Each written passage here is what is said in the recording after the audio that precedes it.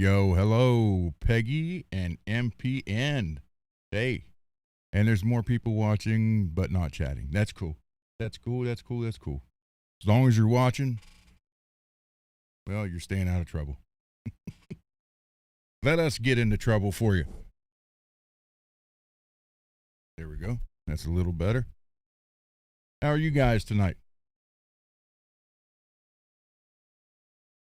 Garguts. Hey. Gargut. Let me invite you in, Garguts. MPN, you want to come on?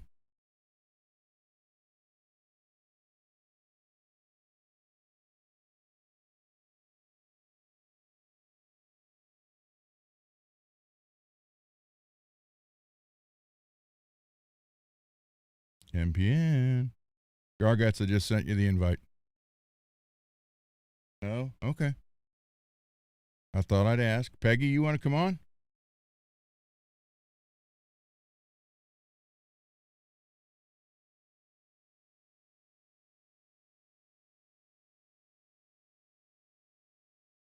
Peggy, do you want to come on?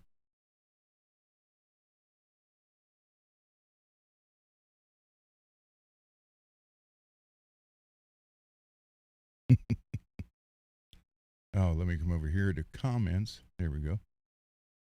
Okay, Garguts, I got you the invite. It's sent to you. Don't have the setup. Well, you can come on your phone if you want, if you ever wanted to. So remember that. So it's all good.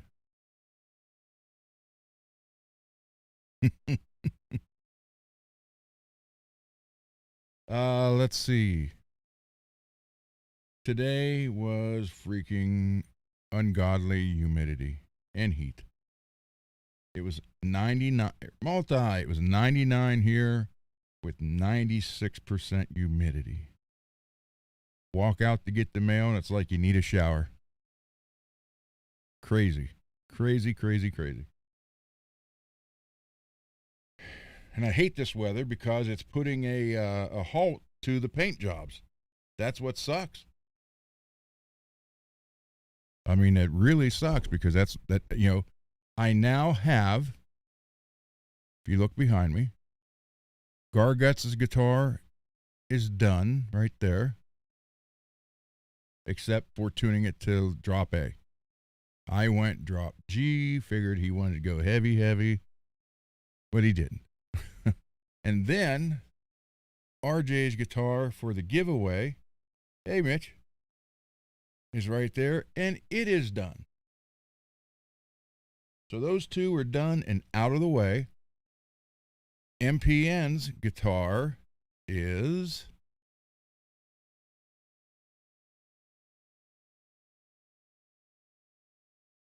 three more strings to put on it. It's all wired up. Got 22 output in the rear, 10 in the front.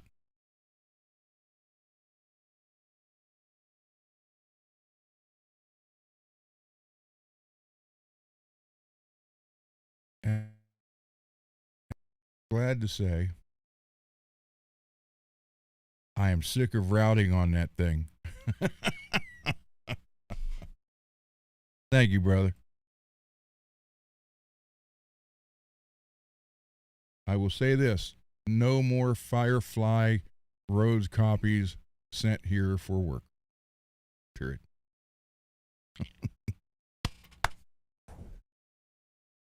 It wasn't Gibson scale length, and it wasn't Strat scale length. It was somewhere in between, closer to the Gibson.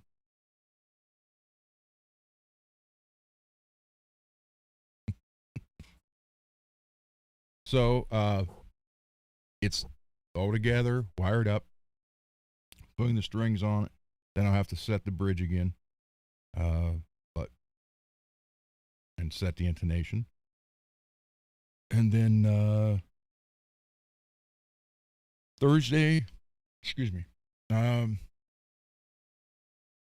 do that tonight. I want it to sit for a day or so. So probably Friday, we can ship it back to you. That'll work.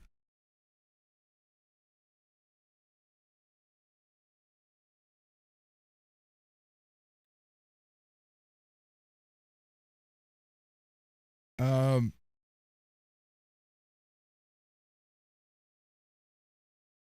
I can tell you. Thank you, Timmy. I can tell you it's not plywood.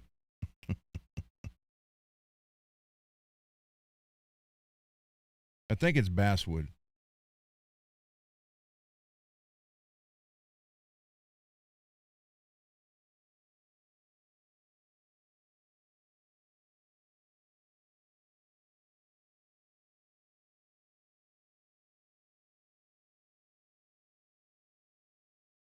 Plus, the pins that I put in it for the holes are oak. So, or no, take it back. They're maple. So we're good. So that's done. That one's done. I got to retune Garguts as the A. This one's done. And this one is 99.9 done.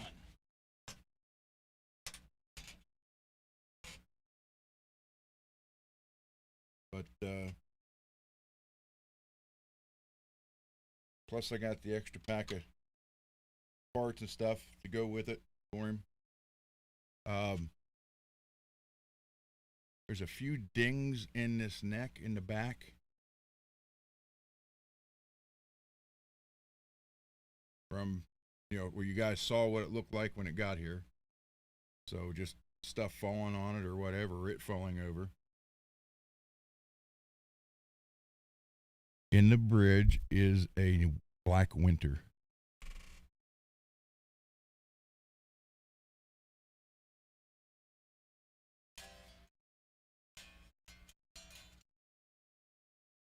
Black winter.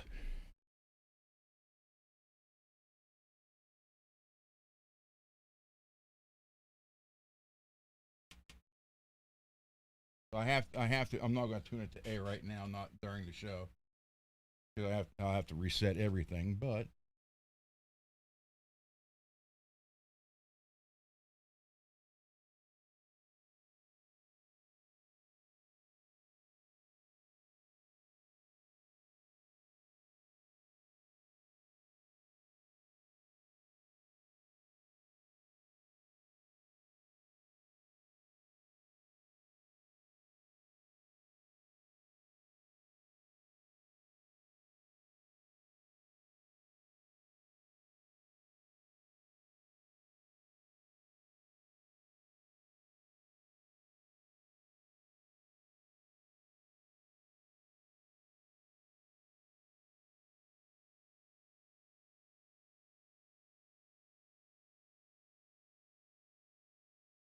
we have.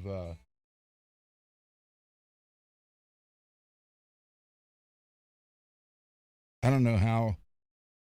I can't play a 7-string for the dam.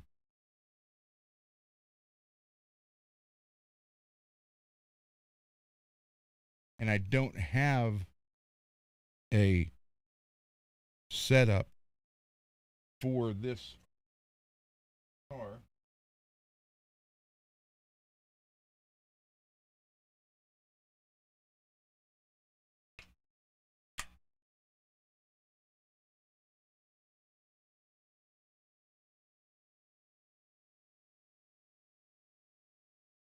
I don't have one set up for this. But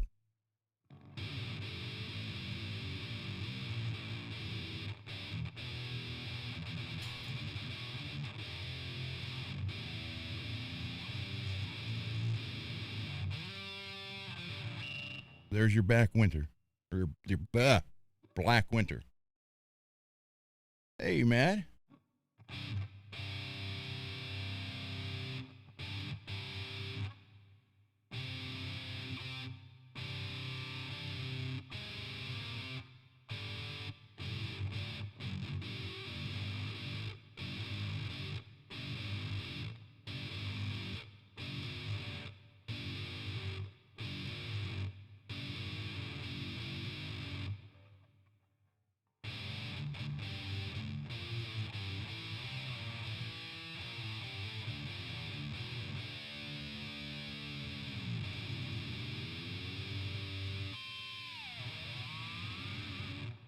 So there you go. I'll get it to your tune, but it is live and playable. But I'm going through, you know, what I have set up for my pickups.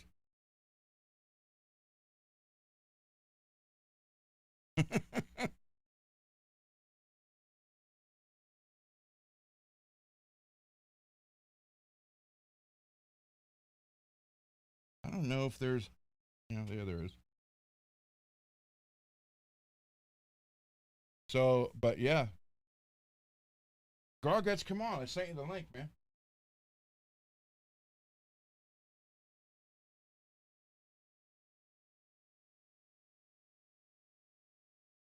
Mad, I am glad you were here because remember, I told you I was going to make you a desk organizer to go with the 2 tables that I made for you. So again, dang it, I hate tables.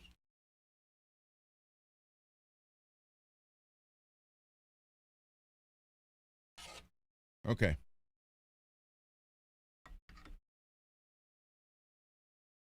So this table, Mad, will hold the, you can put both the soldering unit, well, power's on this side. So you have to put the soldering unit here, and you could put the holder for the iron on this side of it. Or you can use this just for the soldering and put the holder on this one, or put both on here and use this for something else. So you got these 2. And then I told you I was going to make the little organizer to go on the bench for you. And I did. It literally took 16 hours to print this thing out. Okay, took 16 hours to print this out.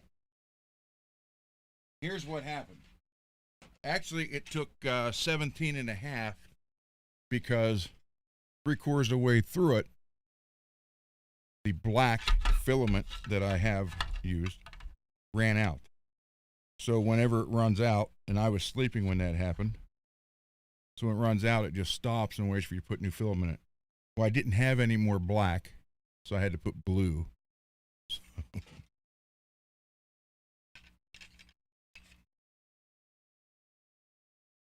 But you see, there's like a holder for Allen wrenches. Look at all those spaces.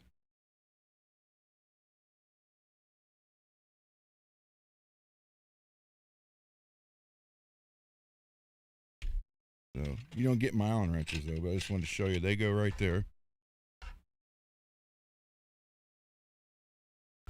So, yeah, you got, you could put like razor blades right in there. You got a bunch of little dividers, some here, screwdrivers, whatever. So, yeah, it ran out of black right there, and I had to put blue in it when I woke up because I thought, man, it should be done. But so, anyhow, Mad, you have this big table, and this little table coming. That ought to get your soldering station all pretty set up, ready to go.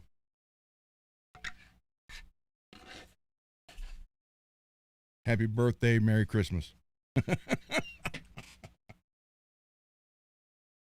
So, yeah, screwdrivers, whatever you want. But I mean, there's so many places to put stuff.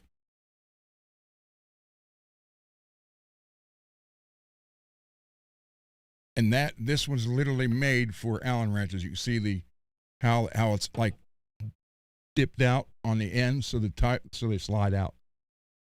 And razor blades or stickers or whatever down in there. So there you go.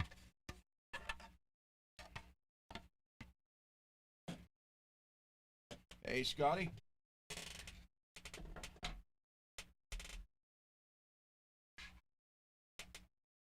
And your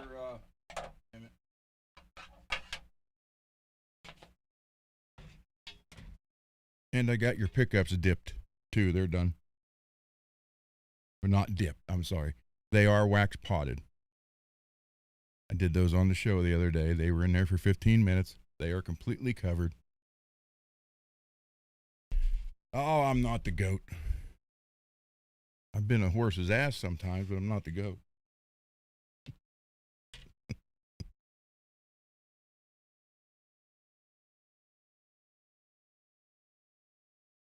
And yesterday, I needed to find my strobe tuner, clip-on strobe tuner.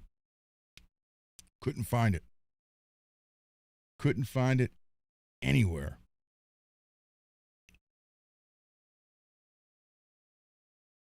And I have the one mounted at the bench, the Strobo Plus. It's, about like that. But that doesn't help me over here. So, all day yesterday, I was looking for, actually, it started Sunday night. Sunday night, I couldn't find it Sunday. Sunday night, looked, couldn't find it all yesterday. So, my wife ordered me a new one. And couldn't find it today till right before the show started. So now I have an extra one coming, which is true. This is good. This is old, but it's been true. I mean, this is, you put this up against the snarks and all that, this will show you how far off those are. It's those of you who know tuning 1 cent off, 2 cent, whatever. So you have say you have a snark and your low E, let's just use low E. Say it's saying that it's tuned. Let's go to E, it's standard. But it could be up to 4 cents off either way. But it'll still say it's tuned. So then you go down to the A, and okay, so let's say it's 2 cents off flat, but it's saying it's tuned. Then you go to the A, you tune it, and let's say it's 4 cents sharp, but it still says it's tuned. Now you're between those two strings, you're a total of 6 cents off true zero. I was sanding and I got dust in my nose. This, I tested those. This is dead on every time. And it's on, I don't know if I can get it to show. If you look over here, you'll see where it will say GTR and then sweeter.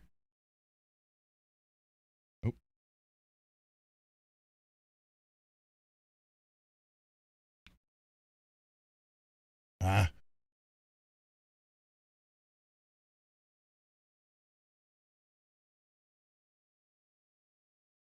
Okay, that is like super, super sensitive. That is dead nuts. So I've compared those other ones with this, and they're not, none of them are right, completely right. They're close, but not right. So I rely on this. And then when I couldn't find it for 2.5 days, I panicked.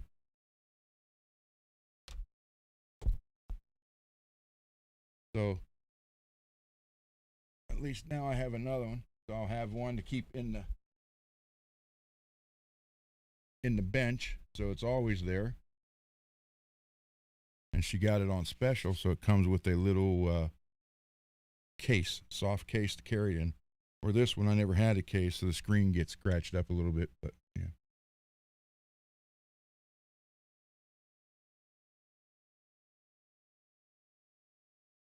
But these are great. Hey, Greasy. Yes, it is. I'm telling you, I love this. This is my go-to tuner, and I couldn't find it for 2.5 days. Trying to tune Garguts' guitar, I was like, oh my God. Hold on, Greasy. Let me send you, if you want to come in.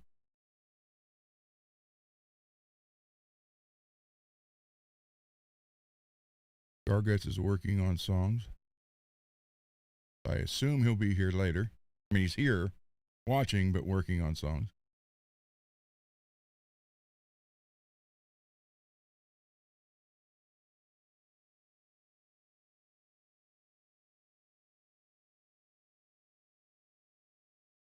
We understand and stay safe, Ad.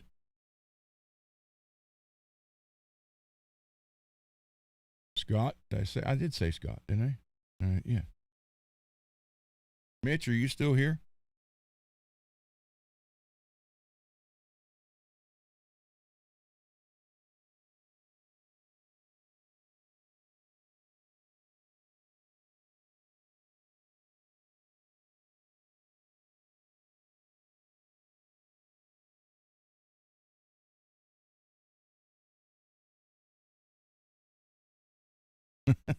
Okay, well, the link's there. If whenever you want to pop in, if you want to, just pop in. I'll add you to it.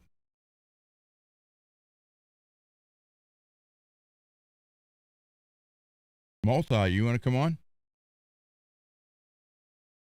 Say hi to everybody.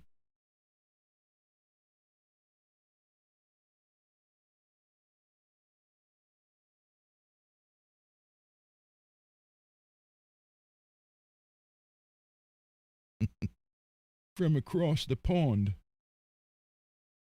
Cheerio and all that whatnot. Yeah.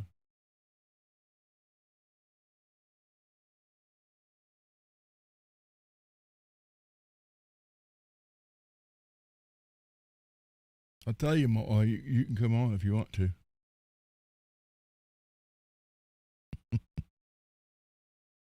Actually, I love England. Not as much as Italy, but I love England.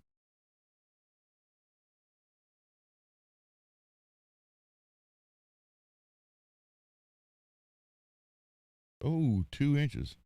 Hey, Lewis. 2 inch, went long, wide, and deep. Damn.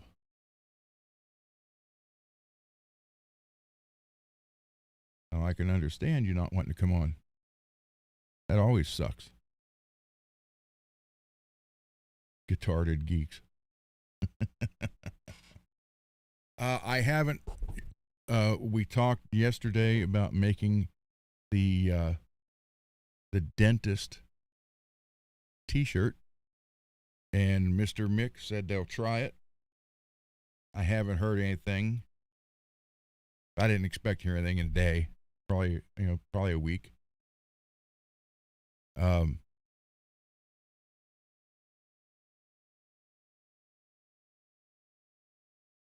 But so we're going to take. Come on. We are going to take this shirt, or a very reasonable facsimile of it, and it's going to say "The Dentist" by Dying to Play. I mean, look at the face on that dentist. That fits the song perfect. All the teeth, the rusted tools. So, yeah. And I'm going to do a couple of them.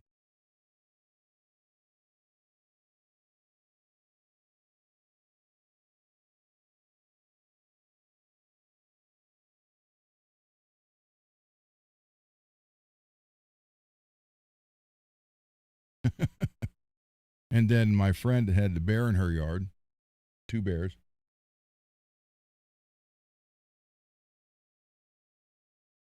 That was from their backyard camera. Come on.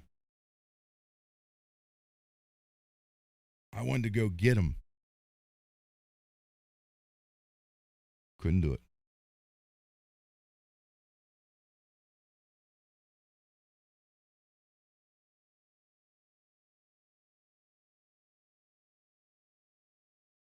And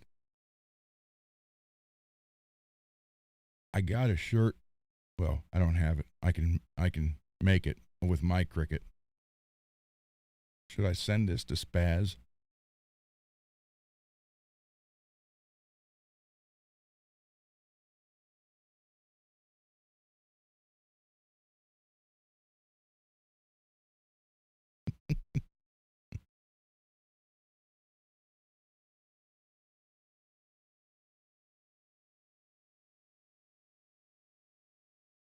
And then I also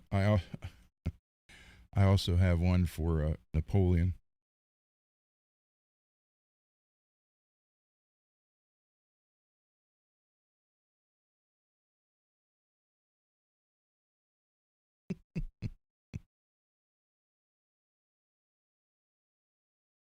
Or maybe I should send them both just the dentist T-shirts.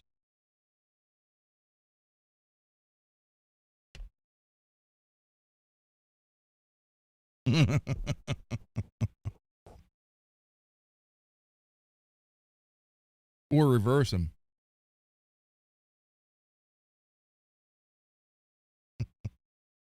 I'm kind of excited about these the band song T-shirts now. That'd be kind of neat. Obviously, we're not do one for every song, but Dark Love, Prelude, The Dark, Dentist.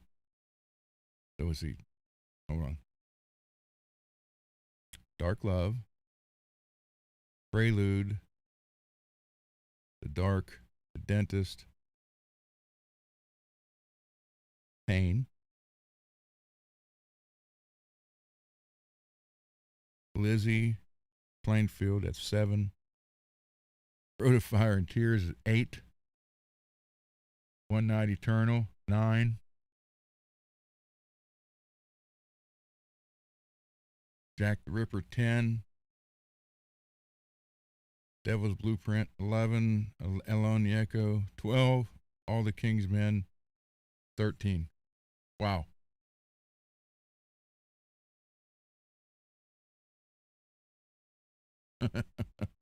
Way to go, Lewis. Ah. So, I thought tomorrow I was going to have a break, because I don't do the Wednesday shows. And I thought, man, I got these two done to get this one tuned right. I'll have all three of them done. And then, I'm kind of still stuck till the humidity goes down on the painting, so I'm stuck there. I thought, well, I'll have a good day break. Get a phone call from Cole. He's coming down with guitars tomorrow evening for me to work on, and then get him done so he can take them back with him that night, tomorrow night. So,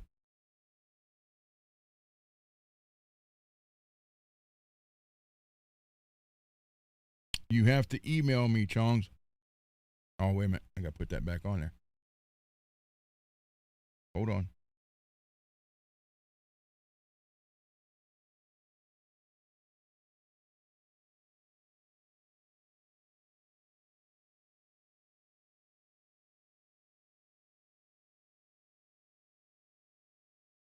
Oh, what did it do? Clear it?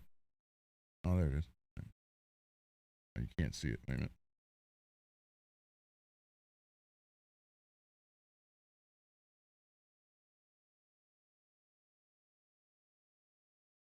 There, it's R Gunner 065. Not O, it's 0.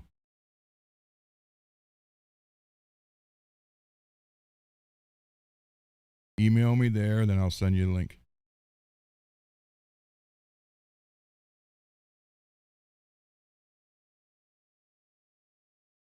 Yeah, Greasy, I thought, man, I'll have a nice break. And I actually thought, well, I know the temperature is supposed to be really bad.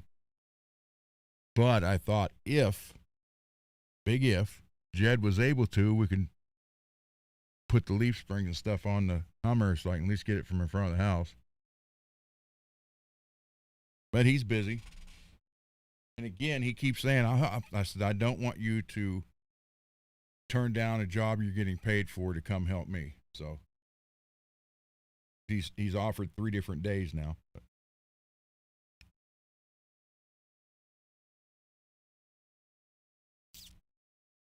He's actually making pretty good money.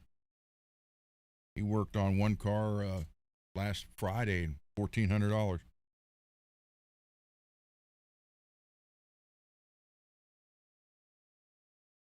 So he got his truck running, as he bought it. Got that Dodge truck with the work bed in it, and then the motor was blown, so he rebuilt the motor and he got it going. So he's a mobile mechanic, do pretty much anything.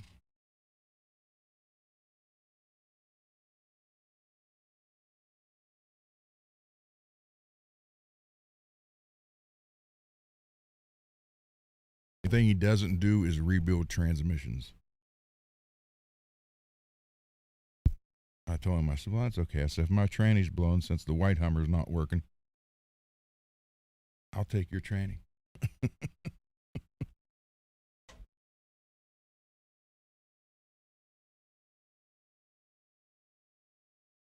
So, yeah, email me, Chongs, and I will send you the link. Now I can make that brand smaller.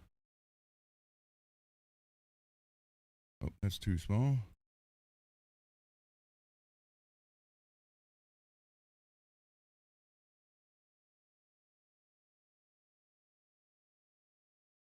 There we go.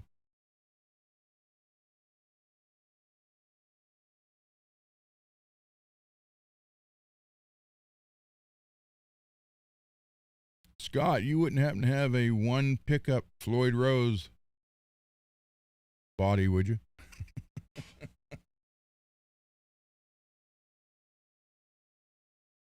So, let's see. No, I didn't show that. Well, yeah, I did. The black with the red.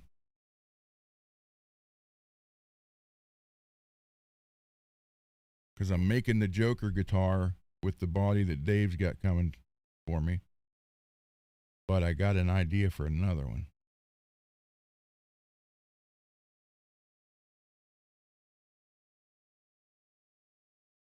But the Joker guitar it's actually for me. It'll be hanging on the wall.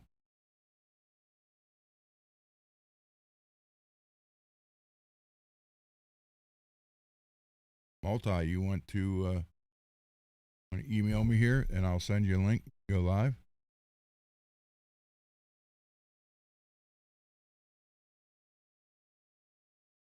So let me see.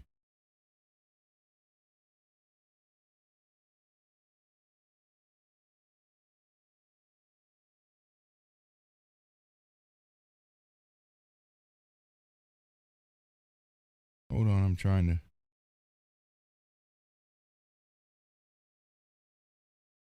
Okay, hold on. Let me email.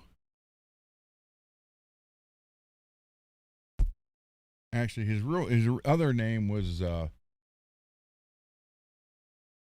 Cheech, if you guys remember him from that train wreck channel.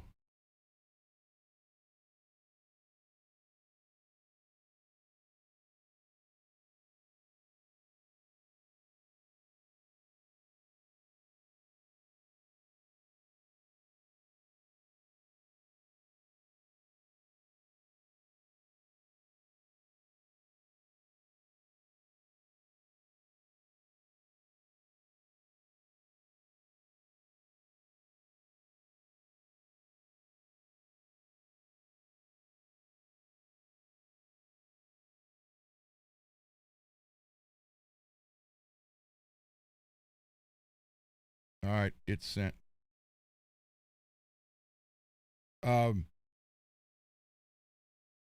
Also, I don't know if it's true or not. I saw it on Facebook. That doesn't necessarily mean it's true. But I saw somewhere that what's his name? Tom Morello's mom died at 101 or 102.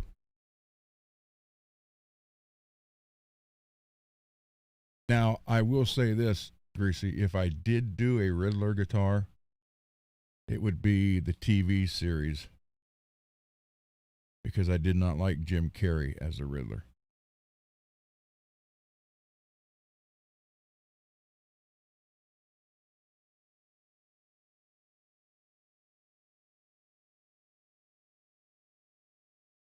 Did not like him at all.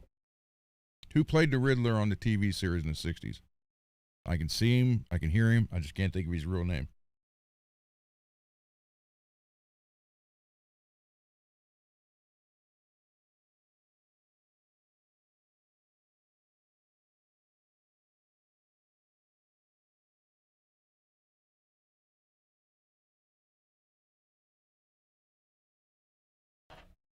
Marshall, are you here?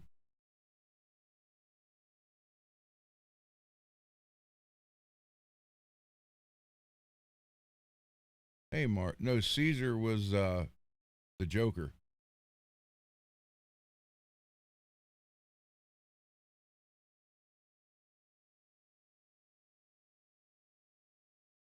Hi, Mars.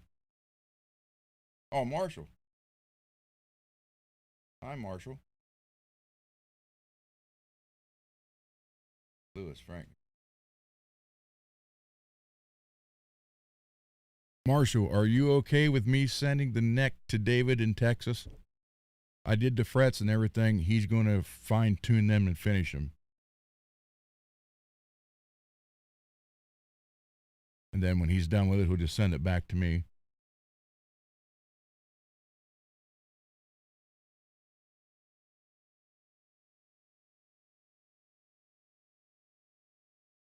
Okay.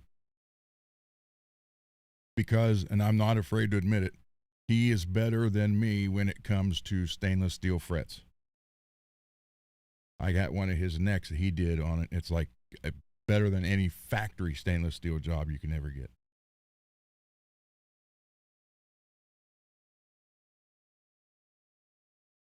I mean, I've refretted hundreds of necks, but stainless is so hard to get completely finished, and my hands, it hurts to do it. So I'd rather have him check it out and finish off what needs finished off. And know that the quality is there big time. So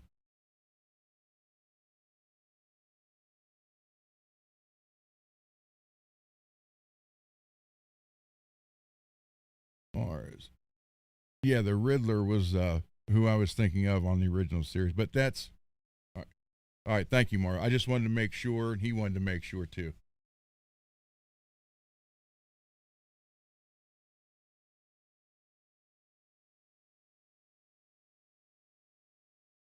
Cool. Because I want this to be absolutely perfect from tip to tip when you get it back.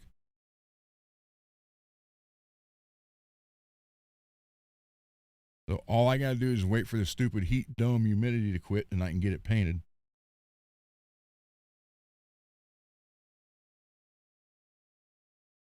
So it shouldn't be too much longer. And you want your gem. Hey, Cheech. How you doing? I'm still gonna call him Cheech. How you doing? Can you hear me? Yeah, we hear you. Am I loud and clear? No, you're fine. You're fine. We hear you. Okay, good. So everybody, what's happening? Not much. Let's see. Hold on. But it had a Floyd, but was filled and drilled for 2-point.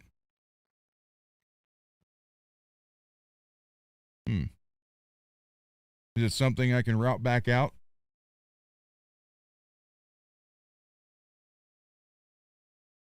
So if you guys remember from Napoleon's channel, Cheech. This is Cheech. Formerly known as, yeah. Yeah. Now he's Chong's. Yeah, because YouTube changed it on me. They did it to a lot of people from what I understand. Yeah, they did do a bunch of people that way, yeah. Yeah. Yep. So how you been? I've been good, buddy. I've been good. Watching your show, dedicated Well, every night pretty much except Wednesday and Sunday, and love tuning in. Thank you very much. I appreciate it. Yep. Great show. You're a very talented man. And yeah. Very educational. I just been doing it for over 40 years, so I think I could share something. So yep, I understand that. Yep. And that's the whole purpose of this, because over on the other channel, I love the bench shows. And Ogre was one that did it a lot. Okay. When he would have to take a break, he would say, hey, I'm going to take a break. I'll be back in a few minutes. And sometimes he'd say, there's 50 people watching. There better be that when I come back, stuff like that. And then he's like, "Oh, I'll be gone for a little bit." And Ogre, it's when we were working on the guitars, and Ogre would type in, "Take your time, Johnny. We're watching Ron anyhow." Mm-hmm. Yeah. And that actually got to him. Yeah. Because after the shows, he would the quote green room, which was the same Well, thing. I'll tell you what, Ron, I've been following Napoleon for several years, and you know what? He's quite the guy. And like I said to you on the chats over the last couple of months or so, he's burned a lot of bridges, that guy. Yeah, I know he Yeah. has. Yeah. Yeah, he. Yeah. I mean, I don't watch anything now, but I looked at the channel the other day, Neither and do it's I. Neither do I. Yeah. and it's like, his shows, 42 views, 32 views. Like, wow. Yeah. Yeah. Yeah. He's dropped off big time. He had a decent show several years ago with a bunch of good guests on it, Yep. and he totally blew it out the window. Yeah, I So I know. don't know what happened. I don't know what happened to the guy, but yeah, I don't think there's any coming back for him at this point. It's going to be hard. Yeah. It is, and he thinks that, and bless you all, the ones that were watching me over there that came here, he actually thinks I asked you guys to come here. Oh, really? Yeah, and I never asked anybody. I never tell anybody to not watch something. We're all adults. If you want to watch this, fine. If you want to Yeah. sub, fine. If you don't want to, that's also fine. Ron, I'm sure you've earned your viewership yourself. So Well, I appreciate that. Thank you. yeah. Um, yeah, Peggy was a long time viewer over there. Yeah. Yeah. So it didn't have to be that way. That's the part that gets me. Well, that's just it. Yeah. It didn't have to end like that, and Yeah. Yeah. he did it. Yeah. Well, like I said, he had a good viewership at one point with a lot of good guests. He had Jay Hannon on there. He Mhm. had Neanderthal. He had Dane Zimmerman. He had all these good guys on there. And then all of a sudden, slowly but surely, everybody dropped off. Well, what it is, And then you came on for a few years, and I used to tune in once in a while to see how you were making out with them. And like I said, my former handle was Cheech, but Yep. YouTube changed that to Chong, ironically. And then once he started getting carried away and too narcissistic for me, I dropped off altogether. So well, everything that with all the other guys, it's the same thing that happened. That's why I went on the Under the Bus show right after this happened. yeah, Because for 3 years, all I heard was from him and Spaz how bad those guys were and what all they did, and Yeah. they were the devil pretty Yeah. much. And then I'm finding out that they're not, and he Yeah. got mad. It's like, and then Spaz accused me of joining that show. I said, "How did I join the show? I was on it one time for an hour and a half or 2 hours. That was it." yeah. It's now it's Johnny Bean and Spaz McMahon show now.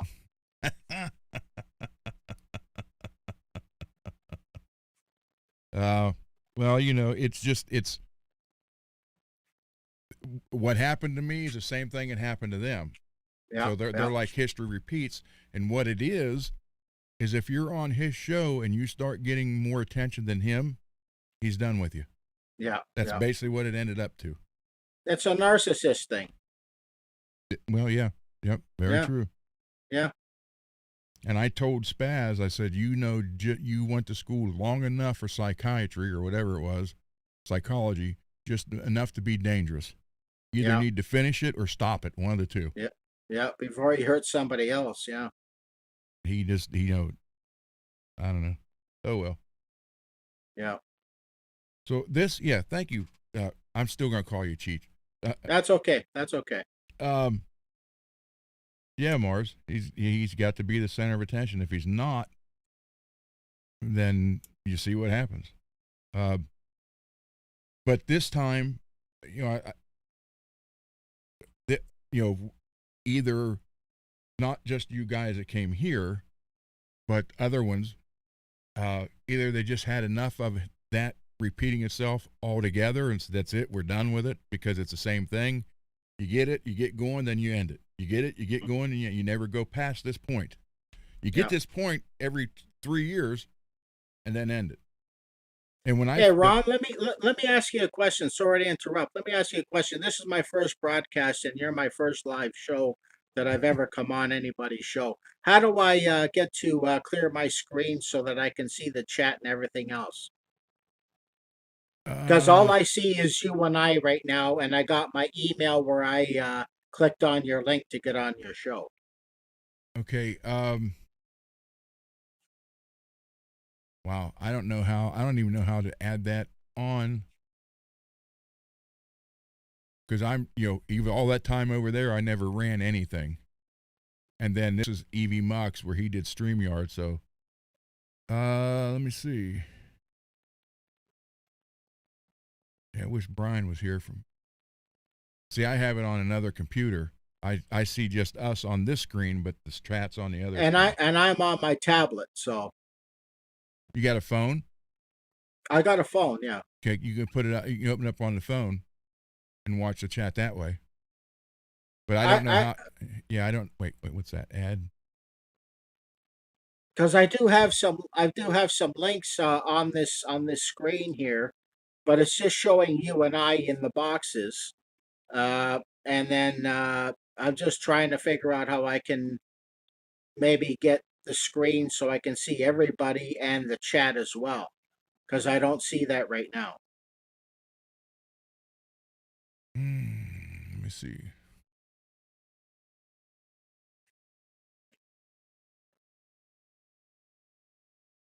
Let's see.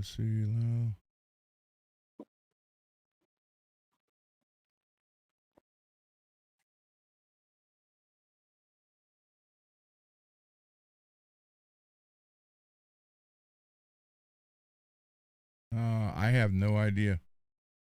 I just don't want to click. Yeah, I don't want to click on anything and totally wipe myself out. So. Yeah, I don't know. I'd have to. I'm supposed to work with Brian searching for tone because he knows EV Mux really well. He's going to show me how to do a bunch of stuff.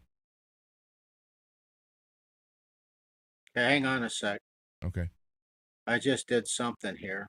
Yeah, you shut your camera off. So how do I come back? Just hit the camera button again.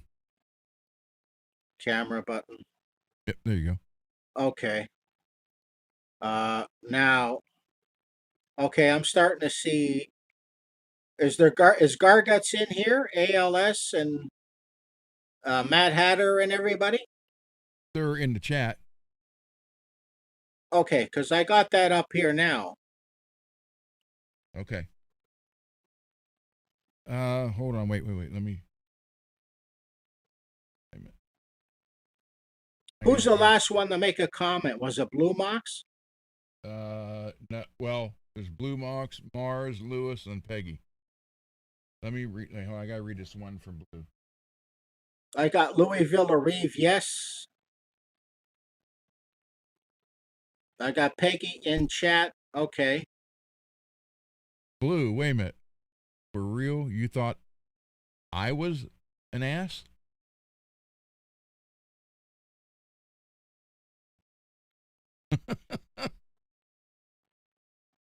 Okay, I think I've made some progress here. So,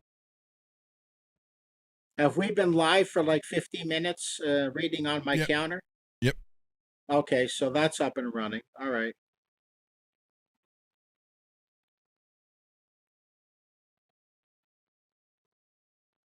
Okay, I think I've figured it out, Ron. Okay, good, because I don't know how. Yeah. That's why I have the other screen. You're not on my end, so that's understandable. Okay, cool. So, yeah. How's the weather in Ohio today, Ron? It was 90, like 45 Celsius here in Toronto. It was 90, I think at 98 or 99 here with like 96% humidity. Wow. And tomorrow is supposed to be tomorrow is supposed to be like 101 and 98% humidity. It's like, my God. Yeah.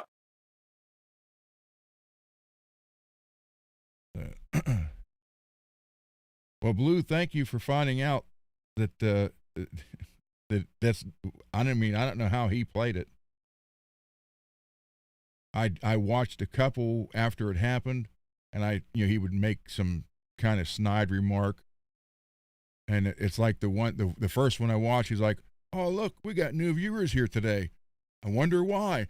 Who's gone?" He was doing crap like that. So, but I mean, you just look at the page, his page, you see that he's not getting near what he used to get. And I'm not saying it's because I'm not there. I just think it's because people got tired of his repeating everything over and over again. Hot and miserable. Yes, it is. I needed the I would love for the humidity to go down to about 60 or even 70, and the temperature to go into the middle 70s, and then I can get all this paint.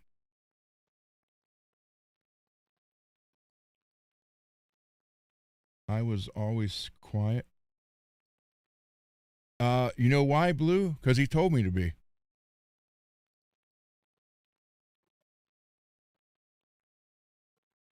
What happened was I would answer, bless you, I would answer questions in the chat. People would ask a question and I would answer it. Did that for I don't know how long. And finally, he, it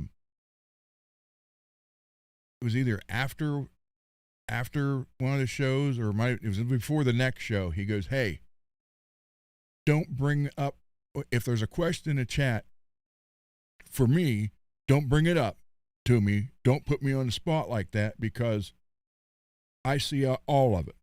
He's like, "And I need you to quit answering the questions." I said, "But that's the chat. They're asking questions." No. They want a question answered. They're going to have to buy a super chat. And with you answering them all, then they have no reason to buy a super chat. So don't do that no more. It's his show, so I had to do what he wanted. I didn't like it. But that's what, understand this. If you understand this, then you'll understand. Everything he does and tells the chat to do makes money for him. Billy Ray was on there doing super chats like crazy.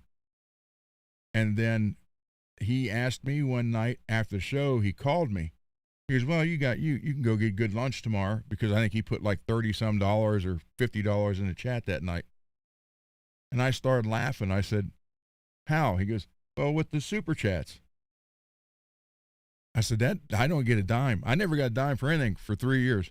Even the stuff of mine that I gave away for his prizes, I had to pay shipping for. He never even reimbursed me for the shipping."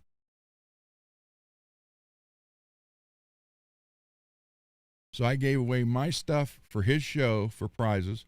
I paid shipping, and people thought the super chats was split 50-50 or 60-40. He kept everything. And that's why Billy Ray quit doing it, and a couple other people quit doing it too. Hey, Ron.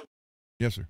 If I want to respond to somebody in the chat room, do I click on their link and then respond to their chat that way? You can, or you can just say it. Just tell it. Just read it. Because I don't have a box that says chat where I can just type in something. Yeah, just read it then. So who you answer, and I can post it on here. Well, let's just say Peggy. She says, "Hello there, Will." Do I click on that link that's showing that, and then I can respond to it? I don't know. Let's find out. Well, wait, no, it wouldn't be the same for me. I have something it doesn't say chat, but it says search. If I click on search, does that the same as chat? No. Okay. I have comments and private chat. Okay, you can comment, on here on this screen. Okay. Yeah, you can do Let that. me see. Hit the comments, then click all down in the bottom corner. Comments and all.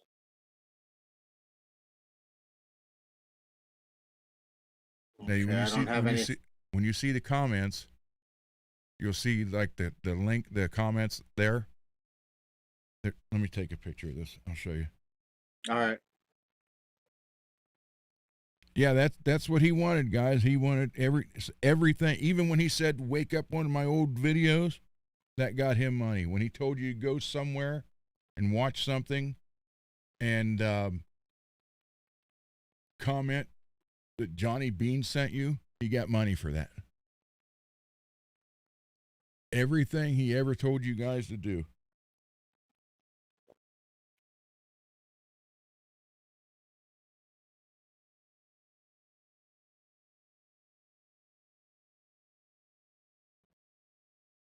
How did you manage to put up with him for 3 years? Well, in the very beginning, here, wait, let me show you this real quick.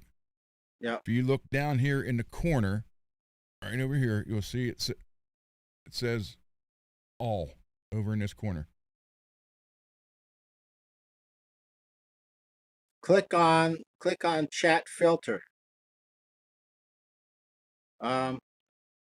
Okay, what's the chat filter? I got icons, but I don't nothing that says chat. You don't have nothing up there where it says comments?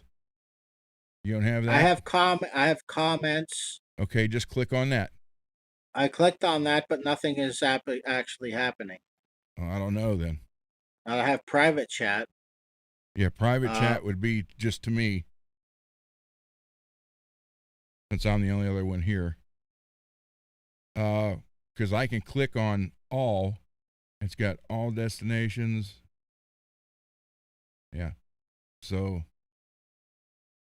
I don't know. I've never been a guest on EV Mux before. Just where'd he go?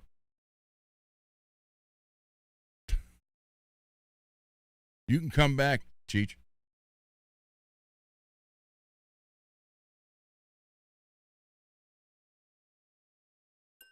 There he is. Okay, so now if I click on that, okay, it takes me there. Yeah, see, now I'm back to where I was before, but it says search. It doesn't say chat. It just says search. Now, when I clicked on private chat, it kicked me off there for a second. And when I click on comments, nothing comes up with a link to anything to do with chat. Yeah, I don't know. I've never been a guest on EV Mux, so I don't know what all you guys have as guests. Yeah. So I can't help you on that. Okay. I'll work with it. That's okay. So,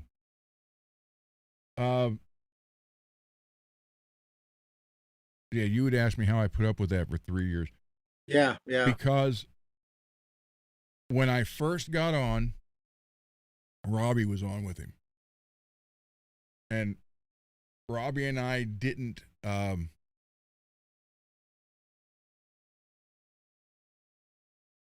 it didn't really, it was like oil and water for a while, to the point where Robbie ended up rage quitting. But all I heard was how all the other people got mad and rage quit on him, and then start stabbing him in the back, making comments about him. Robbie or Johnny? Johnny was telling me this. All the other hosts, like the guy from the Under the Bus and the OU812 crew. Yep. And he's like, they wouldn't even get headphones or a good mic or nothing until after they left. So I went and bought $3,000 worth of podcast gear because I thought, okay, I'll show you that I'm serious. Well, he didn't take it. He didn't take it that way. I did it to show him, okay, well, I'll upgrade now, and so my end of your show is professional. He didn't take it that way. He took it as I was going to uh, create my brand behind him, then pull out from underneath him or something like that. I don't remember exactly what he said. Uh, Competition. I was going to be competition for him. Yeah. Yeah. So I made the comment. I said, well, I'm not going to quit. So I'll tell you that right now. I'm not going to quit. I said, and I told him, I said, if you want me off the show, you're going to have to say, hey, I don't need you anymore or whatever. I'm not going to quit. So for the first year and a half, it wasn't bad at all. But after then, when everybody started getting to know me, I guess, and was being nice and everything to me, that's when it started getting to him. Then when we did the bench shows, now I will say this because by the time we started doing the bench shows, I was pissed, and I would have went through hell on that channel just because I said I wouldn't quit. Yeah. So that's one reason why I stayed. There was many times I wanted to, and a couple times MPN's like, I see you're mad. I see you're mad. He'd send me a text. I see you're upset. It got to you. And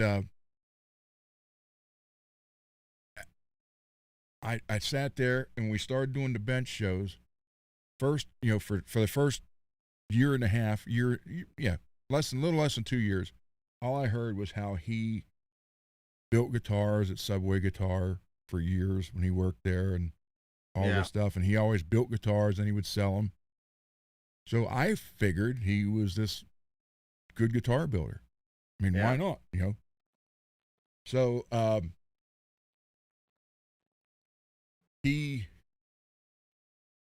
get a studio and a bench. So he got the studio. Then he just put up a folding table, and his excuse was he couldn't do anything on a folding table because it rocked. Which, okay, that's true because I've tried that too. Then he gets the regular bench.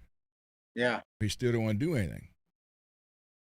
So by this time, I am getting mad at stuff he's doing and digs he's throwing at me, but I never did anything back out of respect because it was his show.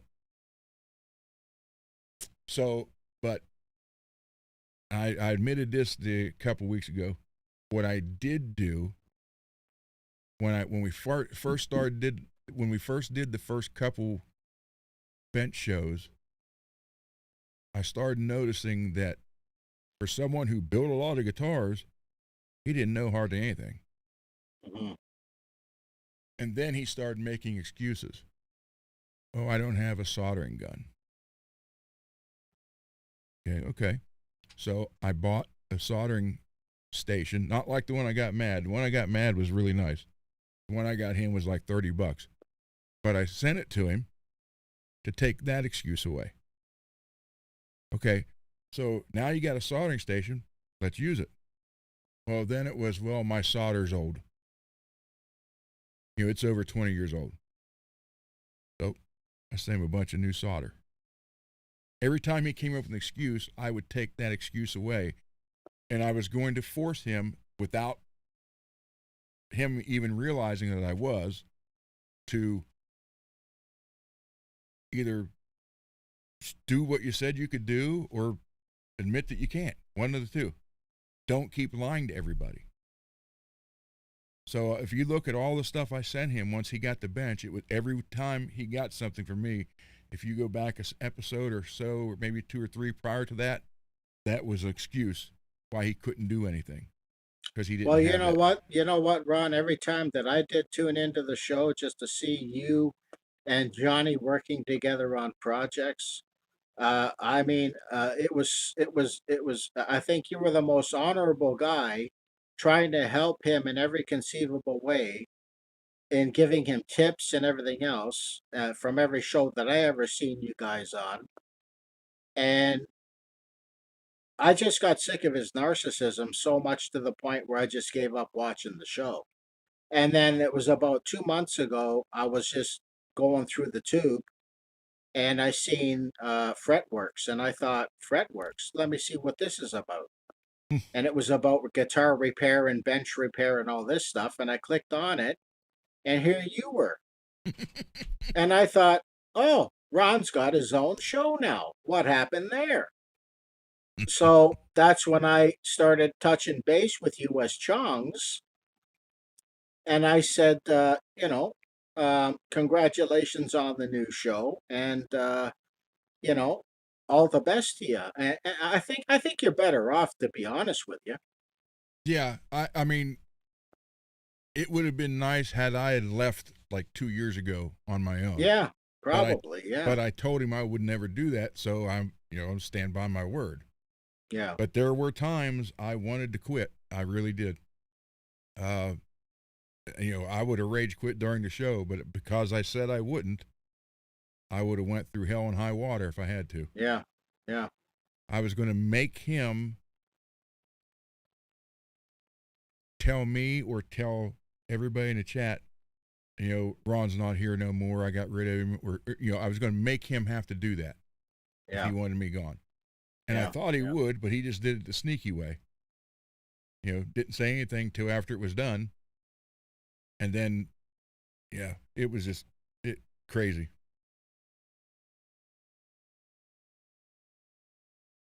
Wow. So, yeah, it was nuts. He, and I don't even know if MPN's still here, but he lied right to MPN during the show.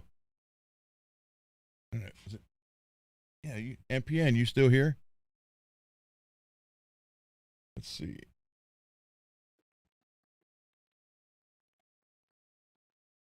Well, Blue,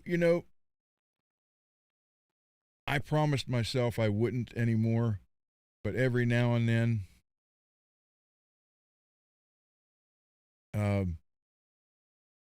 hell with it, because he's still throwing digs at me. So. Jealousy, Ron, is a terrible, terrible thing. Yeah. It really is. It's a terrible, terrible thing. It's a curse to humankind, jealousy. I told him, I forget, I don't even know what we were working on. It was the bench shows. And he was having a bunch of problems with something. And I sent him a text. I said, hey, if you're stuck, if I can help you, I will. Just text me what it is, and I'll text you back the answer. That way we won't have to do it on air, and no one will know. He wrote back, F no. Like, okay.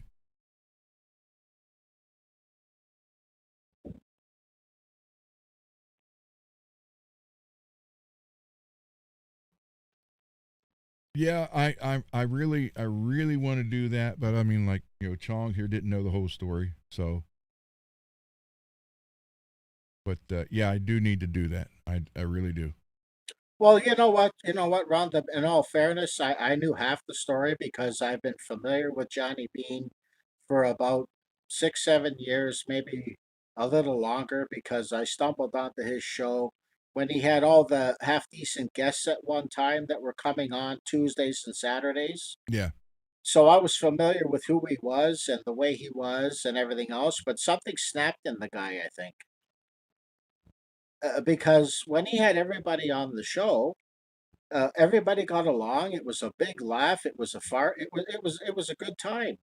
And then all of a sudden, everybody dropped off. Yeah. I don't know if you were familiar with John Mancuda. You remember John Mancuda? Yeah. Okay, John used to come on the show every Tuesday night, and he would have his special guitars that he would highlight at the end of the show from his collection, and everything was going fine for years. And then all of a sudden, I was watching it live one night, and Johnny just exploded on him because Mancuda was saying something about a sponsor, apparently, that Johnny Bean had that was sponsoring his show. And Johnny shut him down and gave him shit and said, like, you can't say that about him. He's a sponsor. You can't say that. I know And exactly what you're talking about. John was kind of going back and forth with him, and then just Johnny Bean kicked him right off the show that night, and that was the end of Mancuda's show. Yeah, that was the end of it. That was a comment. He made a joke about Adam from FU Tone. Yeah, Yeah, exactly. Yeah. Yep. Oh well. Okay. So So like I've said all along, ever since he did that to John, he's burned every bridge that he's had. well, the funny part is he'll actually tell you, I don't have any friends. I don't want any friends. Yeah, yeah. He'll actually say that to you. Mm. So yeah, I just kind of wish I would have left a couple years ago.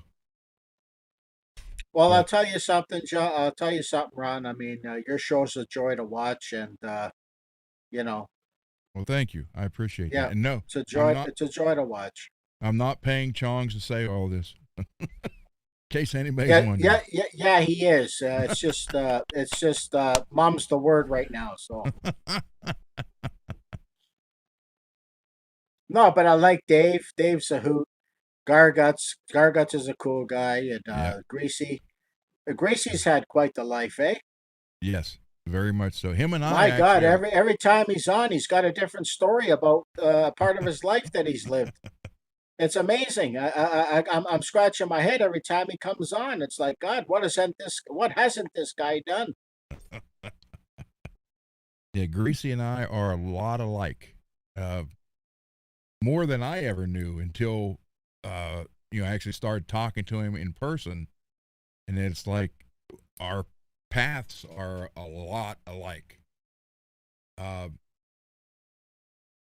yeah, it's kind of amazing. And then Okay, he was so Ron, there was a show about a week or two ago that I was tuned into, one of your shows, and I had asked a question in the chat geared towards you, and I asked you specifically. I don't know if you missed the question or not, but I'll ask it again. If you want to answer it, that's fine. If you don't, that's fine too. But I asked you, like, of all the work that you've done in your life, what is the most pleasurable work that you like doing? Is it painting, or is it fabrication, or what kind of stuff do you enjoy the most doing? Whether it be painting guitars or cars or anything. that's actually a tough question because I was lucky enough. I grew up with the body shops, and then worked at International Harvester, and then turned to Navistar with my dad for 9 years, 8 years, and then the place shut down. I didn't have the seniority to stay on the list, so we opened up an automotive shop where I did body work there, even though I wasn't supposed to, because it was considered a motor shop. So I rebuilt all kind of motors. We had a transmission guy there that did the transmissions, and it was fun. I loved it.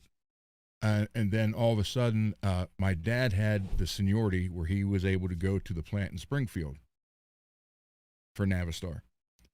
I didn't have the seniority, so their union uh, worked it out because Navistar shut down like 4 or 5 factories over that 2 or 3 year period. All these guys, you all had transfer rights. So the biggest plant was in Springfield, Ohio. It's the assembly plant. And it's literally almost probably 3/4 of a mile long, over a quarter mile wide, and 3 floors. There's 7,700 people work there. And so I got kicked off. The union up there negotiated a deal to where after every 6 months, they would cut off so many people at the bottom of the list because they're like, we obviously can't bring everybody here. So they came up with something. So anyhow, I got kicked off the list. So we had the shop going, and then all of a sudden I get a phone call saying, hey, because you worked for them before, they're hiring between 94 and 95. But because you got kicked off the list, you can't automatically get recalled. You have to come up and fill out an application. I said, okay. So I went and filled an application, drove 4 hours, filled it out. I walked in, and they're like, did you work for us before? I said, yes. They gave us a pink application And if you never worked for them before, you got a yellow application. So I'm come back here, I'm working, then I get a call saying, hey, we can't bring you back into the union, but would you consider management job? Like, sure. So they're like, well, we don't know exactly when we're going to hire, but, be ready. So we Dad was already there. So I basically closed the garage down and we moved to Springfield. And we stayed with them for about 2 months. And then it was like nothing, they weren't calling. So I went to work for a company called William Bailey, and it was a fabrication shop. And it was all prison stuff. They did the barred doors, the solid doors, the bunk beds, the tables, and everything for prisons. Big, gigantic freaking windows. So I worked there for 3.5 years when I finally got the call from Navistar. So I went over, got hired, went back to Navistar, did it for 3 years, and then they started laying people off. And they had a thing in the contract with that union. It was funny because that union ended up negotiating everything for all the other shops or factories. So if they laid off so many union employees, they had to get rid of so many management employees. So since I only had 3 years as management, had 11 years total or 11 and a half years total, but only 3 years in the management, I was in the second batch to get let go of management. Then I went to Honda, tool and die making, die repair. And then when I applied for that position at Honda, I had applied, I don't know how, I'd sent out on how many applications. So I was at Honda for 2 years, and I get a phone call saying, hey, we got your application. And I'm thinking, I haven't mailed an application out in over 2 years. That's why I ended up telling the guy that. I said, you sure? He's like, yeah, well, he said, we got this a couple years ago, and I meant to call you then, but it got locked. It was in the file cabinet. It fell out and just found it. I'm like, okay. He's like, well, what are you doing now? So I'm at Honda, tool and die, and I'm working steady midnights right now, which I love midnights because I'm a night person anyhow. He's like, well, okay. He said, I just want to know if you wanted to be a plant manager for a concrete facility. He said it entails a steady day shift, a company car, all kind of stuff. And it was like $15,000 more a year. I'm like, well, I said, I'm not really looking, but I'll call you back. The next day, my boss came in. He didn't work night shift. He came in today. And I told him, I said, hey, because they were going to make me coordinator on midnight shift. At least I was told they were by my boss. It was weird because they had an American boss and then a Japanese boss, same level. It had dual bosses. And I said, well, I said, I wasn't looking. This call came and I got an opportunity. I said, are you guys going to give me the midnight shift coordinator position in the dye department? He's like, well, I'm working on it. So he goes, and it believe me, there it's very structured, boss. So he went to his boss and tells him, hey, I want to put Ron in this position. And he goes, well, did you tell Ron yet? And he goes, yeah. He goes, then he ain't getting it. He's like, what do you mean he ain't getting it? He said, he ain't getting it. That guy's name was Randy. So Randy came out into the meeting. I said, hey, Randy. I said, I was told I'm going to get, no. He didn't let me finish. I said, what do you mean, no? He goes, you don't understand. We don't come out and tell you that we're thinking about this. We will come out when we're ready and say, do you want this position? And you have to decide right then and there. That's the Japanese way. There's no talking to you beforehand. It's going to be spur of the moment, come out and ask you. I said, well, Jeff already told me. I know. So you're not getting it. I said, Randy, I'm trying to be nice with you here. and let you know, because I have this other job opportunity that I didn't even go looking for. It just appeared. I was like, and I like it here. I'll stay here, especially if you're going to do that. No, you're not getting it now. I said, okay, well, then I guess I'll put my 2-week notice in. And the next night I came in, and the guy, one of the guys that was in my department, been there for 10 years, he goes, you'll never get that 2 weeks. I said, what do you mean? He said, you do that. He said, everybody who's ever put 2-week notice in came in the next day and worked that day, and then they walk him out. Like, why? He's like, because you disgraced the honor of the job of the Japanese. So, sure thing. 6 o'clock in the morning, we had our meeting, told him everything we did on midnight shift. When the meeting was over, he looked at my boss, said, walk him out, he's done. The next day. I was like, are you kidding me? So they scrapped the 2 weeks altogether. Yeah. I got 1 day out of the 2 weeks. That was it. Yeah. Yeah. Wow. And talk about Japanese honor, huh? Yeah. Well, it's that they look at it as you disgrace them. Yeah. Because they they give you a great wage. They paid for everything. There was a gigantic cafeteria in there. They rented Kings Island out. And this was Honda in Ohio, or what? Yeah, Honda in Ohio. Yep. Okay. Marysville and West Jefferson, Ohio. Wow. So, they just feel that once you're here, they're treat you good enough. You shouldn't need to go anywhere else. Yeah, and no dishonor. Yeah, and if you do, then you just so whatever.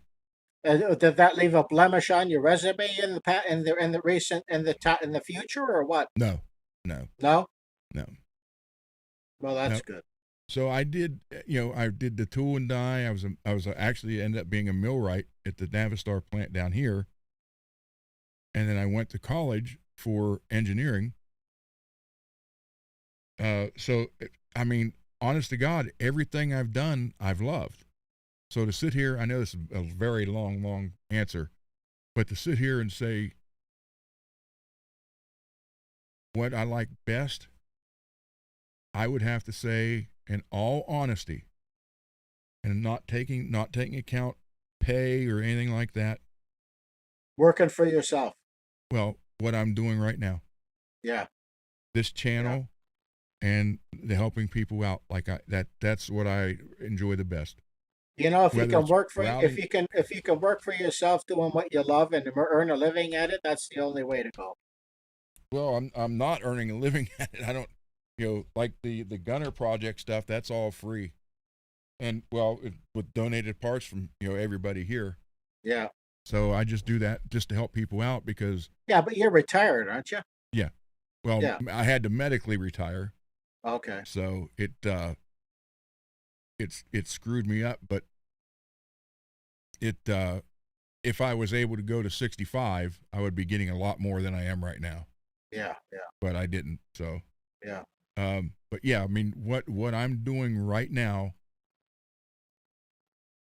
even if it's just going to the bench and showing somebody, if I could save somebody $10 to do something to their own guitar instead of having to pay somebody, then and this is what I love doing. Yeah. My wife doesn't understand it. You've mentioned that many times on your shows. Yeah. My wife doesn't understand why people want to sit here with me for 4 or 5 hours. It's great entertainment. Yeah.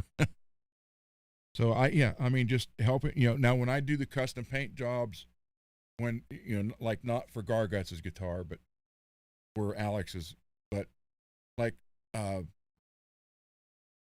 when I have someone call me up and say, hey, can you do this? The paint jobs I charge for.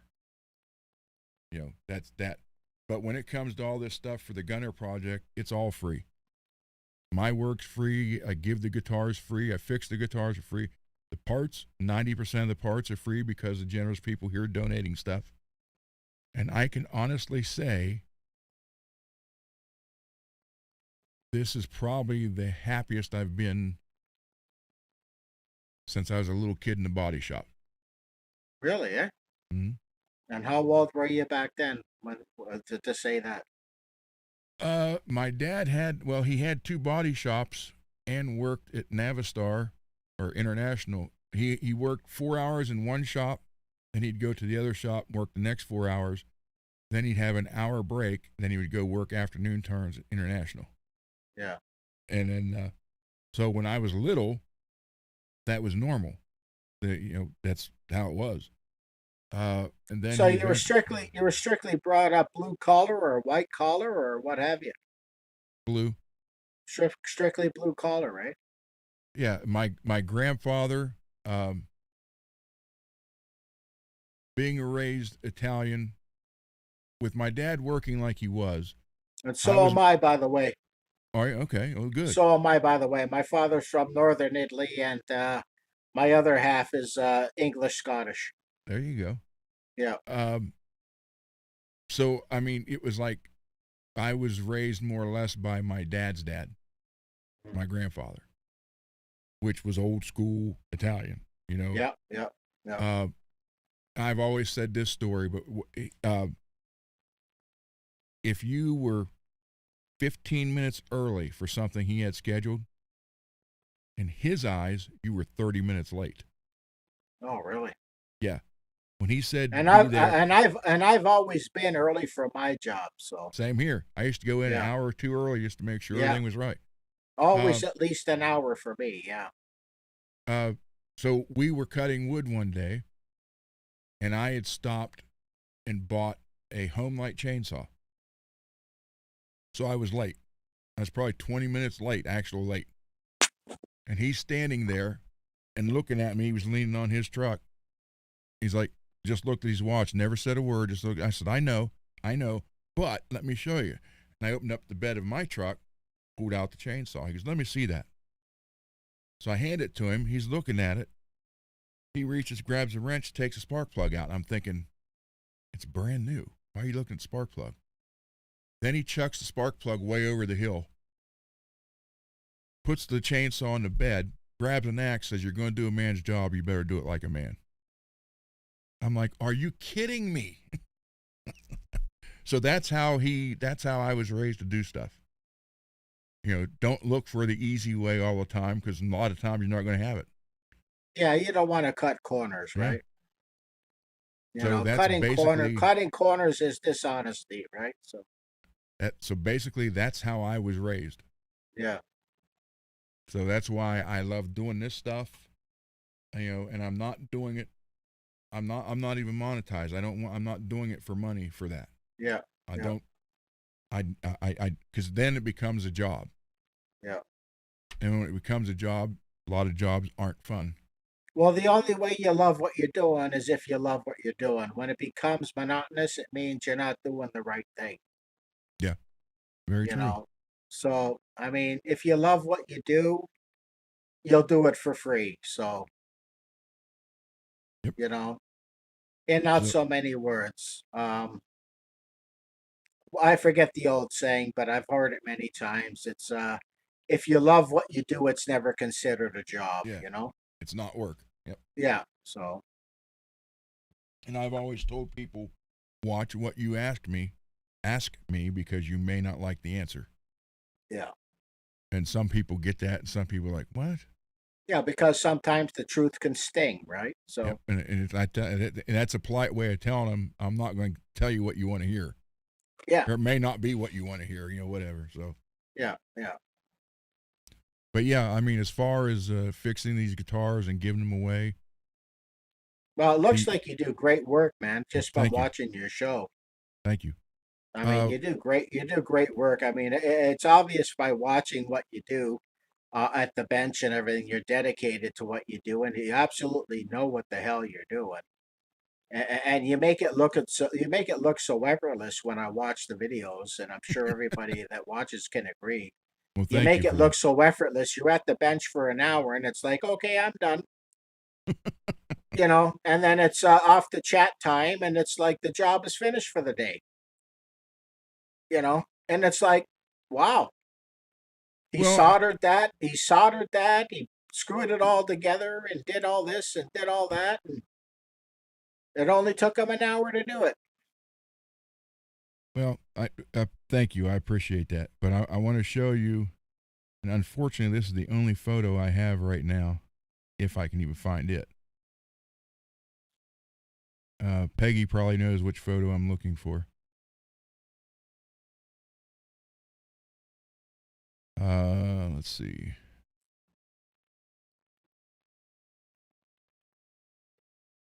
Doing this stuff, I mean, I I freaking love doing it. It's just I've always loved working on guitars. Yeah, it shows, bud. It shows. Okay. Yep, Peggy, you got it. So, real quick story about this little girl right here. Let me show. Look at the smile on this girl's face. Look at that clarinet. It's damn near as big as she is. Yeah, yeah. Okay, my daughter and I gifted that clarinet for her because this obviously was Christmas. Her dad had just died a few months prior to that. Okay. And the mother didn't have any money. And then my friend Jim Dofka, who played with me in the band, and he has a studio, recording studio now, and he teaches. And he put a thing on Facebook one day saying, hey, does anybody have a cheap clarinet? Because this girl wanted to take clarinet lessons through his store. Yeah. And we both knew the mother from the band days. She was one of the girls that was always at all the shows. And so I was like, yeah, I said, my daughter's got a clarinet. She doesn't play anymore. So it's still basically like brand new. And he's like, okay. And I said, well, let me talk. So I got a hold of my daughter. I said, hey, look, this little girl's dad died. Her mother doesn't have the money to get a new clarinet. And before I even finished it, my daughter's like, go ahead and give it to her. So I called Jim up. I said, hey, well, we got one for you. I took it to the store, had the guy up there go all the way through it, packed it like, I mean, there wasn't a mark on, all new, everything she'd need. Case, a real nice case. And so what she did is I just found this out not too long ago. She put, the mom wrote out the card or the tag and wrote from dad. So the little girl doesn't know that was given to her from somebody, but she thinks it was from her dad. But look at the smile on her face. And same thing with the guitars. When I take the guitars and give them to people, that's payment enough for me right there. Yeah. Just to see the trend, like the one guy, what I call my the church guitar, because they have cross inlays on it. Yeah. He had nothing, and was homeless pretty much.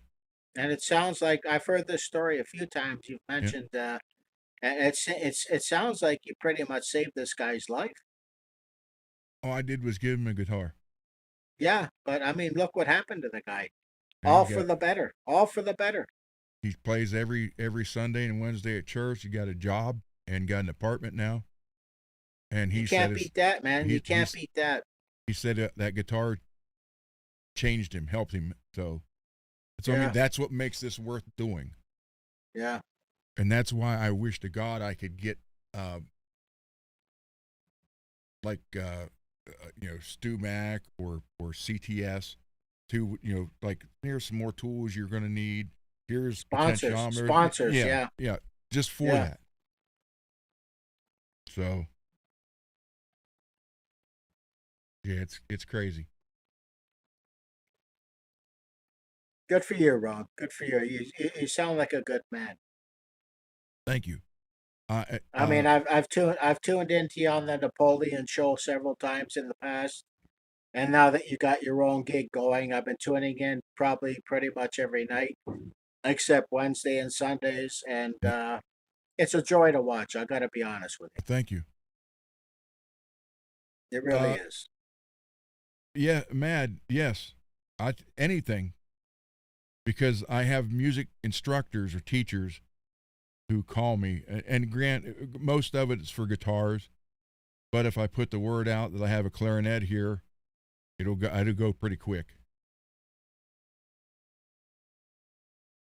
Hey So Ron, just a question. Do you do any kind of luthier work on acoustic guitars, like filling holes in, say, like a classical guitar? I've replaced backs on acoustics and reattached fronts. I've reset necks in them. Just a quick story for you. I bought a guitar, a classical nylon acoustic, several years ago from a guy locally, and he had something like a coin on the top of the body, the top part of the body. And when I tried to pry it off, because I didn't really like the look of it, I tried to pry it off, and it ended up being countersunk right into the wood. So there was a hole in the wood. So I popped it off, and now there's this hole in the wood, but I want to get it filled and have it filled properly so that it'll resonate better or whatever. Playability will be better because of the instead of having this hole in it. What kind of top is it? It's a Andre Segovia Signature Series Oh, classical guitar. man, you might as well said the Stradivarius. uh, Yeah, it's an Andre yeah, Segovia Signature Series. I have a few of his albums. Amazing. Yeah, yeah. Yeah, Matt. I will. I will. Yes. Thank you. Uh, What kind of money am I looking at to have that repaired? I would have to see it all first and go through it. I could take some pictures of it and Yeah, send it to you if do you that. want to Do do that. it off air or something. Yeah, do that. I That's got fine. your email. I got your email now, so I could always snap some shots and send them off to you, That'll work. Yeah. and you have an idea what you're dealing with. And I got a UPS store right around the corner from me here, so if the shipping is cheap enough, maybe I'll get you to do the Use work if that's something you're capable of doing, which I'm use sure you are. use pirate ship. Pirate ship. Okay. Pirateship.com. It doesn't. There's no monthly fee, and you can do UPS, and it's so much cheaper. It's unbelievable. Okay. All Yeah. right. What I'd have to do is I'd have to get same kind of wood top. Try to match the grain as much as possible. Get it in that way. There are Yeah, because some guys. it's an actual hole in the body at the Yeah. top, like the yeah. So Some guys would fill it with some kind of epoxy filler, then try to paint it to match.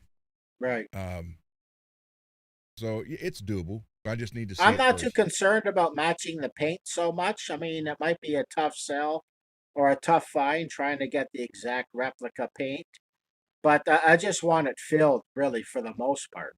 Okay. Anything, even if it's like just a natural wood finished finish on it is Mm-hmm. fine. It doesn't have to be colored or anything, but I mean, Okay. I just want the hole filled in like as best as can possibly be done. Okay. Yeah. Just send me some photos, and we'll look at it and talk. Okay, all Mm-hmm. right, I'll do that in the next day or two. Okay. I got your email. I'll take some shots and I'll fire them off to you. Fine. Yeah. I Yeah. have. I mean, when I studied with the luthier for 2 years, we worked on acoustics too.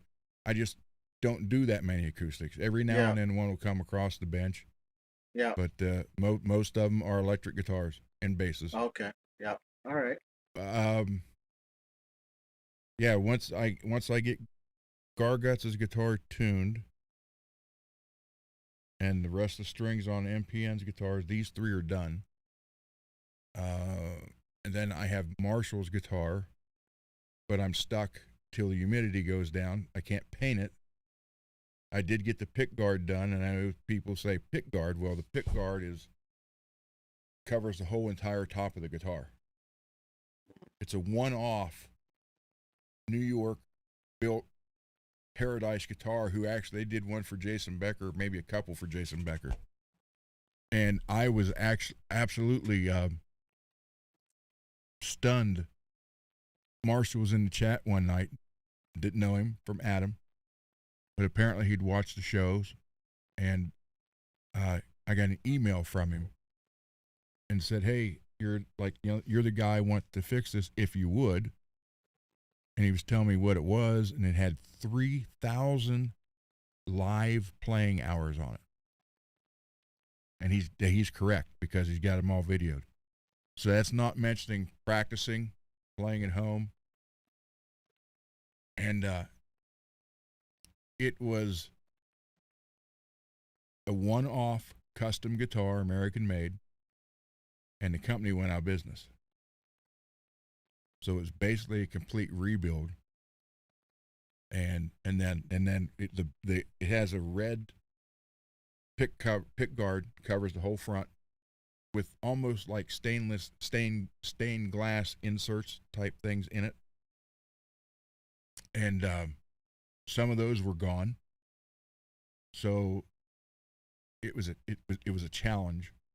And I got everything, the pick guards done, got all the parts.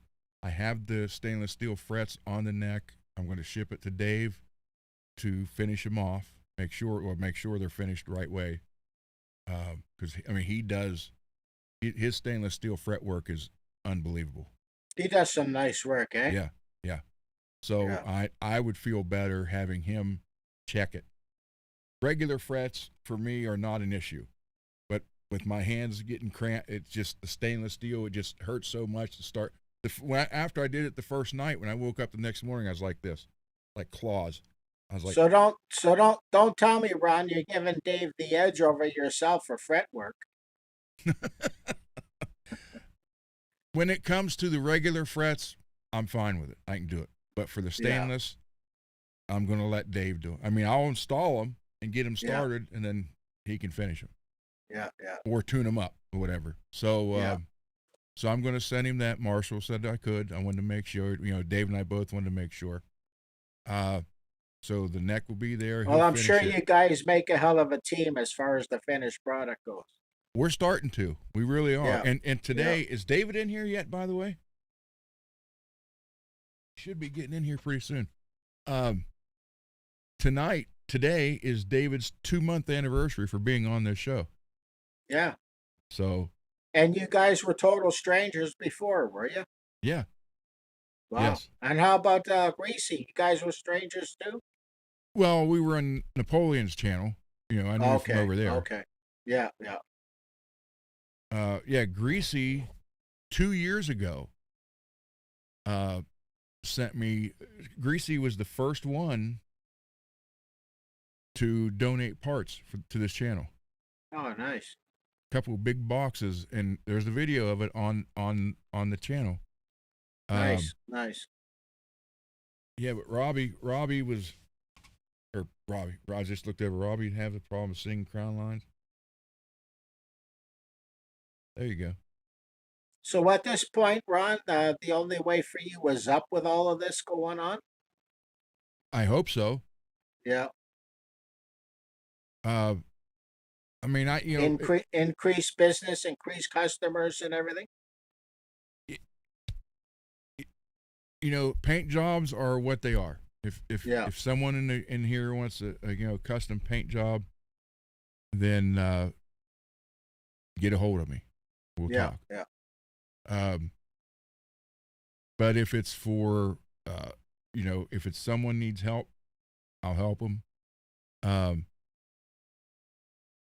If it's for the Gunner project, we'll do all that.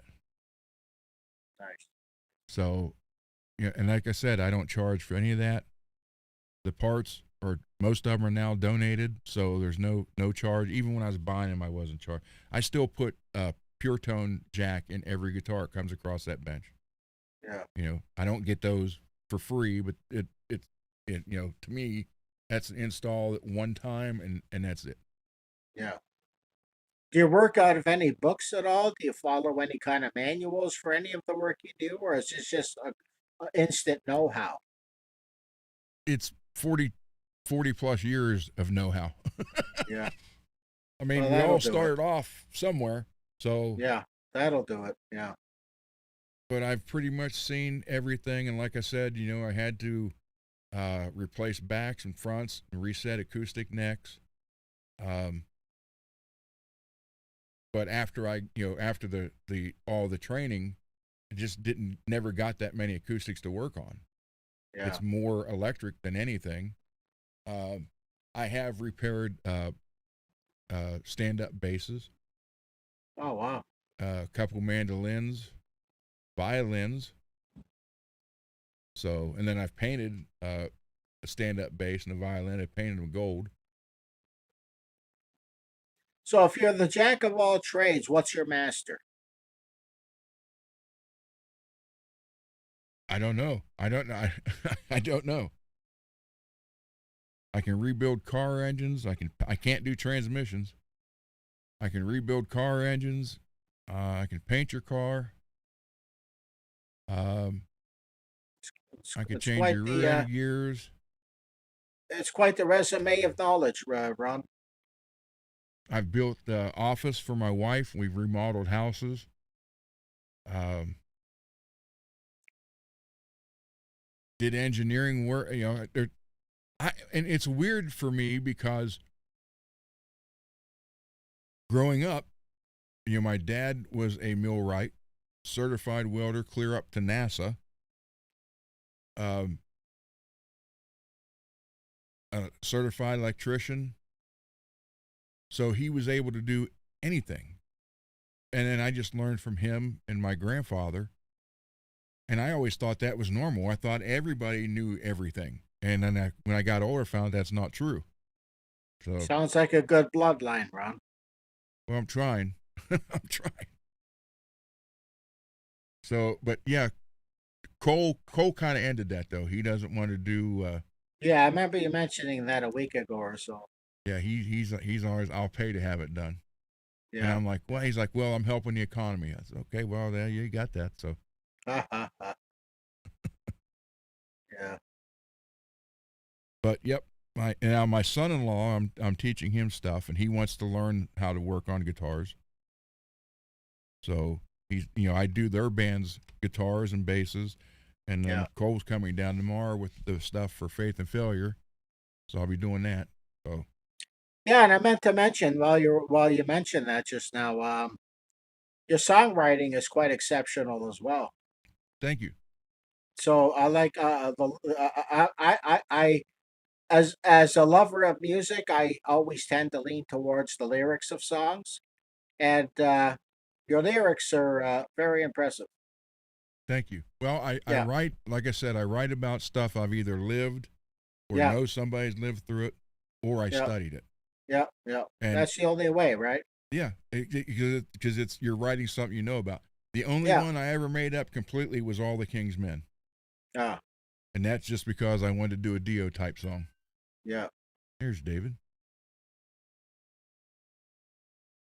There you are. Happy second anniversary. Thanks. How Happy you guys second, doing? Dave. Hello, how are you? Very good, very good. Nice to see you, Chunks. Nice to see you, buddy. Yeah, we're always trading jokes back and forth in the chat. Hey, Dave, did I ever tell you the one about uh the book about I fell off the mountain? The author was I leaned over. I got one for you. What's the difference between a peeping tom and a thief? You got me. The thief snatches watches. Here's one. Here, I don't know if you've heard this one. What do you call a black prostitute with braces? I heard this one. A Black and Decker pecker wrecker. Yeah, Black and Decker pecker.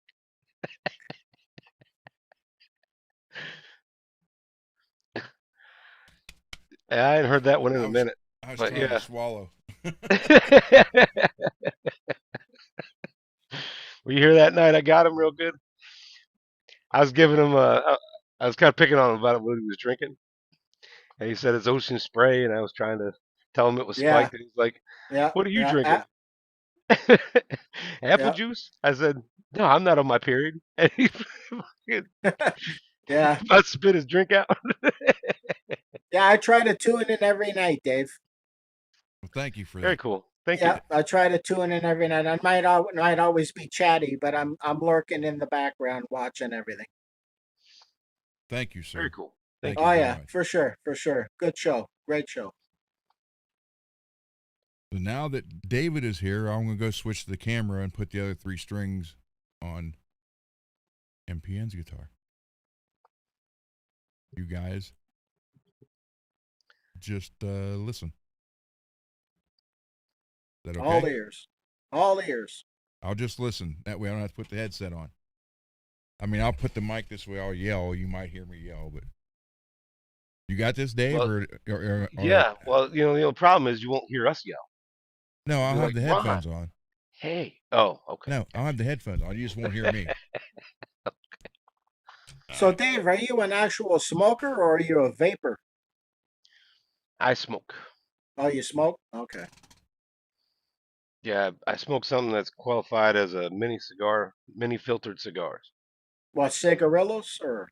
No, they're wrapped in tobacco leaf as opposed to Oh, paper. So it's okay. qualified as a cigar, Yeah. but it's a lot like a cigarette and it's a lot cheaper because it doesn't have the same tax bracket. Cool. Cool.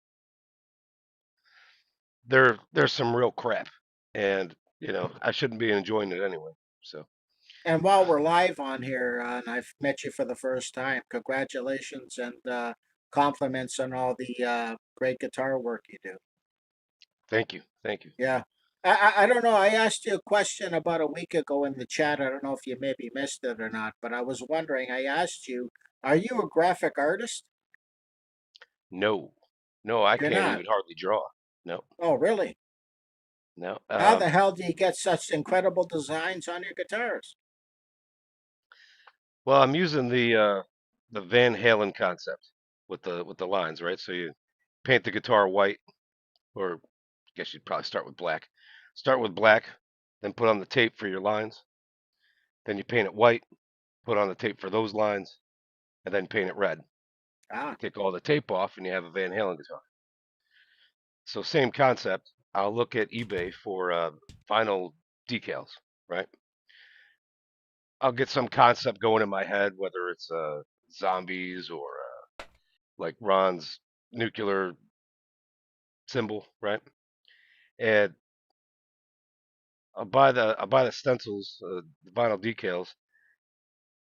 I'll sit there with a ruler on the guitar and measure out exactly what I need. Okay, I got 2.5 inches for this between the pickups, or 3 to 4 inches on the back. Maybe I only want about 6 inches long.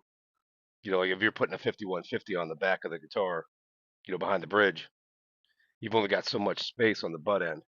yeah, So then you really want to know, all right, is what would look best there? A 4.5 inch, 5150, all the way to 6. yeah. How big do you want it? How much space do you got? It's all about the So, numbers, right? Yeah. so the guys on eBay selling these vinyl stickers, a lot of them are really quite gracious. They'll let you have just about any size you want. And But you usually, what paint I'll a do, you paint a lot of yours on though, right? oh yeah, yeah, I'm buying a sticker, and I'll always tell them, like, I don't care what color. You can send me a pink one. Don't waste your good vinyl material that you sell the most. Yeah, Use the one that you don't sell very often, and maybe it's almost like scrap laying around. Send me that. And if I want a specific size, I'll offer to buy the size bigger that you're offering, and then size it down to like 7.5 inches, something like that. So they'll send me these things, and I paint that base coat. I'll put on the vinyl decal, paint the other things around it. Then if you got a blood splatter, you could throw the splatter. And then same concept as a Van Halen guitar. When you're all done, take off all the stickers and tape, and then you have your design. nice, nice. It's kind of like a science, isn't it? A bit, yeah, because it's like what do they call that? You're working with negative space, right? So let's say you buy a Charvel decal, right? Just the toothpaste Charvel logo, and if you want to be able to paint that on a guitar after you do the background, right? So you spend all this time on the headstock, you got the green around the edge, the black in the middle, and you want this thing white or silver, right? Yeah. You're probably looking to paint it on as opposed to paint it, stick it, peel it. So you're really looking for a stencil. And what you'll ask them for is a decal of the negative space. Uh, I'm trying to build a concept of what I'm trying to explain. But if you can buy the vinyl tape that's essentially going to let you paint on this Charvel logo, then you can put it on top as opposed to put it on the bottom, right? Putting all this other layer of everything else on. That's probably the easiest way to go because let's say you got like a Mylar stencil and you painted that on. You'd have to line it up. You'd have to be concerned of the paint bleed underneath, a little overspray and everything else. Worried about your lines. Are they straight? Sitting there with a X-Acto knife forever and a day trying to line it all up. yeah. So if you got the sticker, you can just paint it. Couple of passes with the paint, good to go, and then you can peel it off and work on your clear coat. That's the kind of paint job that you would be able to see for what it is while you do it. When it's backwards, like the EVH guitar, only with all these other designs, right? Let's say you're doing a graveyard. You really have to know in your mind what it's going to look like when you're all done. Because I can't tell you how many times I've done even an EVH guitar, and all the tape comes off, and you're like, ah, crap, man. I wish this line was over here, and this line was just a little higher, Yeah. Yeah. And it's because you're kind of dealing with the negative space and how your brain is perceiving what you're looking at. So it's a level of difficulty for sure. Yeah. So anytime you can make a stencil, say, I'll use, let me grab an example.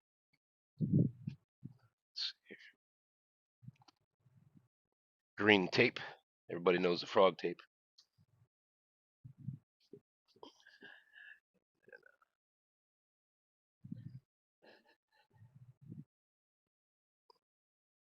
So I had a stencil for this, right? For the honey. Yeah. So it's just one size and that's it. It was like the thick plastic mylar, and you put it on and you can spray it and use it 100 times. But the rest of it, I didn't have a stencil. And the blood and this right here. So I used this tape to make it. So I put a put a strip of tape on a piece of wood. I drew what I wanted for this blood, And then cut it out. cut it out, and then I was very careful, sometimes with an X-Acto knife, and it comes off in pieces or whatever happens. Yeah. Yeah. And then I put it on here so I could just paint it on top. Yeah. Yeah. And same with this. And that's kind of like the lines ought to be a little longer. I know they should be longer. It's just the way it worked out when I painted it. Sorry, I'm Wow. trying to get this. You know what I mean? So like your center line here is supposed to stick out more, but shit happens, and it's the way it went. The biggest reason I wanted this all on top instead of something I would put a sticker on and peel off is because of how difficult the background is. Yeah.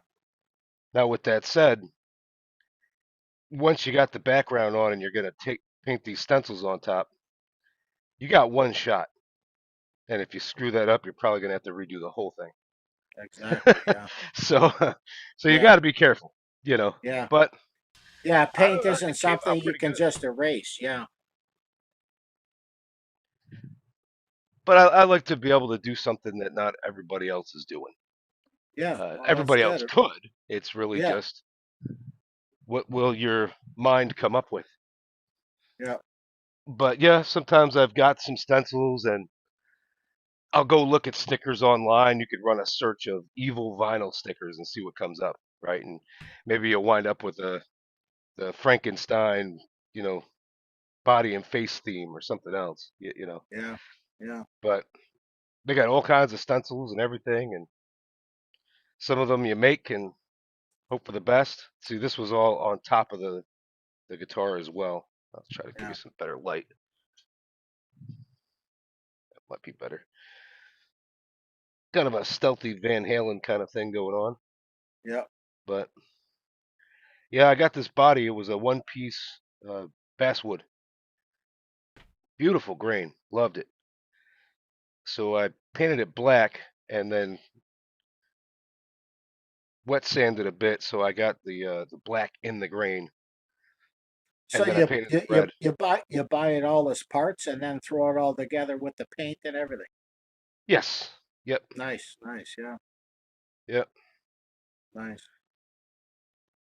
But it gives me what I want as far as where I want the controls instead of leaving that up to somebody else. Yeah,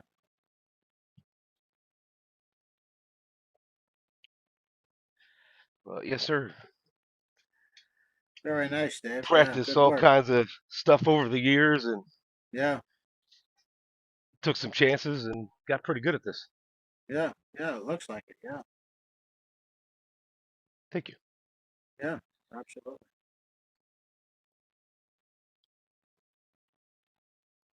I was just reading the chat.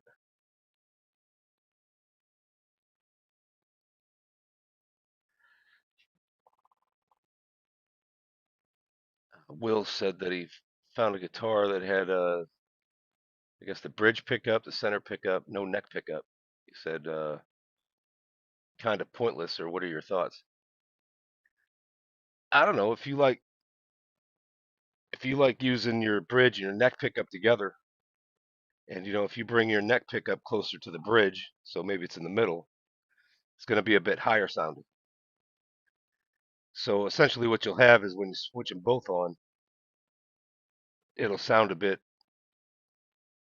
darker and thicker as far as like a bridge, maybe more of a middle position sound. Might be something you like. And then, of course, if you split the coils, so then you've got a single, put them in parallel so that you've got, trying to explain what I'm thinking about. So you got two humbuckers right next to each other. But when you flip a switch, you might have the outer coils of the humbuckers together. And then another one might give you the inner coils of the humbuckers together. It's kind of a way of changing your middle sound.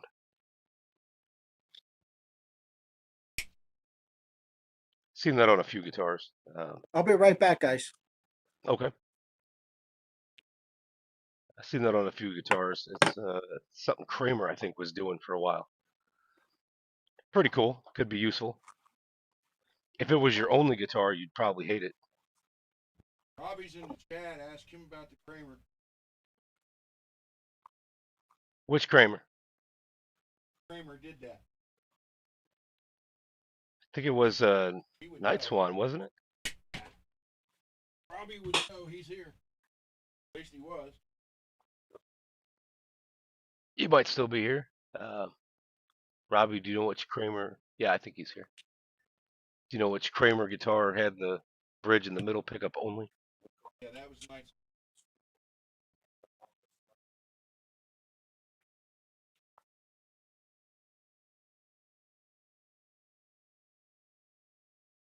Yeah, the Vivian Campbell Night Swan. That's what I thought.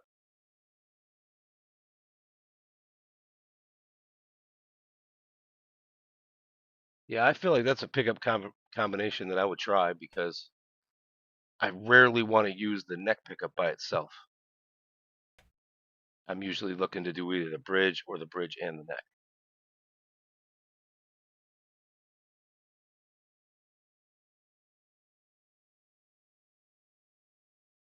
And do you have two separate volumes? Yeah, one for each pickup. That'd probably be really helpful too. So it's almost like having a blend pot, right? You can adjust the volume of one versus the other, and when they're playing together.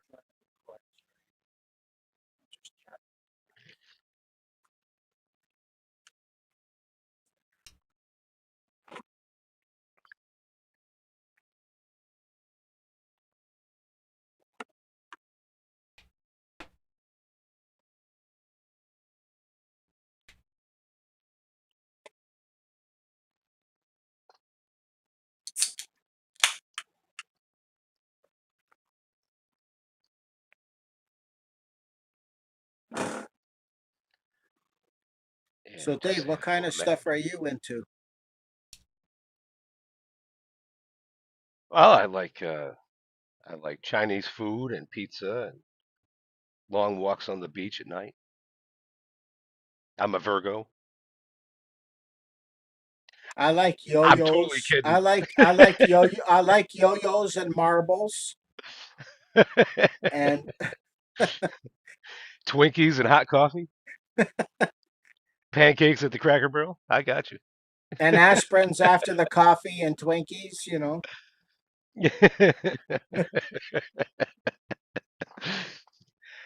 I'm absolutely sure you're not trying to date me. It just the question threw me off. No, no, musically, my friend, musically. Yeah. Are you into My metal? Or favorites you like classic rock or mostly metal and blues. metal and blues? My Yeah. favorites are I would say Megadeth and Whiskey Myers. Okay. Now here's a pop quiz for you. Uh, Greatest metal rhythm guitarist, Hetfield or Mustaine? Greatest rhythm.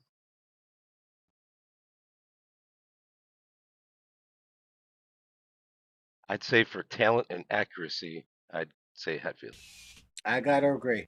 Yeah, for sure, For the for sure. for some of the songs that I like the most, it's it's a close race. Obviously, I started with Metallica, Yeah, me and I too. found out about Megadeth after. Yeah, yeah. I But mean, I was so young. Mustaine is no slouch. Mustaine is no slouch. Yeah, yeah. So, but I think the world is I better gotta give having the both. edge to Hetfield for sure. Absolutely. Yeah, And then as just far people analyze him and this analyze that down picking relentlessly. I yeah, mean, he's yeah, deciding how he wants it to sound, and he doesn't yeah, care how difficult it is. He's going to do it. yeah. His right hemisphere is Popeye, so you know, Yeah, yeah, absolutely. yeah.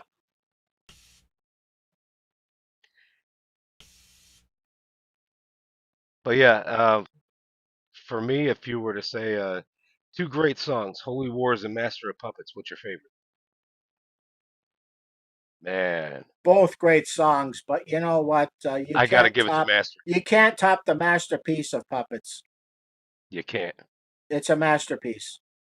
But it's kind of like they say, some of the best songs, it's like you could sing the solo, and a lot of puppets was like that. Yeah, You've and got it. You got that that's what a melody. good melody will do to you. Yep. Yep. Yeah, I mean, as far as power rhythm goes, Holy Wars is great. Oh yeah. But I Beautifully mean, done as song. far as singing the melody to a metal song, Puppets is the way. It's the only one Yep. Yep. for sure. Yeah, yeah.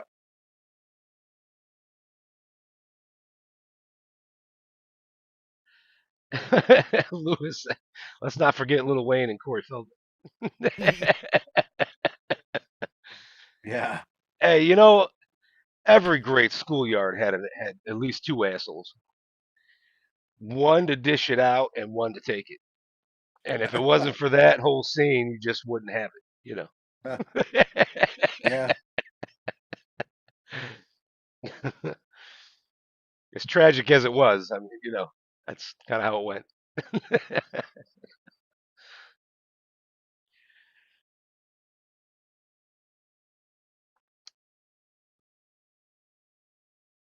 So, what are you into, Charles, for your music?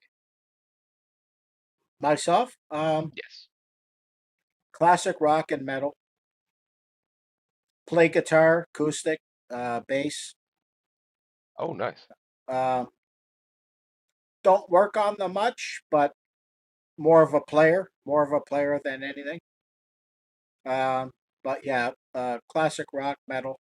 I've been a metal fan since grade 5, so I was introduced to Iron Maiden, Peace of Mind when I was in grade 5, Oh, wow. and metal has grown on me ever since then. So yeah, I'd say I started with Van Halen, and then Guns N' Roses came out, right?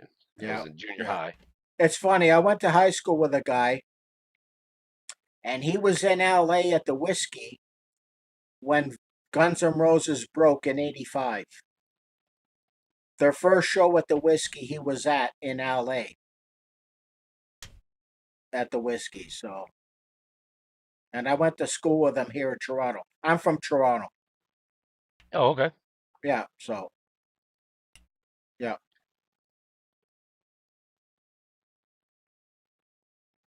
There's a Toronto, Ohio. Yes, there is. That's right. I'm Ontario.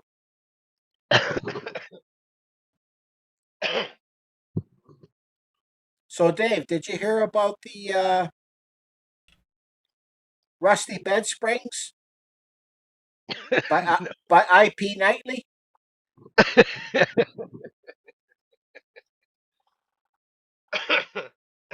How about brown spots on the wall by Who Flung Poo?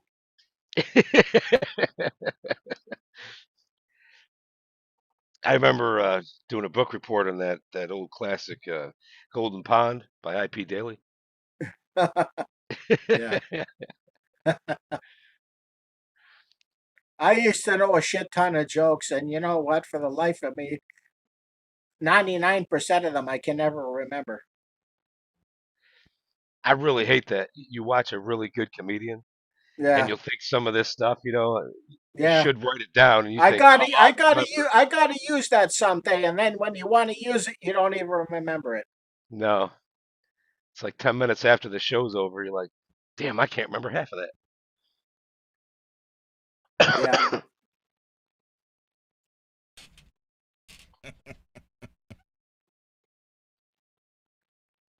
that. You'll have that.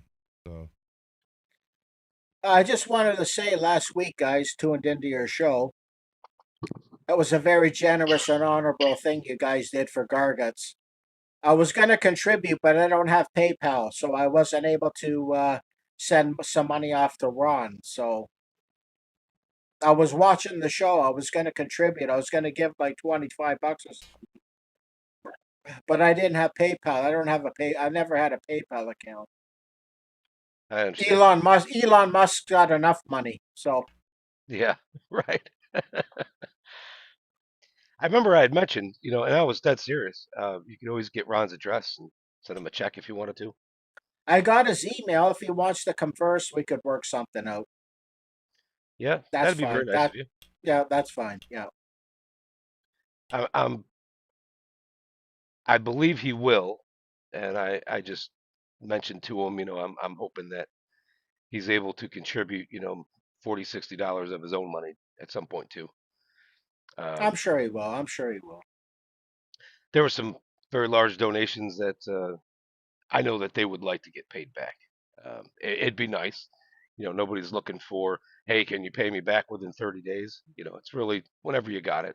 But Yeah, yeah. uh, but he is. He said he's looking forward to paying some people back. So that'll be very cool. But yeah, if you want to contribute anything, certainly that'd Yeah, be I'll awesome. reach out to Ron. Yeah, I'll reach out to Ron. I Because we got do his have that final step to do. We have to mail it to him. yeah, yeah. yeah. So I didn't even think about that when I started that whole mess. Ron, do you have a PO box? Ron, do you have a PO box or will it go directly to your address? Right now it's to my address. Okay, okay. I want to get a box. I do want to get one. Now, Ron, do you by any chance put whole kits together by any chance? Yeah. I got a brand new Stratocaster kit. Everything is there, wrapped in the box, never been opened. It's a Strat. It's got a maple neck, alder body. All the parts are there, and it's never been opened. Uh, I'm thinking of donating it, Okay. and if I go through with it, I'm going to send it to you. Well, I appreciate that. Thank you. So That'll make somebody very happy. I will follow up on the show with you down the road and let you know what I'm going to do about that. Okay. I appreciate that. So Thank you. yeah, yeah. Very cool. Thank you. Yeah, you never know who ends up with this stuff, and Hey, if you can give it to a school's music room or something, that would be great. yep. So Well, that's why. Yeah, I have. Like I said, I got high school music teachers and a bunch of instructors from studios and guitar stores that get a hold of me for stuff. nice, nice.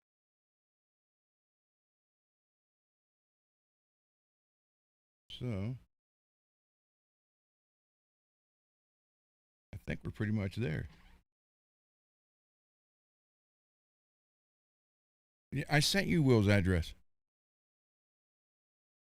Yeah, you did. Let's see. I think it's a picture, maybe.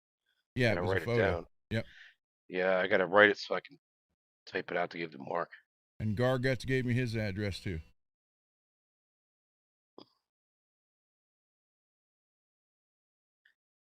I kind of put my heart and soul into work in a day. So, whether I'm there 4 hours or 8 or 10, doesn't matter. And it's like I'm really drained after, and I'm ready for a nap. But I put it all on the line, and then sometimes the other things that I'm needing to do in life just kind of take a side road for a minute. I hate that I do that. I try to write most stuff down, so I don't. It happens. If you never want to forget anything, Dave, always write it down.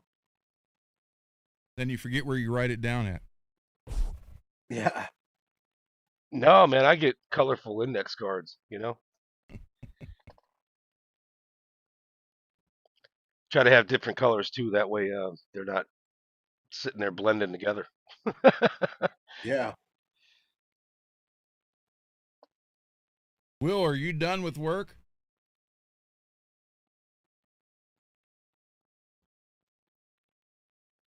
You want to come on, Will?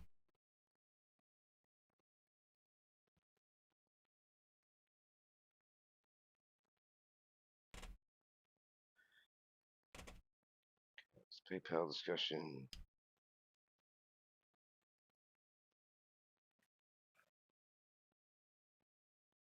Write it on your forehead. There you go, Lewis. That'll work.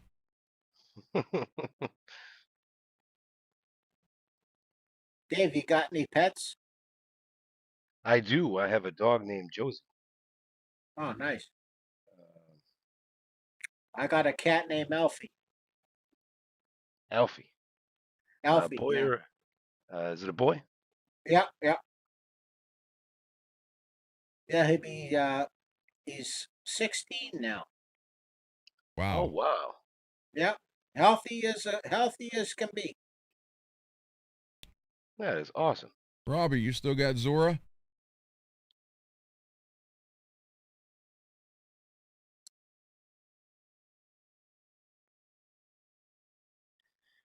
Yeah, mine's about to turn 11 in September.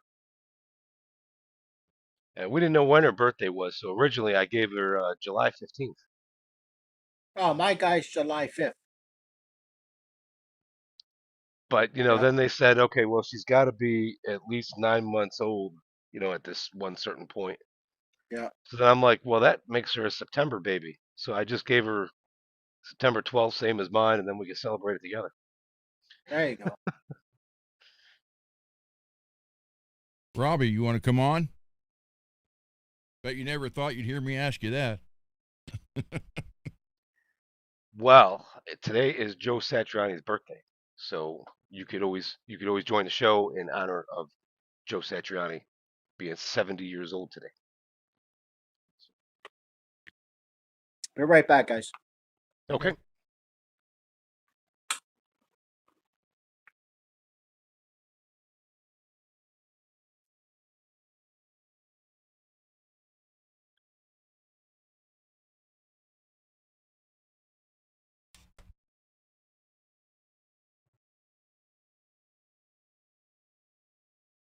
Trying to find Will's address. You know, Ron, I'll put it to you like this. If you stop pulling the string, I'll stop talking so much. We're, we're throwing these chats around like Well, 7 paragraphs in one chat. One message. Robbie, there's nothing to be honored about, man. One night, if you want to be on, let me know. Okay, I got it. And just so you know, and this is honest to God's truth, I did not plan on playing over your song that day. I swear to God, I didn't know you guys heard that. There it is.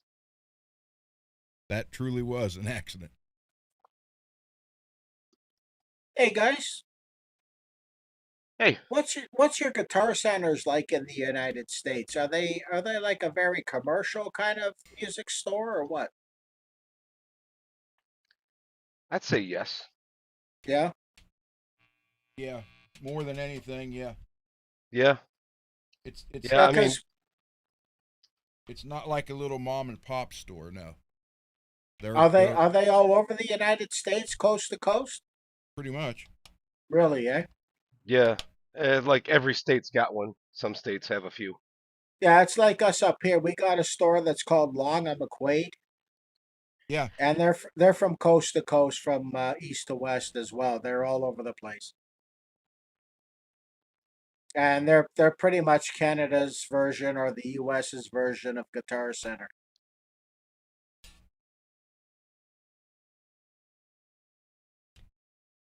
But they got like pretty much anything and everything you could need. You know. Yeah, and I think that's what makes Guitar Center really kind of great and accessible here. You know, you can always run in there to get some strings, Yeah. uh, cables, little parts for guitars, potentiometers and switches and stuff. Yeah. Not a lot of your more elaborate stuff, but anything you'd find in a Gibson Les Paul, you can pretty much Yeah. get You over don't there. find too much vintage stuff floating around, right? As far as the gear goes, yeah, maybe. Hit or miss. Yeah, hit or miss. And then there's always guitar shows, right? There's the one in Dallas, and thank you, Robbie. That's man, right, some of these other places just drawing a blank. Austin, I think. Yeah. David. Yeah, Carter's. I gotta tell you, I forgot about that. Where I say Napoleon, yeah. Robbie calls him Gnome. No.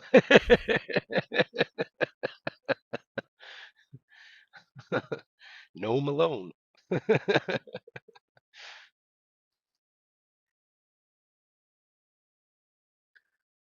What were we saying? So,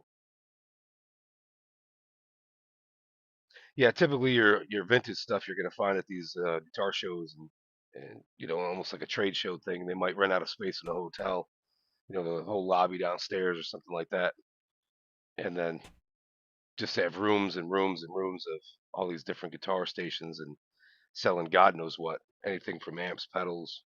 You guys Sometimes ever popped into Norman's Rare Guitars in California?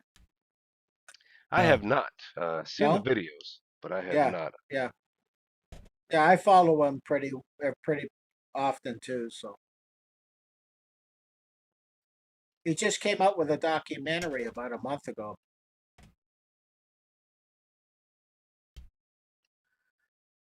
Now Norman's Rare Guitars. I think there's been some videos where like Orianthi and somebody else was in there playing some guitars, and Yep. Oh yeah. All kinds of always people. a good, interesting video. Yeah. Some of Yeah. those guitars have a real story behind them. Oh yeah. Oh,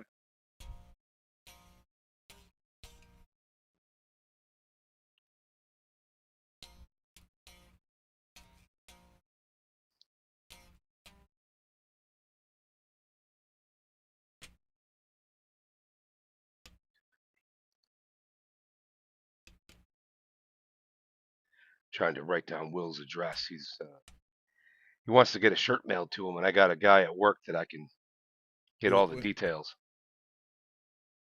for the customs or whatever else, mailing it from U.S. to Australia.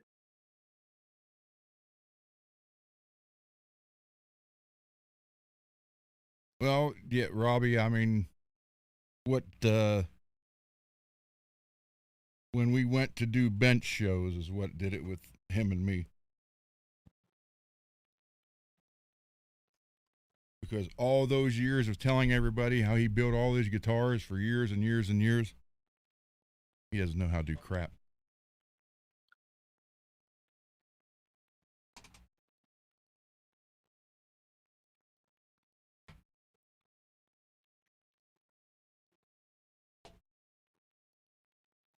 Okay, so he wanted 2 shirts.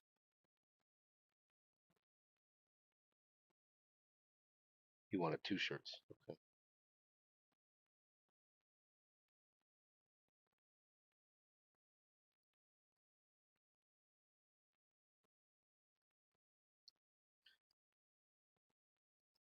My apologies, Will. I kept believing that it was one.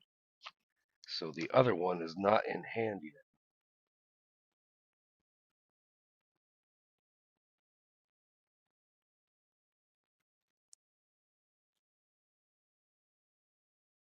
All right.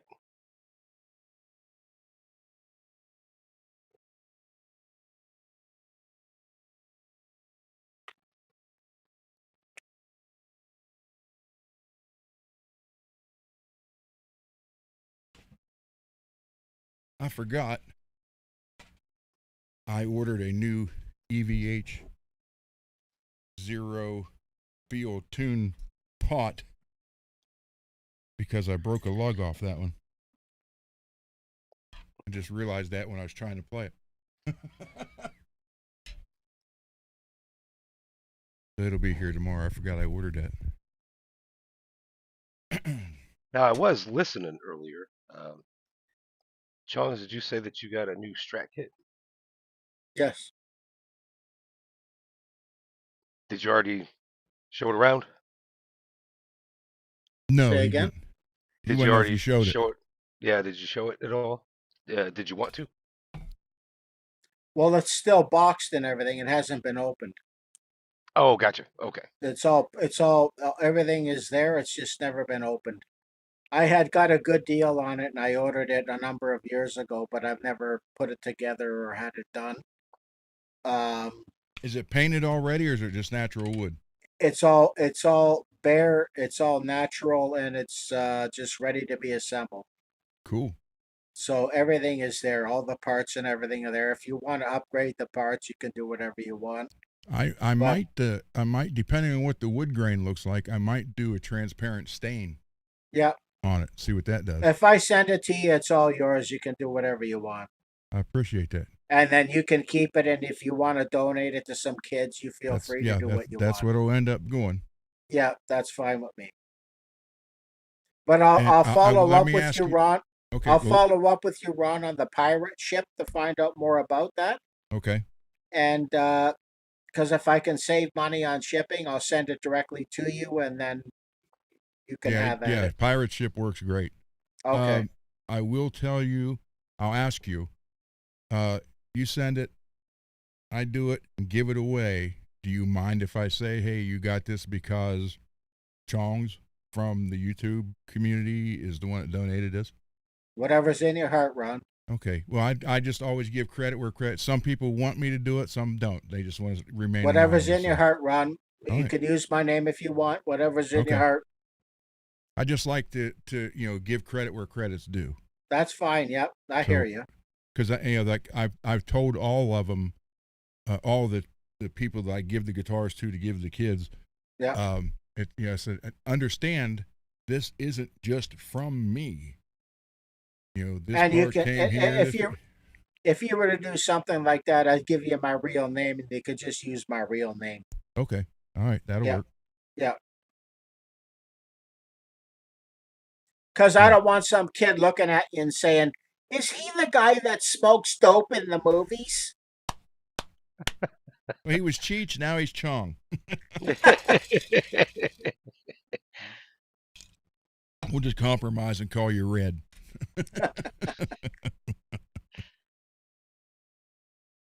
Just tell him that was a that really works long out. time. What, David? Just tell him it was a really long time. Yeah. Well, I'm telling you, if you watch, it was either from the late 80s or sometime in the early 90s, watch National Lampoon's Senior Trip. That is freaking hilarious. And Tommy Chong's in it as the bus driver, but he's Yeah. playing his cousin Red. That was a good movie. I like that one. I want the blonde Oriental. They're rare, but they're there. Then they blew out Kennedy's Eternal Flame. Yeah, They call him right. they call him the Flamer or something like that. Yeah, this guy took off running in the bag. It was all fire. Police are on the lookout for what we're calling the Flamer. Yeah, that was a good one.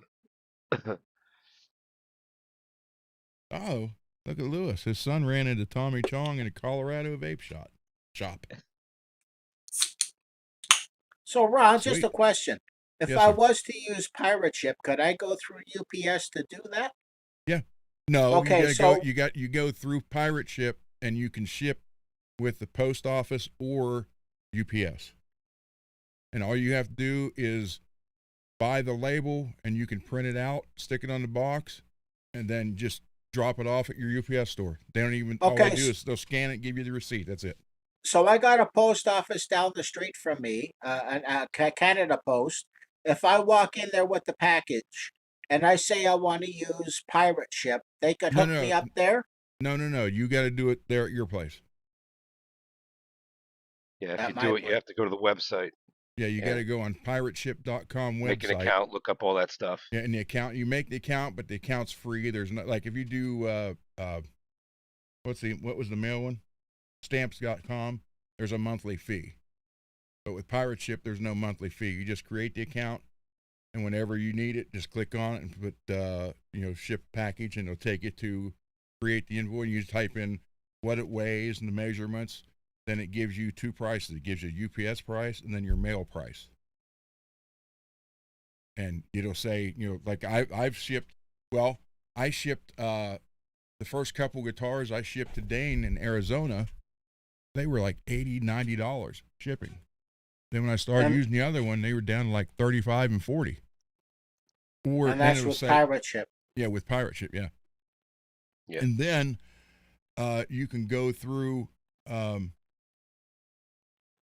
It'll say like, okay, right now the cheapest way to do it is UPS, and it'll say something like, or for $45 more, you can ship it with the United States Postal Service. So it'll tell you the difference you're saving. So I did one. Well, when I shipped the Mad Hatter's box to him, it was only 2 cents difference to do it post. So I went ahead and paid the 2 cents extra because the post office was right here, where I'd have to drive to Wheeling or St. Clairsville for the UPS store. So for 2 cents more, I saved $6 in gas. Yeah. Yeah, when we sent that box to you, I think my wife used her Dallas account for shipping, because she's a librarian, and she was comparing prices, and I think that it was only going to cost like $4 more to use her account, Mm-hmm. and she said she'd rather do that. She Yeah, Plus we pirate. don't have a printer, so we'd have Oh, had to print out the label prior to and all that stuff. Now, is pirate ship in Canada as well, Ron? I think it's worldwide. Okay. I think it is. True might know if he chimes in. I think Robbie, do he's you one know, of is those pirate people ship that know. worldwide?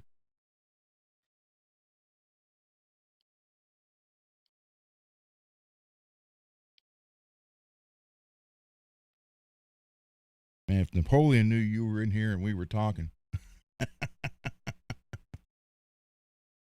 Well, Napoleon has never seen my face, so. No, I meant Robbie. If he knew Robbie was in here. Okay, Yes, pirate ship. worldwide. Yeah, Okay. pirate ship is worldwide. Yeah, that's fine, Robbie. I'll do it. Yeah, I Okay. thought it was.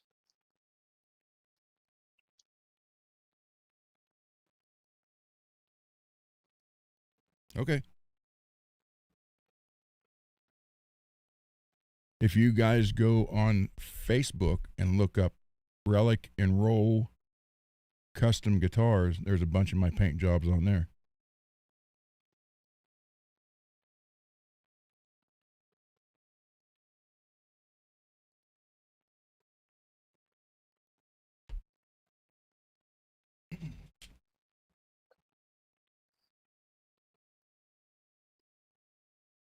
Mars going out for a smoke. And I was just going to play a song. You should play that song because that's about the fourth time Mars is hanging out here. He's going out for a smoke. I'm ready and about to say that same thing. So, all right, I'll play a song. Which one you want to hear?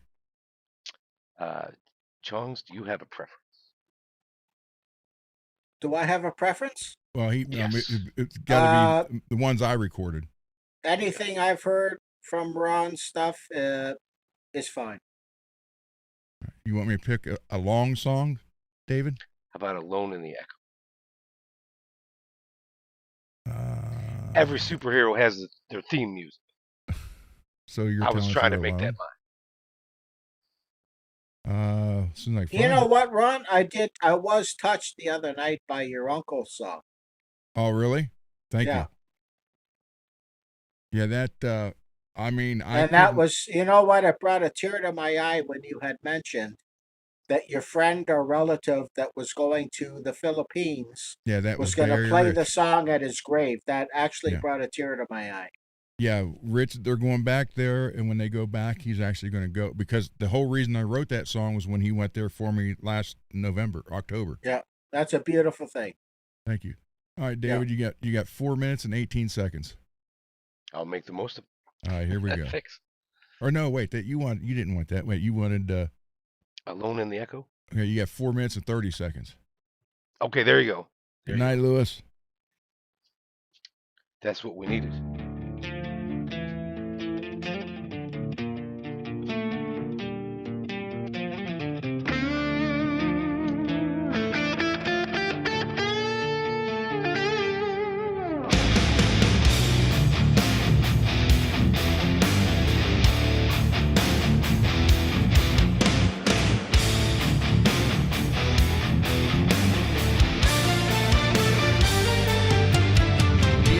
Settles on a worn out wooden floor, the shadow of a man behind a locked door. I watch the seasons change through a cracked pane, counting every drop of the cold winter rain. There is a hollow sound in the empty hall, waiting for a voice or that phantom's call. I buried my secrets in the backyard dirt, tried to hide away all that hurts. The clock on the wall has no sound, looking for the melodies I never found. My boots are covered in the miles of the past, wandering along the quiet breath will last. The ink is trying on a page with no name, the months are circling the dying flame. I see the finish line drawn in the sand, holding on to nothing with a trembling hand. I do not want to go where the silence takes its toll, leaving not a trace of my struggle or my soul. I do not want to fade like a vapor in the sky. No one there to witness my last goodbye. Any reason or a better live to fly. I don't want to perish, a hollow filling my eyes. I met a traveler on the road to the west. He had a silver metal pin to his chest. He told me that the glory was a bitter pill to swallow, and the heart inside is jagged and is hollow. He had 1,000 stories, but no one left to hear, trading all his triumphs for a single human tear. The prophets in the street are howling at the moon, singing frantic and disconnected tune. They talk of heavy burdens, the price of being free, but none of them can offer clarity to me. I am looking for a spark in the middle of the night, something more than shadows dancing in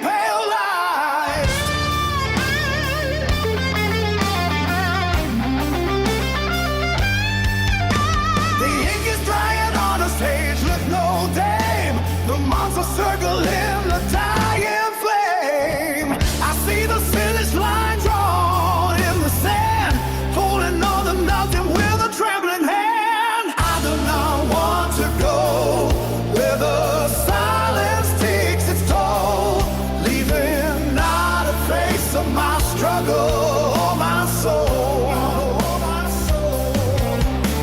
I do not want to fade like a vapor in the sky, with no one there to witness my last goodbye.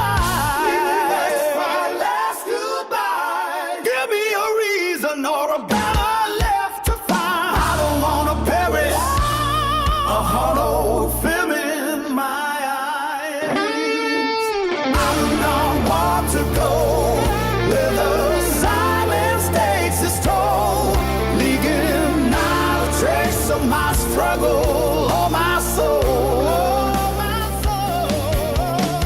I do not want to fade like a vapor in the sky, with no one there to witness my last goodbye.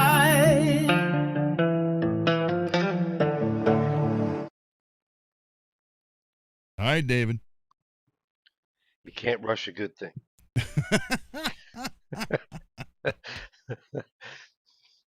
All right. Well, you go ahead. I'll play One Night Eternal. All right, it's very good. I love it. I think this, I honestly believe this is the best recording we did. I think he mixed this the best. Kevin sounded the best on the vocals. I think this worked out perfect. Out of all, and not because of the song, you know, the words, but I think out of everything, this one he hit perfect. I'll get my Heinz in there pretty quick. But good things come to those who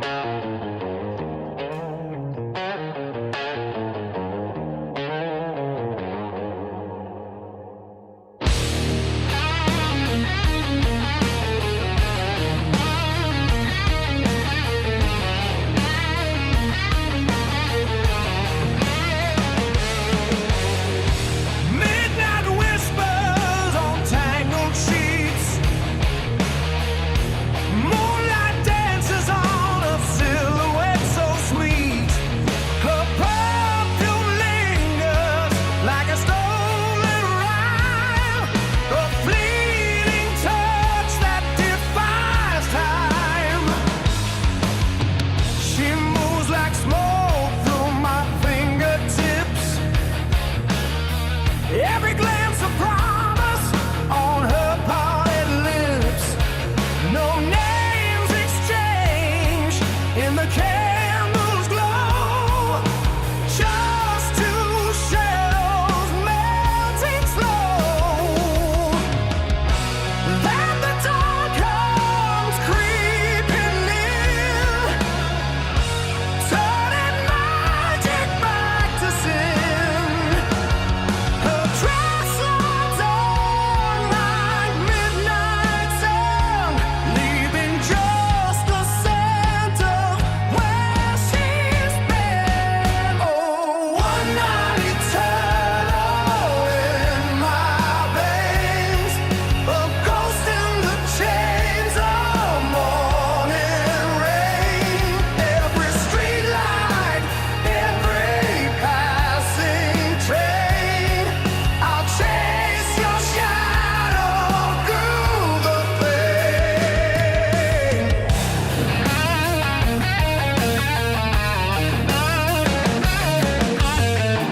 Now the city's full of echoes and lies. Every dark-haired girl catches my eyes. Beggars and kings all look the same when you're drowning in a missing name.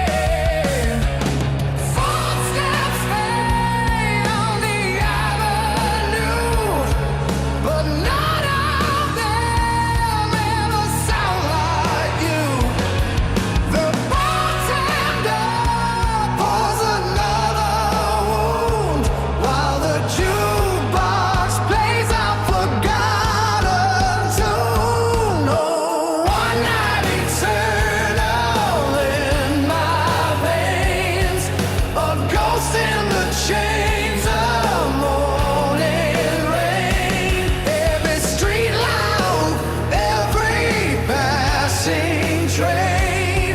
I'll chase your shadow through the pain.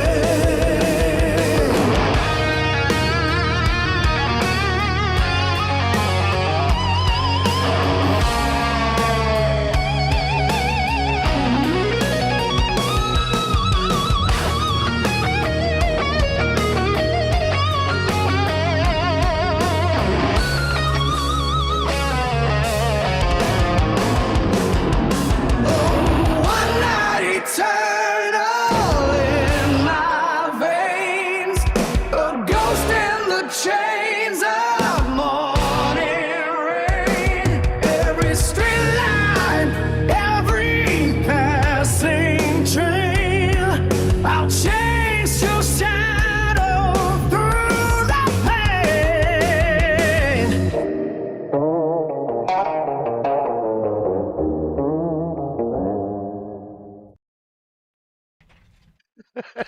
Love that song. That is an awesome song. I was reading Will's message. That's pretty funny.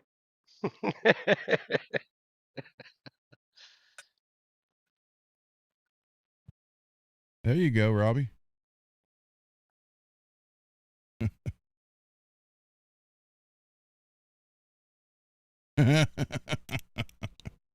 Wait a minute. Was that 1984, Will?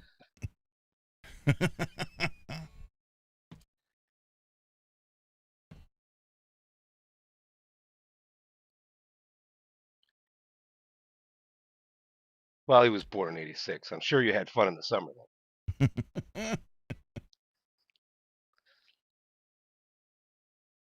He said close enough.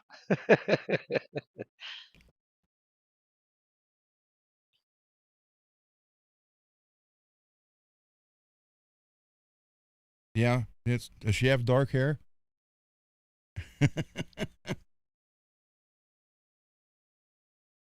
See, Ron, you got the wheels turned. I have an 84 ESP Holy Grail one piece with I'm thinking of putting on the diver down. It's possible.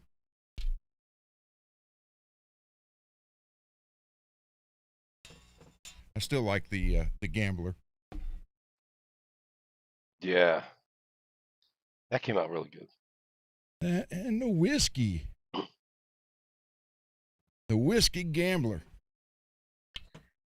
9 pounds of love. Yeah. Guarantee you wouldn't be throwing this one around or spinning around my neck. Not while it's in its case.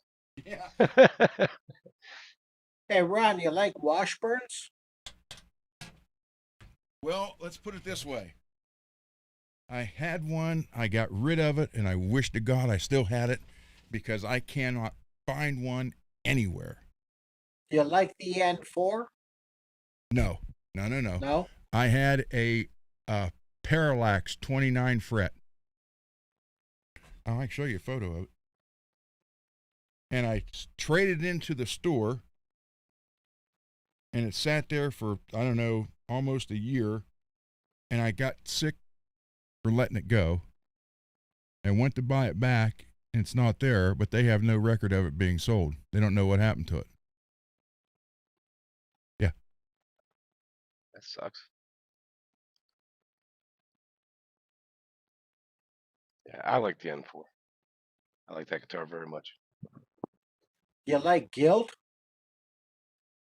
I have never had a Guild.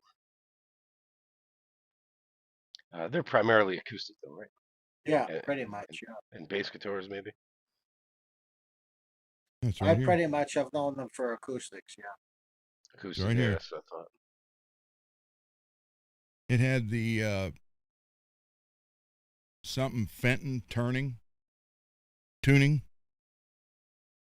This is it. And I wish to God I could find it. I've never even seen another one.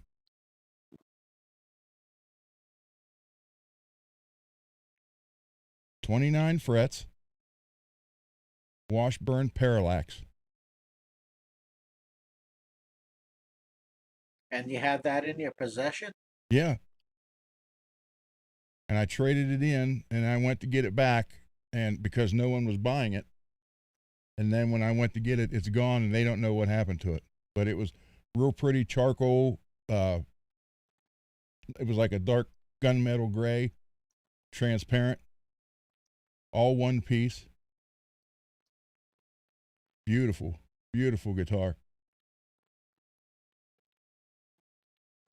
Wow.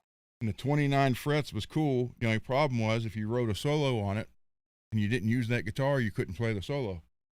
If you went to 25, 26, 27, 28, 29, you didn't have it, you were stuck.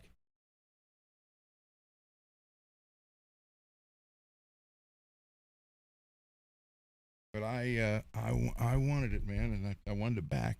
I was like, man, well, we didn't sell it. Let me go see. And they can't find it. That's nice. But that Washburn you used on one of your songs that was your daughter's guitar sounded pretty good. Yeah, that's on this new one. That's on this one.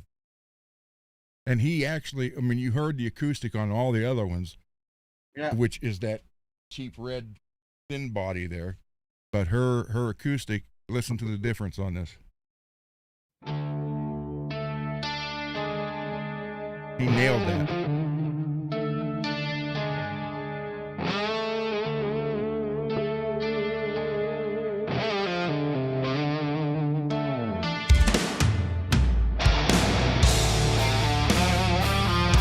So I think he got that whole song. He did get that one mixed pretty good. It's just that Were one. you playing the acoustic or the electric on that? Both.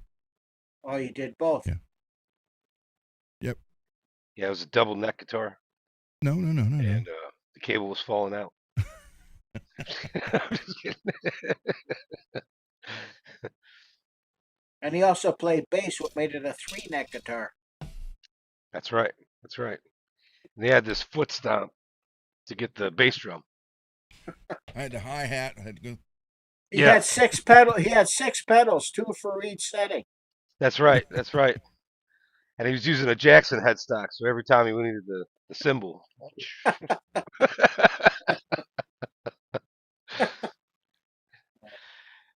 They don't call it an axe for no reason. And he had to have a pick between his teeth for the bass every time. That's right. That's right. One between each show. tooth, so he could grab Well, it. I have the space right here, so that's like. I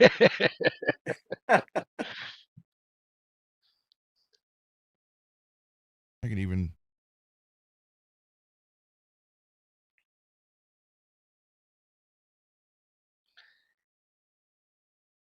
Now, is that the one that what's his name? Broderick. So Chris Broderick. He came out I with have a no line idea. of picks I got that this kind from. of fit your hand like that. I got this from Birdman. Surprised you didn't want it back. You might have missed that text when you cut him off. You know, you have no idea if you got the bounce back, and you know. You might have flustered him so much you got a freebie out of it. Yeah. This is Black Mountain Pick Company. So if that was just a Fender medium, that would be perfect. Because I don't play it straight on. I play them like this. So it doesn't Well, you know fit. those big metal boxes in your garage with drawers? They're called tools. And I'm sure. Let's see, I gotta. Yeah, I can. I bet you could make a few of those. I could. Well, I 3D printed a few. Oh, there you go. Oh yeah, David, did you see that? I showed Mad his painter. Now you saw the photos, but here's the actual thing. Oh, okay, okay. There's the spot for. You see how this is tapered on the end to hold the Allen wrenches, right? Yeah. Holds them out. You could put razor blades here on the side, and then you get all these other. Yeah, I'll have that filled up in 5 seconds. That's not 3D printed, is it? Yeah. Yeah. Oh, it is. Yeah. Yeah, Wow. I was doing it all in black for him, and this took 16 hours to Wow. print. Wow. I come down this morning thinking it'd be all done. It would stop right there at the black line because it ran out of black filament. I didn't have any more. I had blue, so I put blue on it to finish it. So I'm like, hope you don't mind the cop theme, but you know. Wow. That was honestly the last thing I was thinking about when I was looking at it. So Really? I don't think somebody's gonna mind at all. That looks pretty cool. Very well done. I was thinking about making one. You like Seattle Seahawks, blue and the neon green.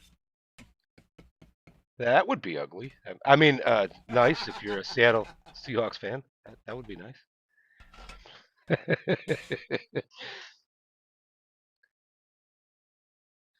I wouldn't mind a neon green that glows in the dark. That'd be pretty cool. No, you'll have Garguts in here wanting glows in the dark. Yeah. Wonder if he knows there's glow in the dark condoms. I bet he does.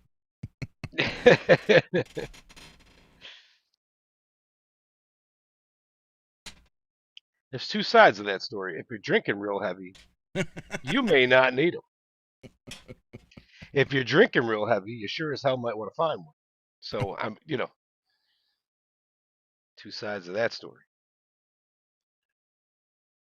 I don't know if he drinks real heavy or not. He likes to party. I've noticed. Yeah. Let's see. No, Peggy, the pink one is for Greasy. We're gonna set that one aside for Greasy. Is this the one? I don't need a pink one.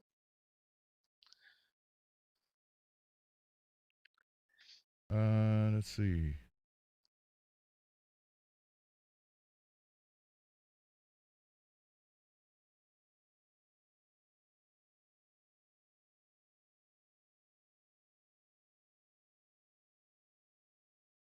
Yeah, Mr. Mick said they're going to try to do the dentist T-shirt. Oh, nice. They're gonna put on it the dentist in like a bloody font, an evil bloody font, and then put "by dying to play." The dentist by dying to play. Is Ogre in here? I don't think he is. No. We'll get that made, and then we'll rig a little something for him to win one. Tell him he's got to wear it on his next dentist appointment. There you go. And then on that day, come on in here at that night and tell us about it. And wear the shirt. Will says it's not pink, it's salmon. I don't care what you call it. Some colors are just kind of ugly. Just a little bit. Yes, they are. Like salmon. No, I don't. It's too much like pink. Yeah.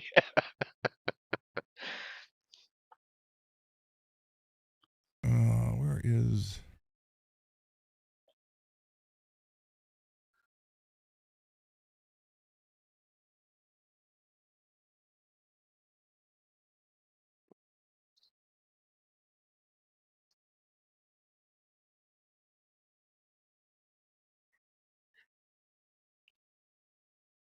There we go. I think that's it.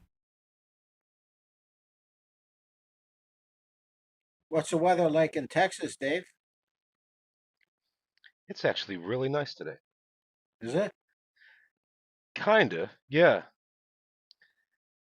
It's like it's the middle of the July, right? Yeah. Is it? And Texas, and this weather, like all day, it had this air quality about it, like it was gonna rain, and it's crystal clear. I don't know whether to be happy about it or get a lead vest. I mean, yeah, it's perfect. Like Big, humidity was pretty low, and you had a big soccer match in Arlington today, I did not know. I don't always stay Yeah, up you with had France against Spain in Arlington, Texas today. Nice. Who Yeah, won? Spain won. I want to go So to Arlen, Texas. they're advancing to the final now. Yeah. I want to And go to Robbie said it Arlen, Texas, and see Hank Hill. Strickland propane. Damn it, Dale. Yeah, Robbie said it was nice in Oklahoma I'll today. tell you I'll what. bet. I mean, we kind of share the weather sometimes. David, I'll tell you what.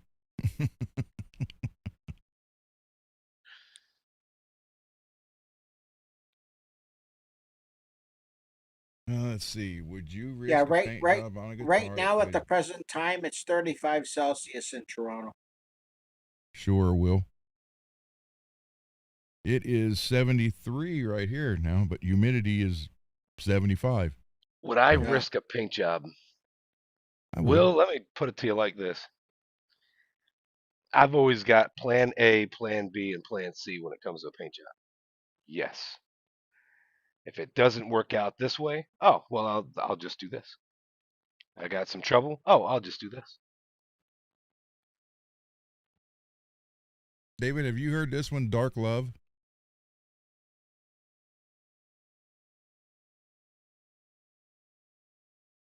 Okay, I'm gonna assume it's a song. Gotcha. Okay.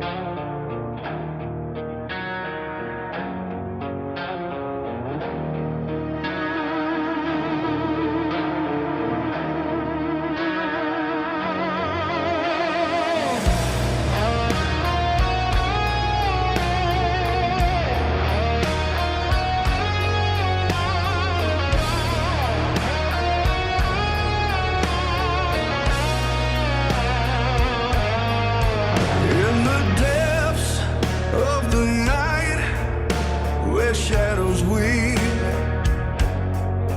a love twisted and dark, so deep.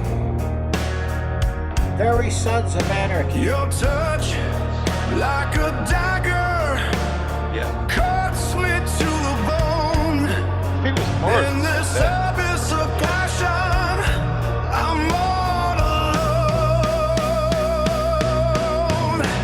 Our love, a blackened flame, it devours, consuming us in these haunted hours. In the darkness, we find our embrace. This is a song about me and your mom, Will. Yet we cannot erase. Oh, your eyes, pools of darkness, draw me in. A seductive dance where we both sing. In your arms, I find my solace and my pain. This twisted love that's driving us insane. Our love, a blackened flame, it devours, consuming us in these haunted hours. In the darkness, we find our embrace. The love tainted, yet we cannot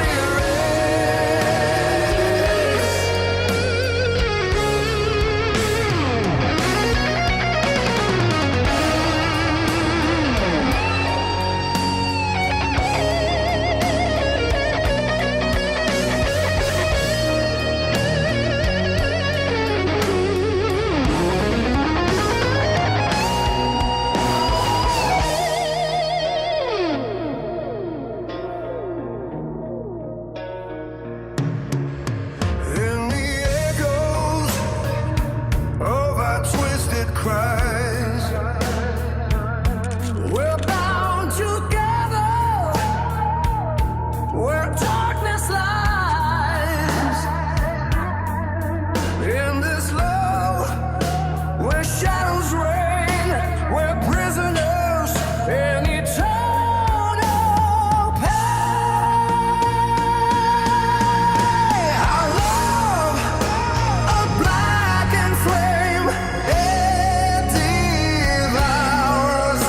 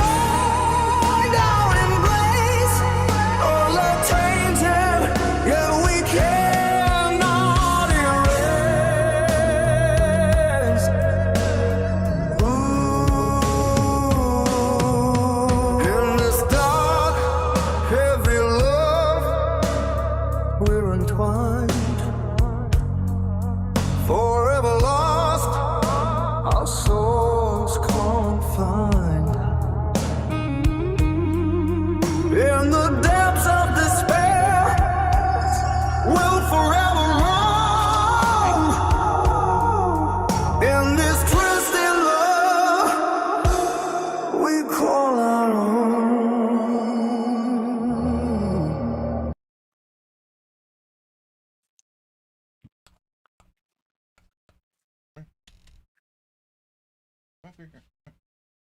Come on. Oh, you. So there you go. That's his address, David. Or something's cut off for who? No, just tap on it. Oh, I did. I tried to enlarge everything, and Hold on. it just doesn't say who it's from. That's all. Garguts. Oh, right on. Okay. If you look at the top of the photo, that's his real name.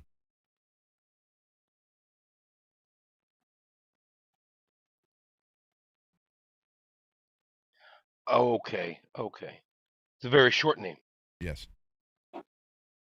as if it were just two initials. Yes. Okay. No, my brain was not telling me that was his name. I couldn't tell. I'm like, okay. Yep. Got it. That is Okay. it. I got it. Right, and then I got Will's on the other side, so I'll just put Garguts on this side. Let me run my advertisement for Zim's Guitars, Mesa, Arizona. If you like guitars from the 80s, the pinnacle of metal guitars and glam metal guitars, check out Zim's Guitars. You can call them at 480-242-3742. Ask for Dane, who loves to buy, sell, trade, and loves to barter. Zim's Guitars, where the 80s still live on. And you know, Ron, Napoleon used to have Zims on his show all the time. Yeah, I know.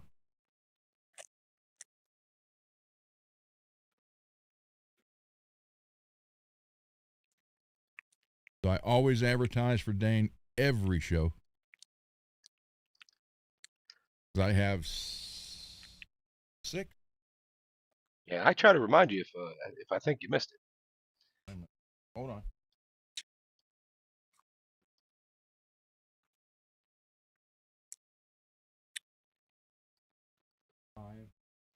Yes.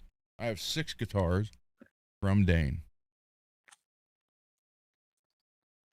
So it's pretty cool. I'm telling you, Dane's a great guy. Yeah, I really enjoy his videos. He's pretty awesome. He's got over 500 guitars right now in the store. That's a lot. And the store is not that big. Yeah.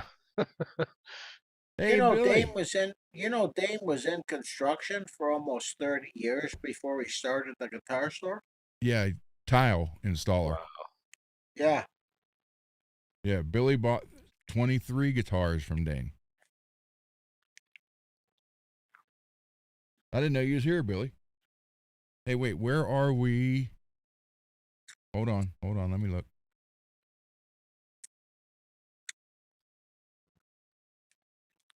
Come on. Ooh, we are 48 subscribers away, Billy. 48 away. Well, when you announced that, we were what? 300 and some away? Yeah, Holy easily. crap. Yeah, I want to say you were sitting at like 213 subscribers, somewhere in there. That's pretty cool. I got that True Oil, and you asked me, did I get it where it was dark or clear? And Yeah. I would say I got the clear because it doesn't say anything about having a tint to it. Okay. Cool. I haven't used it yet, probably on Thursday.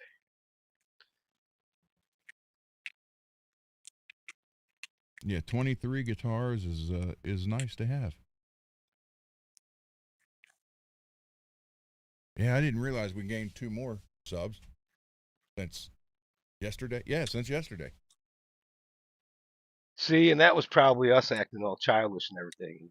Ron had his hand in his face, and I thought he was mad at us. I'm like, No, wait a minute.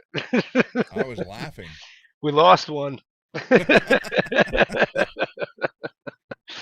Hey, you don't get booted from this show. He's either cry laughing on the floor or he's recovering. I'm done with landing on the floor. Yeah. Trust me. I was just going to ask that, Peggy. How you doing, Billy? Did you get a car yet?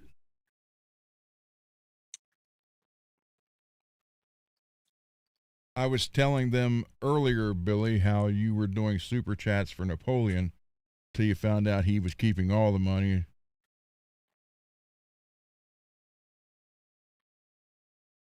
Oh, that's right. Ridiculous. 12-hour shifts. He's on 12-hour shifts? He's a cop in Phoenix. Right. You said that. He was a cop. That's right.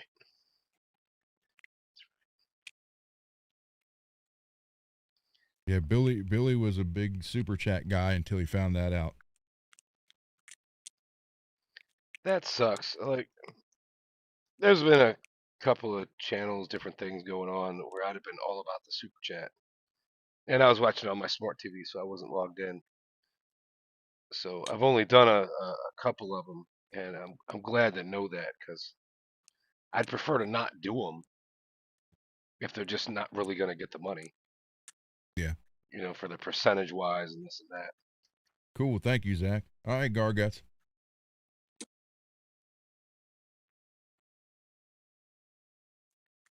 Oh. Okay, it is San Antonio. Yeah, he didn't put the city. I know he's from San Antonio, but you know when you look up an address, sometimes it doesn't say that. Maybe somebody's on the border or something else, and I can look for you, Rob. I still have some connections.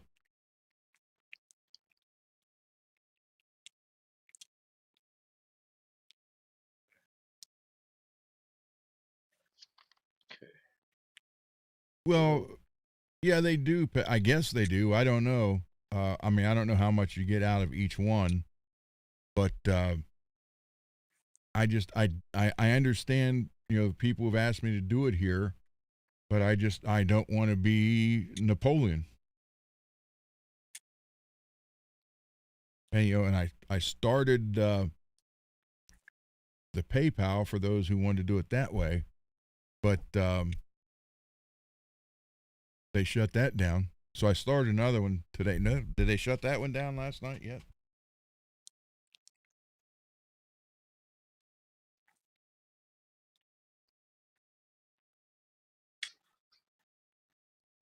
Let me see.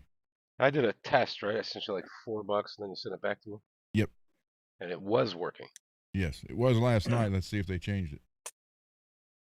So, Ron, is Peggy your moderator? Yeah, Peggy, David, Billy Ray, and Greasy. Greasy. Okay.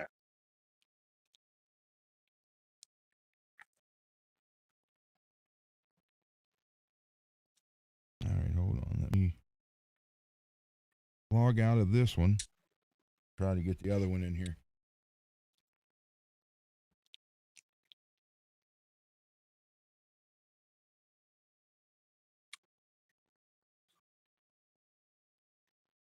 Log out.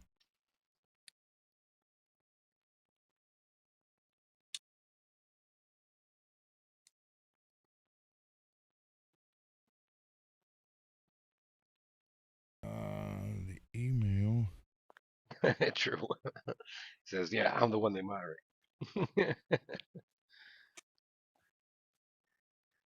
No, there's trigger words in YouTube, which, come to think of it, you probably know that. Certain things somebody might say that really has nothing to do with anything, and YouTube will flag it like, oh, is this the wrong thing to say? And then we'll have to accept or decline. And I'd say we accept like 99%.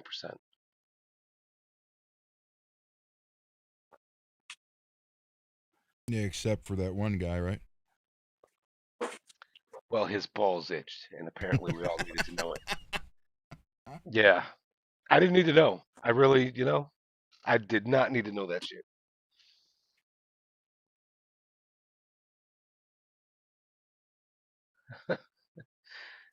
Yes, very true, Peggy.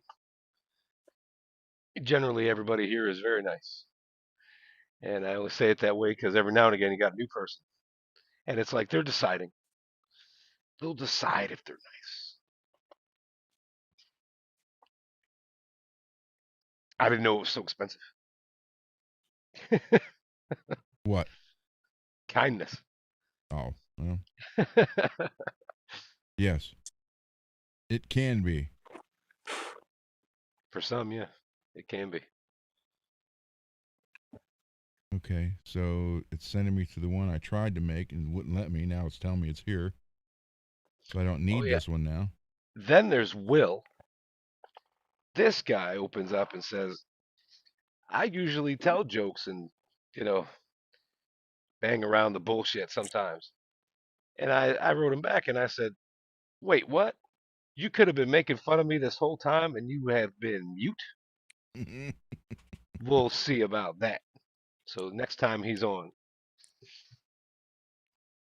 hopefully he's got a good zinger for me.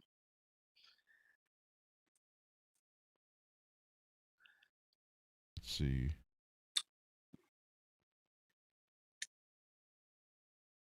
Dang it, come on. Now I can't sign out of this one.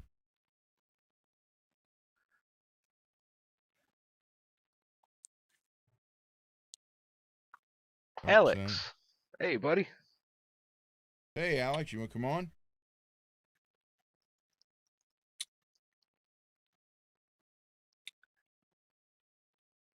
Here, Alex, I'll send you a link.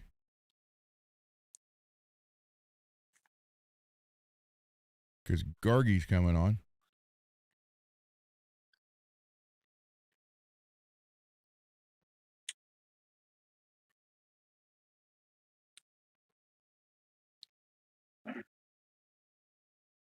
There you go, Alex. It's sent. Oh, you're on with your friends. Oh, okay. Well, never mind then. Now, I know I came in a little late. Is Greasy doing okay? Yeah, he said he looked at it. They did over 2 inches wide and deep. A lot more than he thought they were going to do. Yeah. Yeah. That sounds like it hurts. And this is his left shoulder. Right shoulder, right arm. So,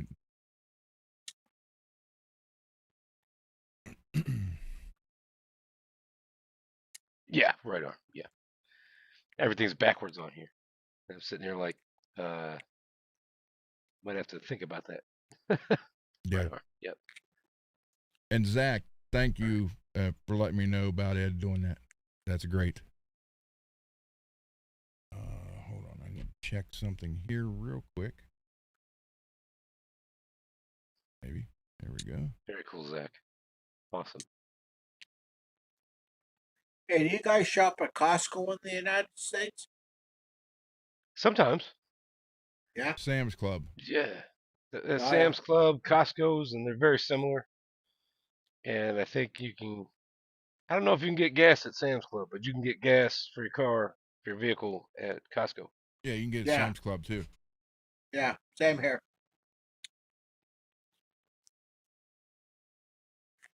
Let me see if it's still working because I can't get it to come up on phone.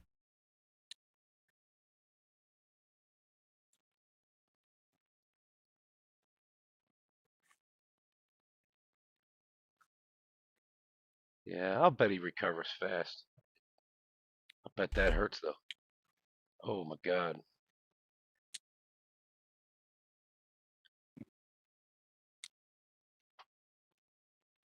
Sounds like it's gonna hurt to move that shoulder for a good 2 months. That's what it sounds like. Yeah. Yep.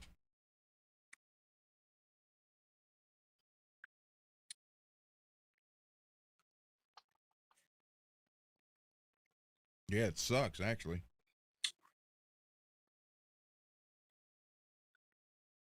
Let's see, right hand. That's gonna be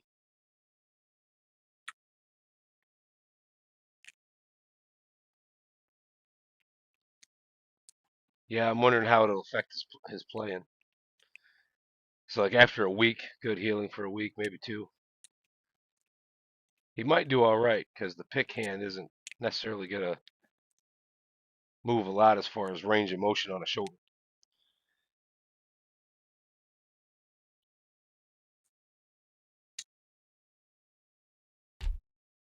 Okay, well, so far it's working on the computer. I just can't get it over onto the phone.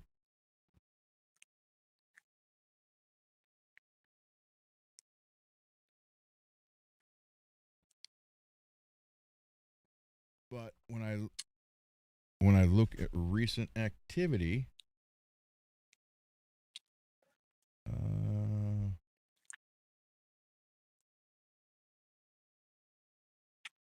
yeah, you're on there, David. I got Well, recent activity. well, the money you sent and I sent it back, so yeah, it's working. Oh, right, the PayPal thing. Yep. Gotcha. I just can't get it on my phone. It won't let me sign out of that stupid one that was a business account to get this one on. You set this one up like a personal account. This one, yeah. Yeah, and now it's working. Well, Go it's figure. at FRETworks Guitars. Yeah. So let me see if there's any crazy. Let's see. Pool money. They want to know about pool money?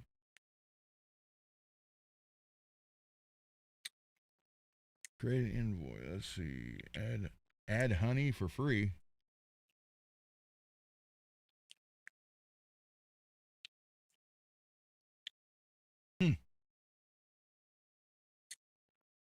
There's that Working on a QR code grocery thing list, again. or Huh? are we working on a grocery list, or I don't know. know. Let's see. Come on down and see us. We'll give you a haircut and some shoes and some honey. You got add God honey for damn, is that the free. Goodwill? Where are you shopping? Where's a Goodwill? What? We got a Goodwill in the chat. Yeah, we got one in the chat. Where are you shopping?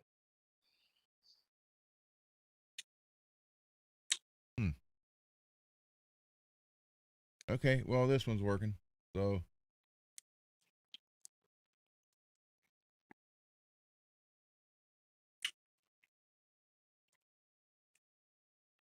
let's see. Can I do?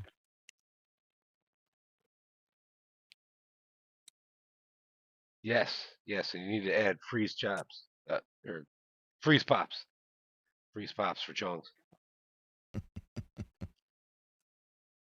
We They can make do that. those things with alcohol in them. We can do that. We can do that. No problem whatsoever. All right. So It's not very much alcohol though. I mean, I guess it depends on what you get.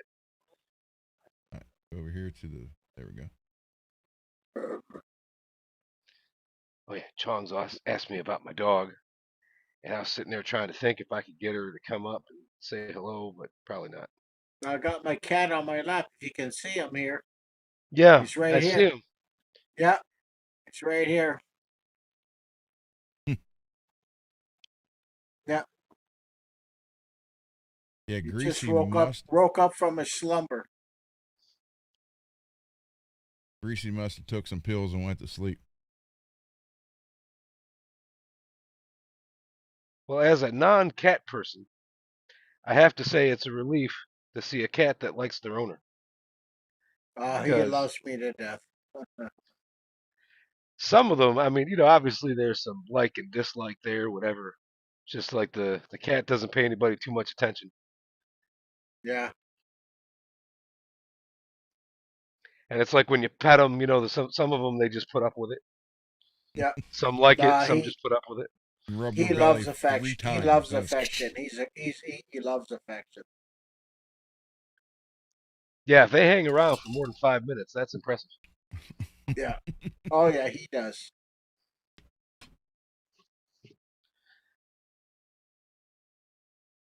Oh man. Garguts, you coming on, man? Come on. Let's see, I'm trying to grab a photo of the the dog real quick.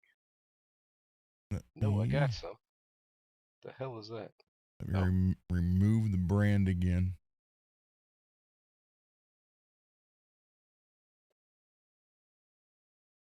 All right, there we go.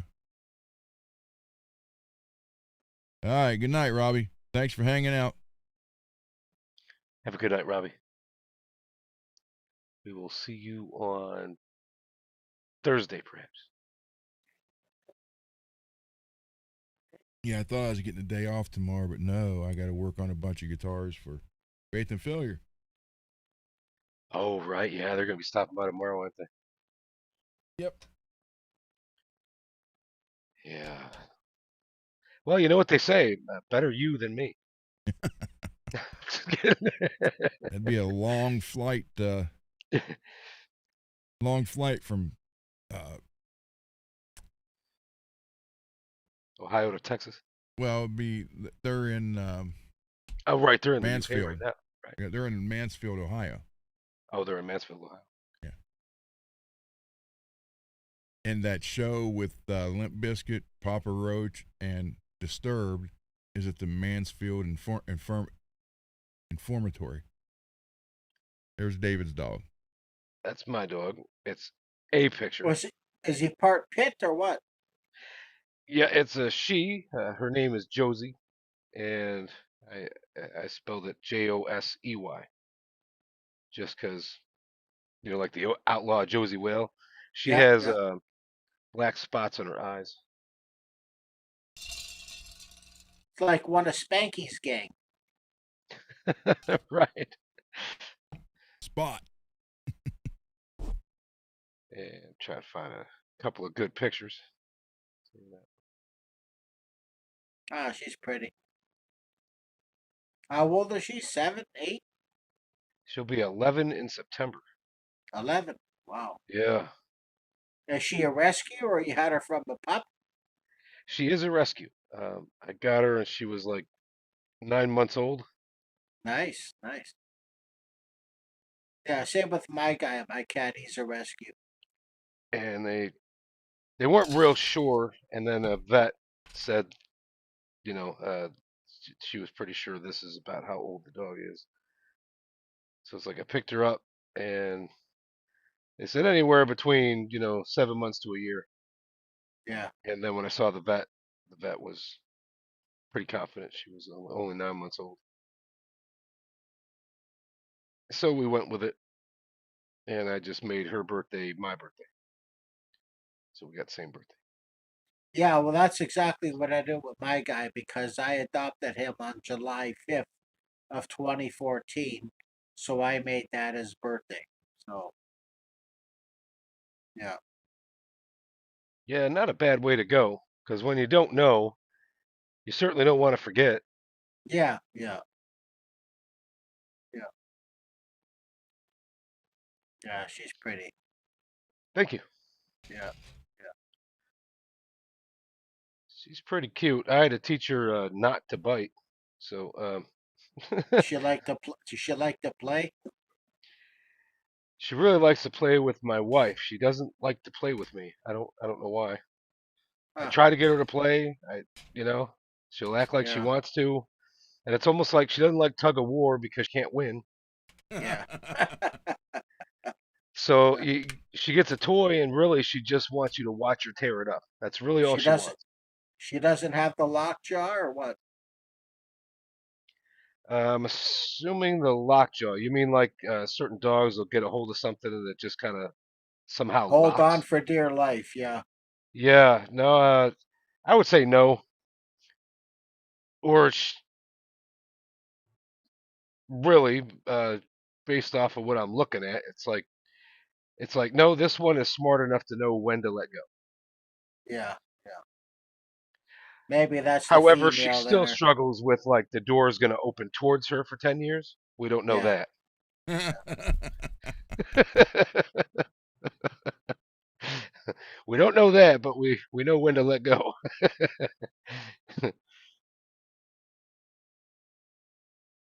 Oh. I feel like these pictures are small, almost like they're hard to see. So Yeah. I figured, Yeah. She looks share like a she's few. She looks like she's a pit bull mix. Yeah, definitely a pit Yeah, bull mix. yeah. And I mean, I guess I haven't really investigated in a while the first kind of thick, but when we first got her, we noticed that mostly she had black skin and white fur. Oh wow. Yeah. So some of the spots you see on her, there's really only two spots that have black fur. The rest of it is like the spots are under the fur. So you could call her a mulatto. Yeah.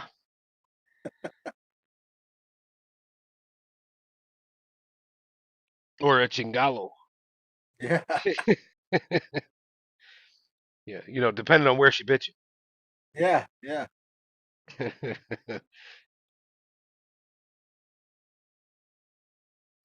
Now, overall, a very good dog, and I've also learned sometimes dogs bite because it's like what they would do with another dog in the pack. So, like, they bite you because they like you. They really don't care if it hurts. They just they'll Yeah. they'll bite you I because they love like I, I love you, Crunch. Yeah, you. Yeah, yeah, and it's usually has something to do with playing, yeah, yeah. as opposed to In I'm an scared or aggressive I'm mad at you and being aggressive. in an aggressive way, yeah. Yeah. But I yeah, love all animals I had except to for deter snakes. her from doing that. I don't like My wife snakes, has. spiders, or alligators. Yeah, I don't like any And of that stuff. and Ron, how many shepherds did you say you've had over the years? 11 or 12? 11 total. Wow. Yeah. Wow. Since I was 5. Wow, wow. Always the shepherds, huh? Well, one was Husky Shepherd mix. The rest were all shepherds. Nice. Yeah, and Wow. usually, they were the bloodline and he was adopted. So, I'm just kidding. Yeah, Yeah. I come from Transylvania. Yeah, they go to doggy college. They know they're smarter than him. He knows it. It's very difficult to tell him no. They don't want to listen. They don't. They really don't. They're like, ha, this is my house. Oh, I believe that. I've never had a UPS, FedEx, or mailman ever break in and rob us. So Yeah, yeah. I I wouldn't recommend somebody do that at my house. I honestly don't know what the dog is, just protect her dog bed and bones and stuff, or do something about it. I have no idea. I'm hoping she'd do something, but at the same time, I don't know. yeah, Ava, yeah, well, all of them. So, but yeah, she'll get you. And if you can't cross the yard in under 2 seconds, she can. So Yeah, right. you know, I watched Purple Rain the other day. I'm sorry. Why? I like that movie. I'm just kidding. I do Very too, long, Ron. I do too. Yeah, very long movie. The slow parts are kind of slow. true. But I think Morris Day makes it with the Yeah, mirror and everything. I think the movie was very well done, to be honest with you. Yeah. I think so too. It was funny though because everybody believed that was kind of his life story, Yeah. but it wasn't. Right down to his father and the abuse and everything. The club that they filmed that in, that First Avenue, He owned it. Yeah. that's his. Yeah, Yeah, he owned it.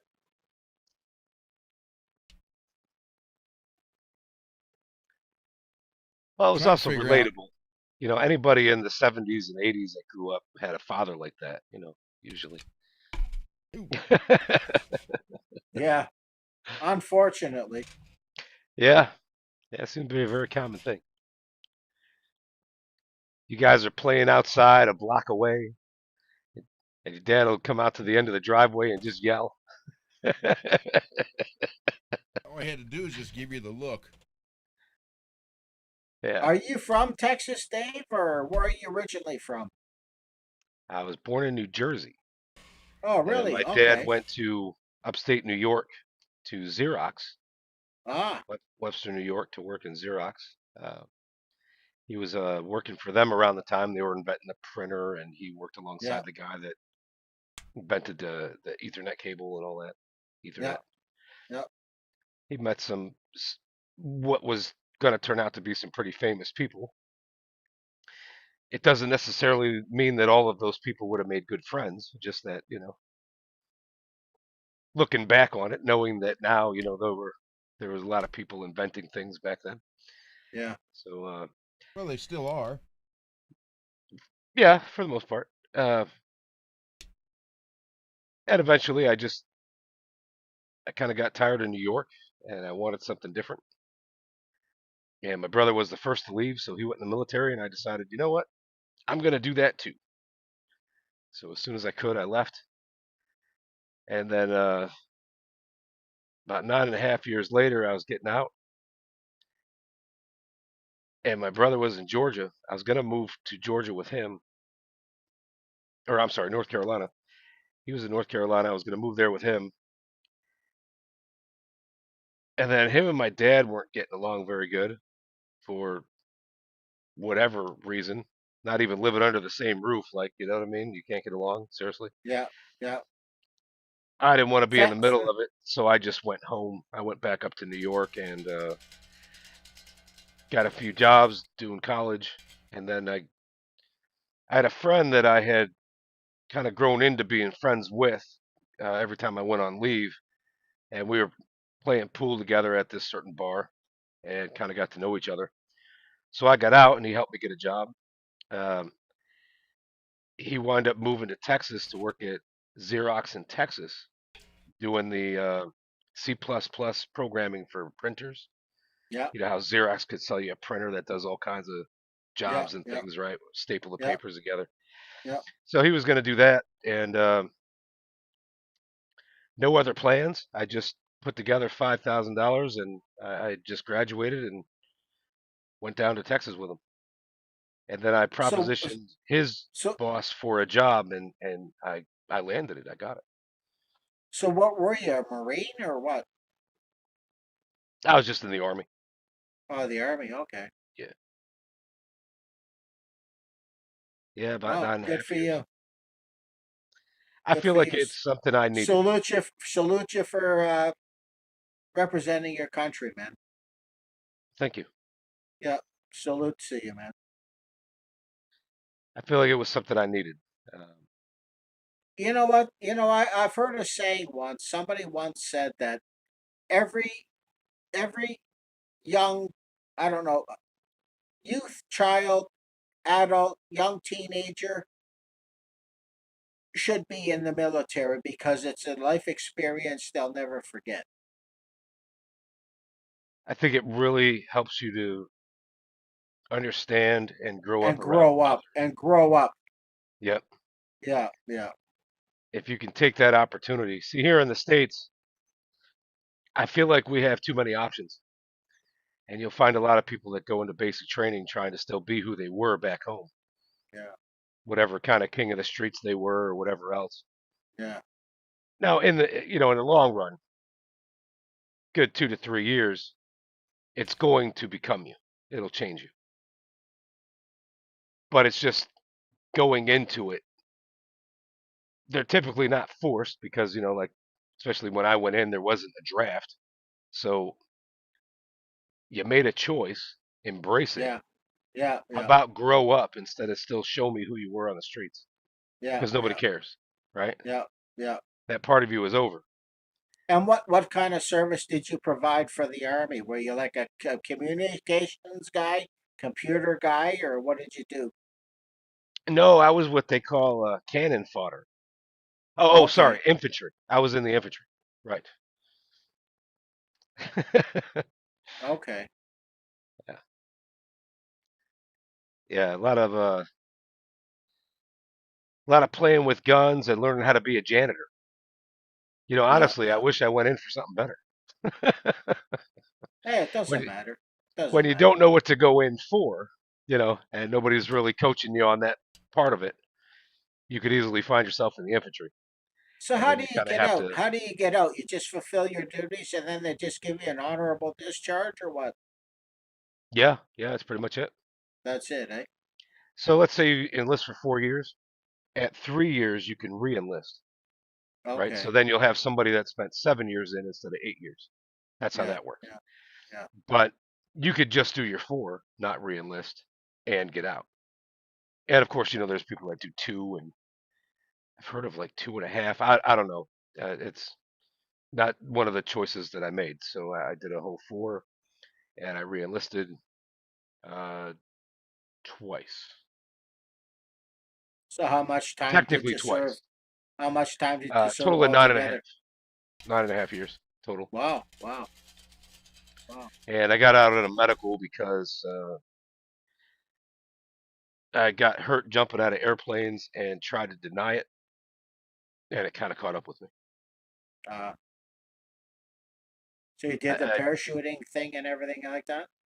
yeah, yeah. Yeah, So when I did this one jump, uh, we weren't doing anything critical. It was just a training exercise. yeah, yeah, And sometimes you don't want to tell somebody who's all the way up here what their job is, yeah, even though you know how to read a book, and the whole goddamn world will know what the answer is. yeah. You can't look at your little rank and his so much more rank than you. Just Seniority, yeah, yeah, his seniority, and tell him what in the hell he ought to be doing. So yeah, this yeah, guy, I'm all rigged up with this bazooka basically, and carrying two heavy rounds in the back, which dictates which side of your body it's going to go on and which door you're going to go out of. yeah. Because if you go out of the wrong one, it spins you in the wrong direction. Ah, So they have like this before you jump every time without exception. They're going to have like this kind of concrete and metal pole mock-up kind of plane, right? yeah, So they can put you in your chalk and figure out exactly where you're going to be standing, who you're behind, left side of the plane, left, right side of the plane, and this and that, right? Type of plane depends on, are you going out like kind of a front door or a back door, right?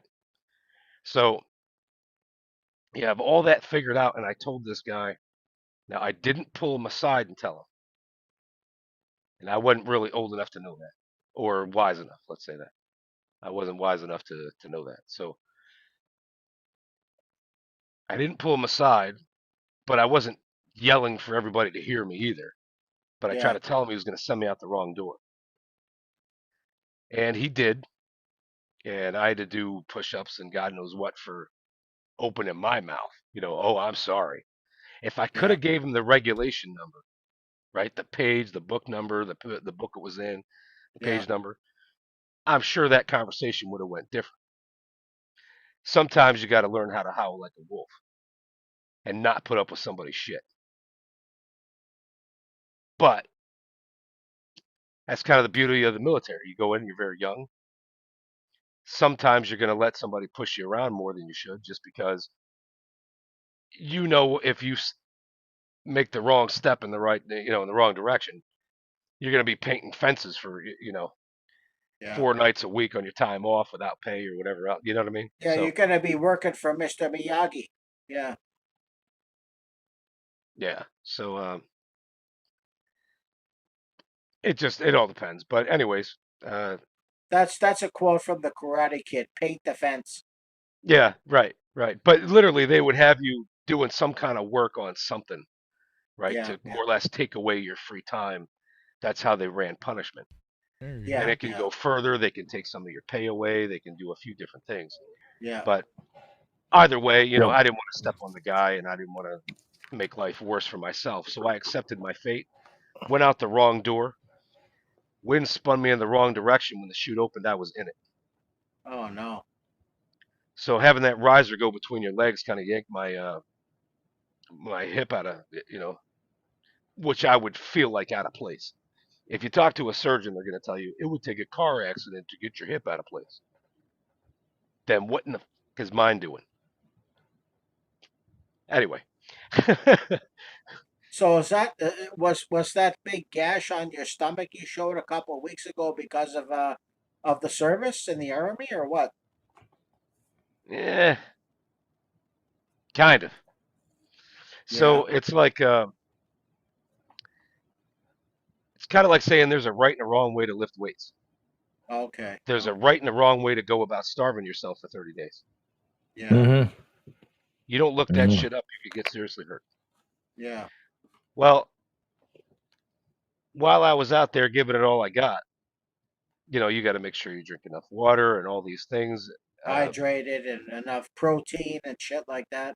exactly, and sometimes they're all about having you in a situation where you got to try extra hard, and maybe they don't quite give you enough food. Yeah. Sort of pushing you to your limits, right? Yeah. So not like it's anybody's fault, just everybody's body's going to react differently.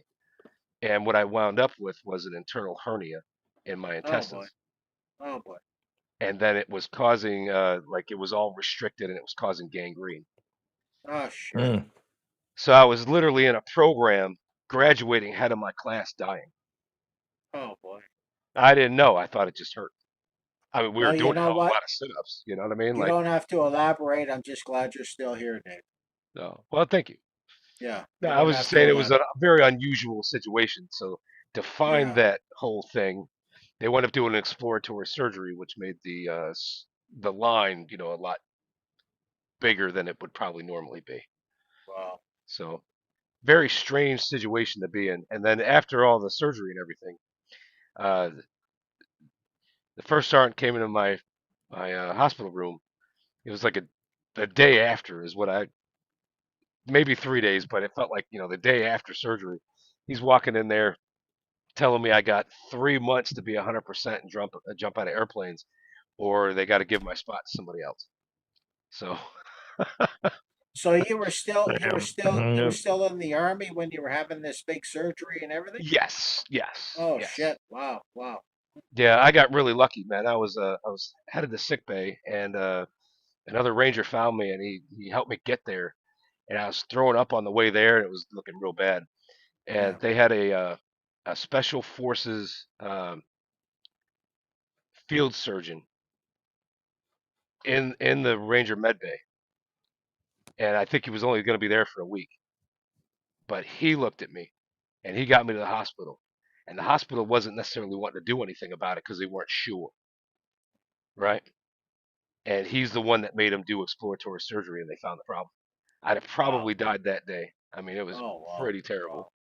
Yeah. Well, fate But was on man, your I got side. so lucky that guy was there in that office because, it's kind of Yeah. like the whole conversation with the guy that's going to throw me out of the wrong door. Yeah. It's Mm-hmm. like if you don't know to quote the book, if you don't know to speak up for yourself, if you don't know to stand there like a wolf and howl back, you might lose it all just because you didn't know to say that and gain Wow. that other person's respect and take that risk. Yeah. Yeah. Hey, don't push on me. I'm alive.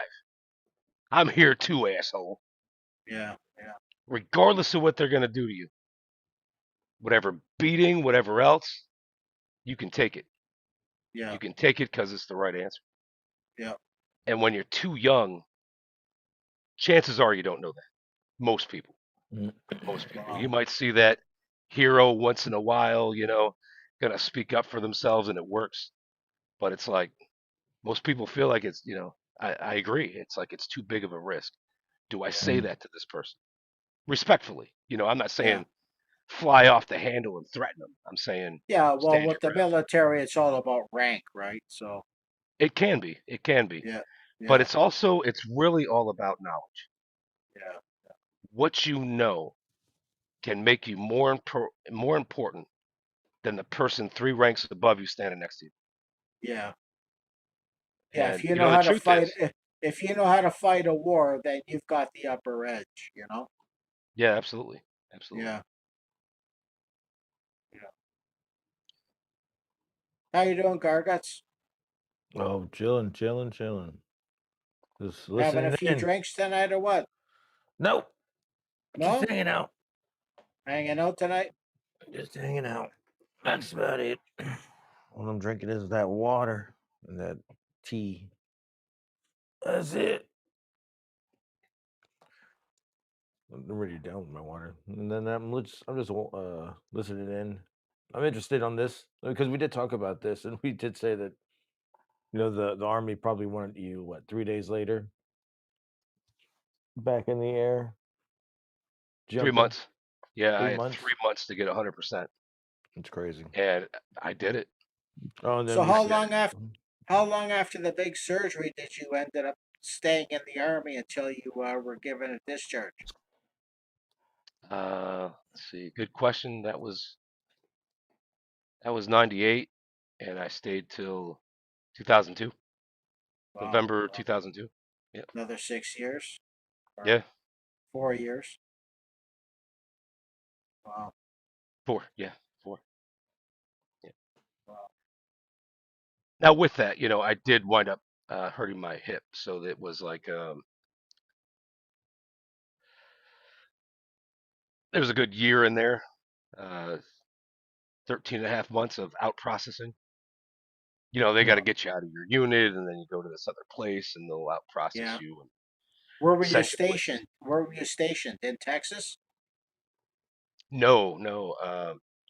I was at Third Ranger Battalion in Fort Benning, Georgia, Mm. and then when I Okay. was getting out, I went to Fort Drum, and I requested that because I was from New York, Wow. upstate New York. So I was hoping it'd kind of be easy to go back and forth home every now and again.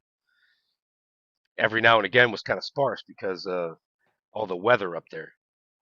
I didn't really think Yeah, about I that. read not too long ago that there was like over 700 bases just in the United States alone. There's a lot of bases, There's a but lot in you have to Texas. also account for you've got Army, Navy, Air Force, Marines, Yeah, yeah. and then you've got National Guard and what's the other one?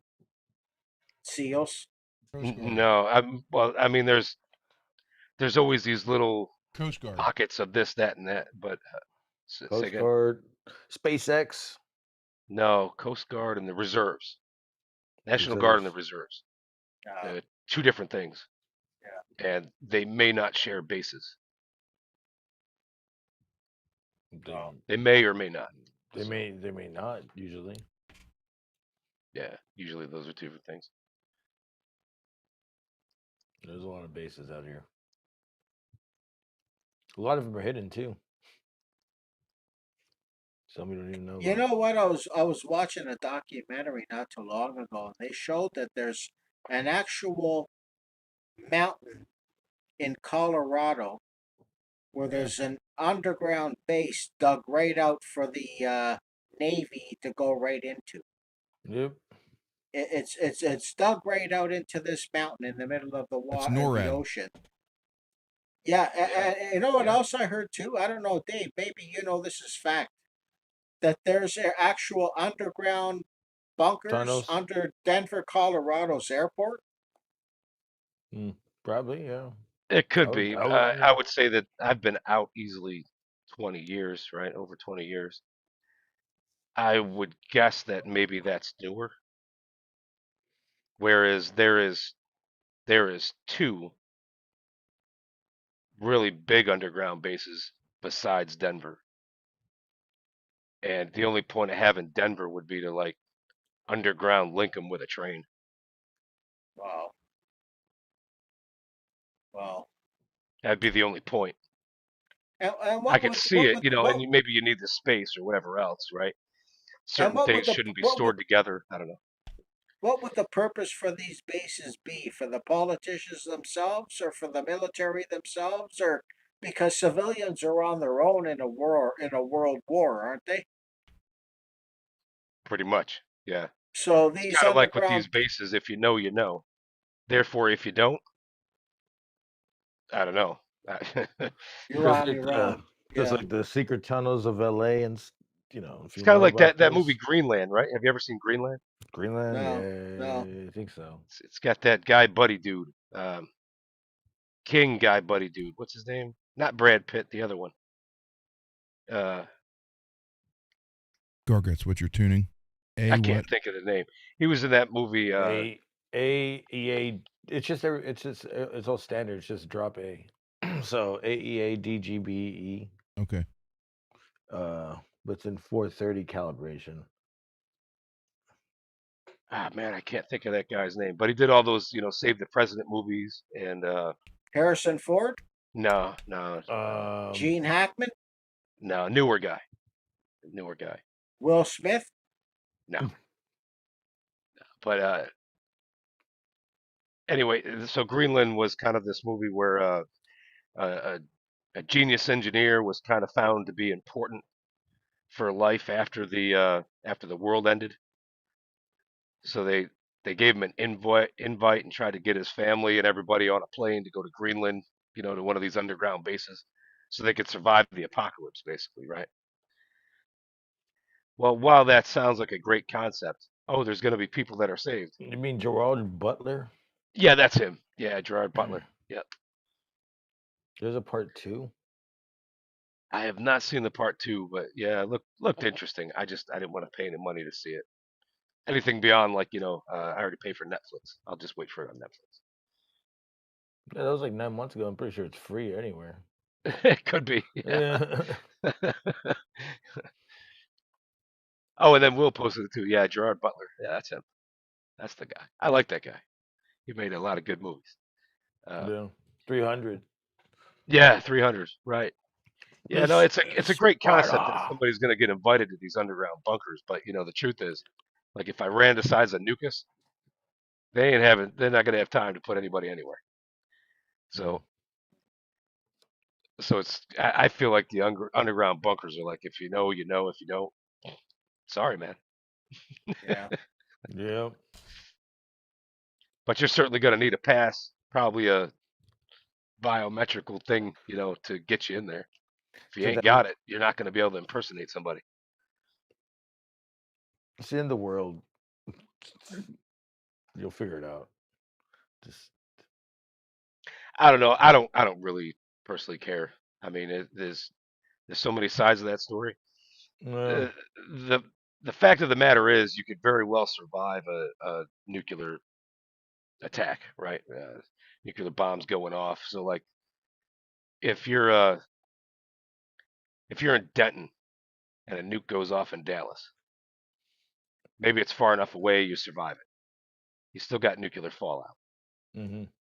How long are you gonna last? Are you gonna have supplies and live underground, and then what's it gonna look like coming out? You could survive one hell to live another.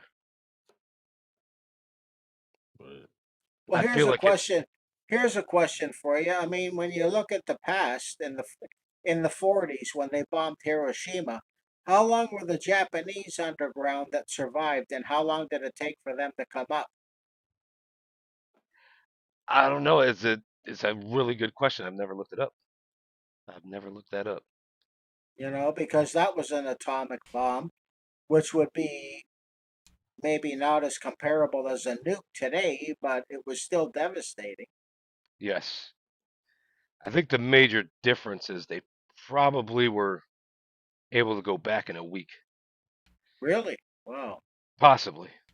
I Wow. kind of get that feeling only because you really never hear somebody say, "Oh yeah, they had to stay out of those towns for 7 years or something."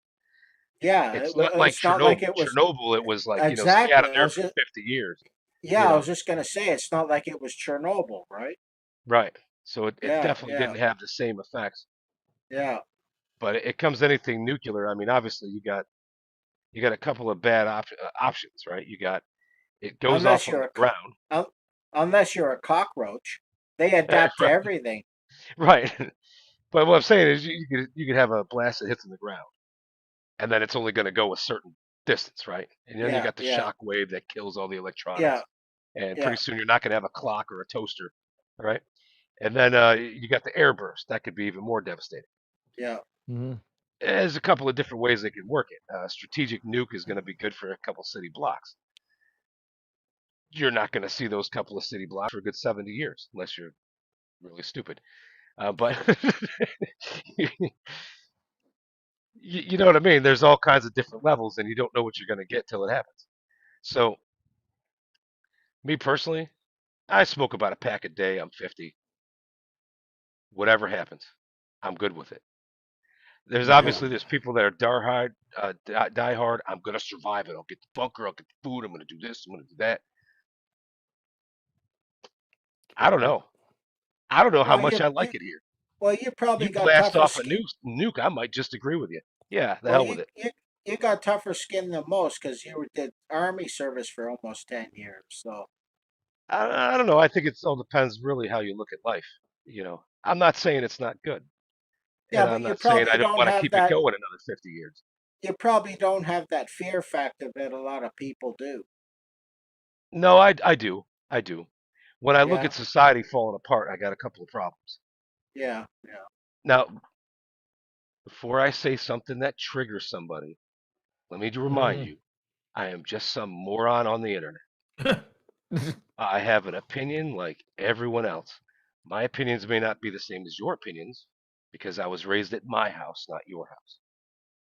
However, I am more than willing to accept and respect your opinions. All right.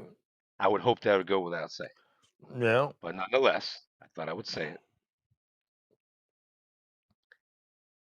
I just think that at some point, it's what I need. Whether or not I go is not really the point. To understand the security of yourself and your family Hmm. is to look at society and decide what is healthy for society. What should society be doing so that I feel safe in my bed at night? I need people going to work, driving their cars, paying for gas, and going to church, having something to believe in, whatever that church may look like. It could be at home with a book, at a school with 50 people, or in a big, synagogue with 180 people, whatever that looks like for you. Synagogue. I need you to believe in something. I need you to want to pass it on to your kids, have some kind of longevity in you, go to work, pay your bills. Hmm. And you know what that does for me? That keeps you away from my house at 2 a.m., figuring out if I'm there. I'm going to poke around and see what he's got. That's what that prevents. I'll live a happier life when everybody else is happy around I think that's right on point. me. And that is just a point of view. Like I said, that is how I'm looking at the world. The longer we can do that, the better. And it's not going so bad. I know that I can still walk my dog at midnight. You know, Not in uh, Hmm. Vegas. not everywhere, but in my neighborhood, which is, it's not necessarily the city. It's not one of the busier parts of town where you should be afraid to walk down the street. It's just most places when the sun goes down, everybody kind of looks around. Should I be looking over my shoulder? Oh, what was that noise at night? It's probably the neighbor's cat. And But it's funny that Ron mentions Las Vegas because look what happened to Jakey Lee. What happened? yeah, Oh yeah, yeah. exactly. That's why I I mean, said that. there's a Yeah. lot of unsavory folks out there wanting to do a lot of things, and you should always watch yourself when you're leaving a grocery store. Don't have your head buried in the phone. Look around you. Have some awareness, please. Hmm. Please, if you're making yourself look like what a victim would look like, who's gonna be a target? Try not to be like that, and it just might be a little safer for you. I really only want what's best for you. But Dave, you make an Totally right. interesting point. And what I would say towards what you just said is if people learn more how to mind themselves instead of minding what other people do, I think we'd be a better world today. yeah, being a little observant and saying, what can I do instead of, I What can think, you do I for think me? all too often people are kind of thinking, what kind of services are there for me if I mess up? And you got to take evaluation of all things around you. But what I'm saying is sometimes not everybody looks inside first, Yeah, yeah. and I think sometimes looking inside you'll You find a know, I strength think you did not know that you had. I think if you're happy with yourself in life, then you can be happy with everyone else. Yes, definitely. Or fake it till you make it. You know, Hmm. You know, if you feel like I could stand to be a better person, give something, give your time. if you're happy with who you are, then I think you'll be a better person in the world than if you were miserable and nasty and mean and all this other shit. You know? Like, I think you gotta be happy with yourself before you can be happy with others. Most definitely, Yeah, most definitely, most definitely. I believe that. I strongly believe that. No matter what you do, as for your own life, no matter what you do for your own life, whether it be a guitar player, a musician, or whatever it is you do, and if that makes you happy and brings you joy, and that's what you get up in the morning, you get out of bed to do every day of your life, and it makes you happy, I think you can bring joy to the rest of the world and be happy with other people just because you're happy with yourself. Absolutely, Yeah. absolutely.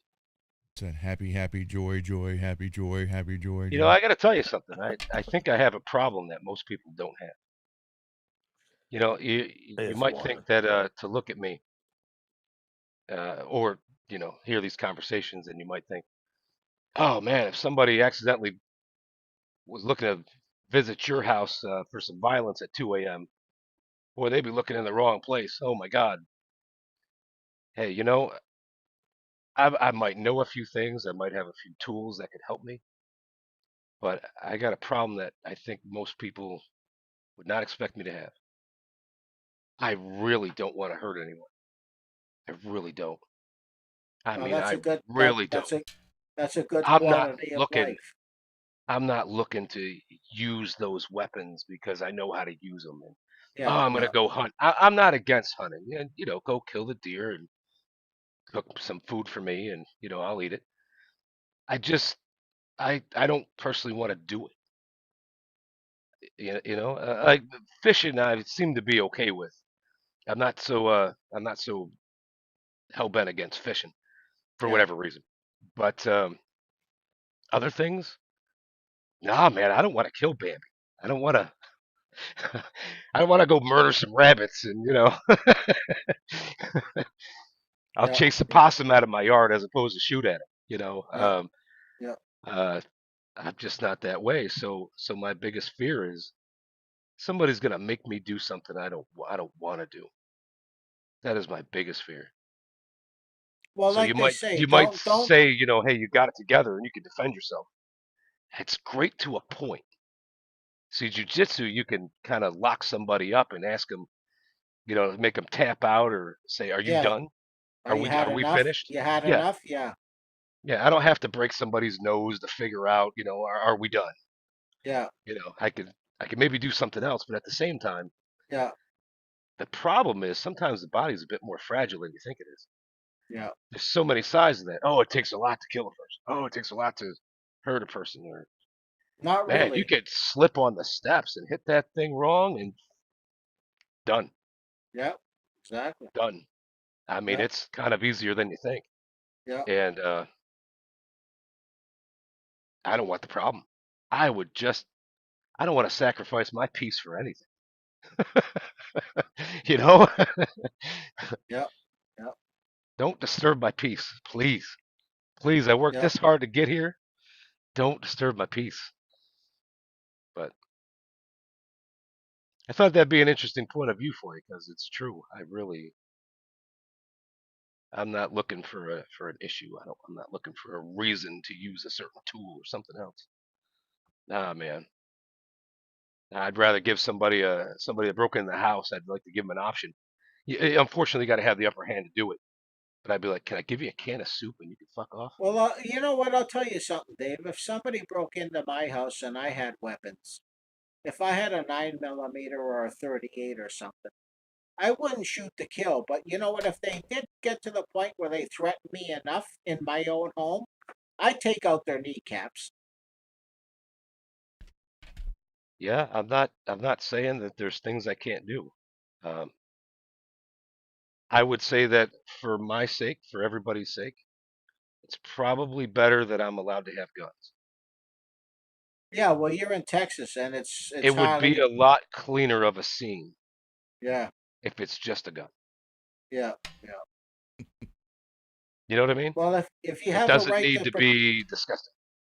if you have a right to self defense, and somebody threatens your life and your family, you don't necessarily have to shoot to kill. That's always been the way I looked at it. But you know what? If I want to take you down, there are other ways to do it other than shooting to kill. Yeah, it really depends on the space, the headspace of the person that's doing it. Because if they look afraid, then there's not a reason to necessarily, go full on, you know, Yeah, yeah, in attack mode. That it might be something that they could realize you're home. They didn't know you were home. Oh, I'd like to leave. Great, leave. I'd rather they left. yeah. But Well, you know, yeah. it's that craziness. I What could are you kind of carrying? see that, but they still know where you live. You know what I mean? And they still will know where you live even after the fact, whatever happens. But Yeah. I guess it's the way you approach it. You're right. It's the way you approach it. I think that every case is going to be unique, Yeah, and it's yeah, it's really just depends. yeah, yeah, Because you'll see a movie where somebody's really hopped up on some drugs and they're going to rob a place. That person's not in their right mind. yeah, yeah. Pulling that trigger is probably not a problem for them. Yeah, they're And hurting enough. Why do you want to hurt them more, right? right, right. So I mean, it's like I think it's a big question of what you'll be facing, Yeah, and you're gonna have to decide at the time. And I wish you the best of luck, yeah, because then there's the legal after the fact. You know, because in Texas it doesn't matter. You could probably you know unalive somebody on your property, and they were breaking in. You had every right, but you might still wind up going to jail, or at least cops talking to you for a good 7 hours after the fact. yeah. I've heard stories. I mean, not saying I'm involved in that any of that, but you never know. No, I think every situation is dependent. What were what were the intentions? If you just need a can of soup, man, I give you a can of soup and you can leave. Oh, that'd be great. That'd be wonderful. Or you can either say, how about we go shopping for a few groceries. You know, Yeah, yeah. It really just depends. Really just depends.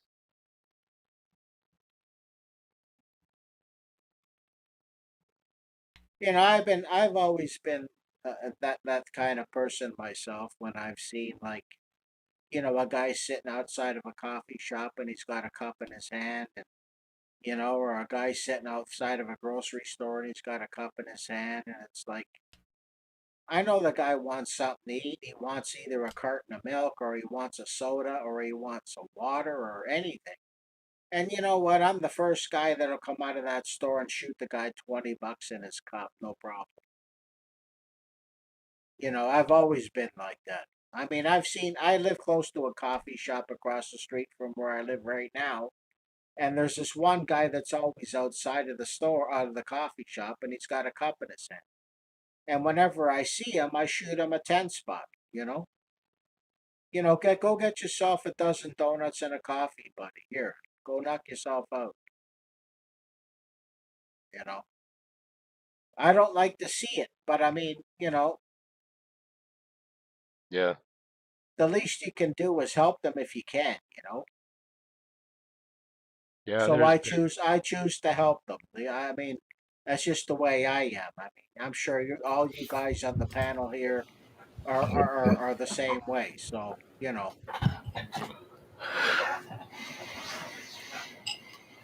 yeah. I'd say I'm about half and half. Sometimes I choose to help, and other times I don't. There's been if I know the person to most likely be homeless, I'm always likely to help. yeah, If I yeah, can't tell, I usually don't because yeah, it's just very well documented that some people that's what they do for a living. Yeah, yeah, I know it's the same here in Toronto. I know. Grifters. Yeah, yeah, it's the And same you here. just never know. You know, I think what I really hate is somebody that's got this big elaborate story. And you want to hear something funny, Dave, that you just mentioned that? Last week I was out and I was on the transit system in Toronto, and there's a certain part where I was traveling through, and there was a woman. She was a foreign woman, like Hmm. from Eastern India or something, and she had a sign, and she was picketing with a cup in her hand, looking for money, in at the intersection of a certain area that I live in. And across the way, about 100 feet across the way, her husband was watching her.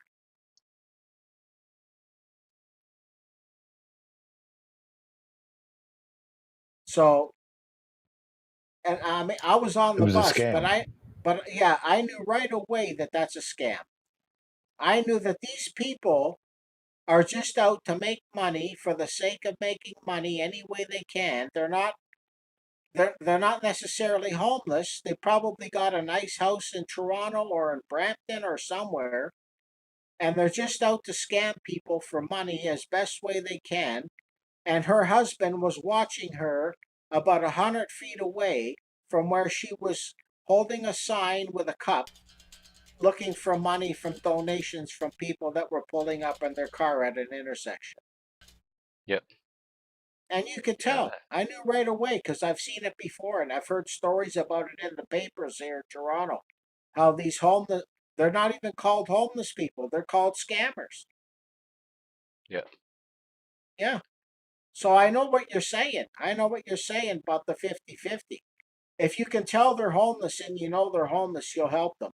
But the other 50%, you got to be careful because you know what? They're just out to rip you off.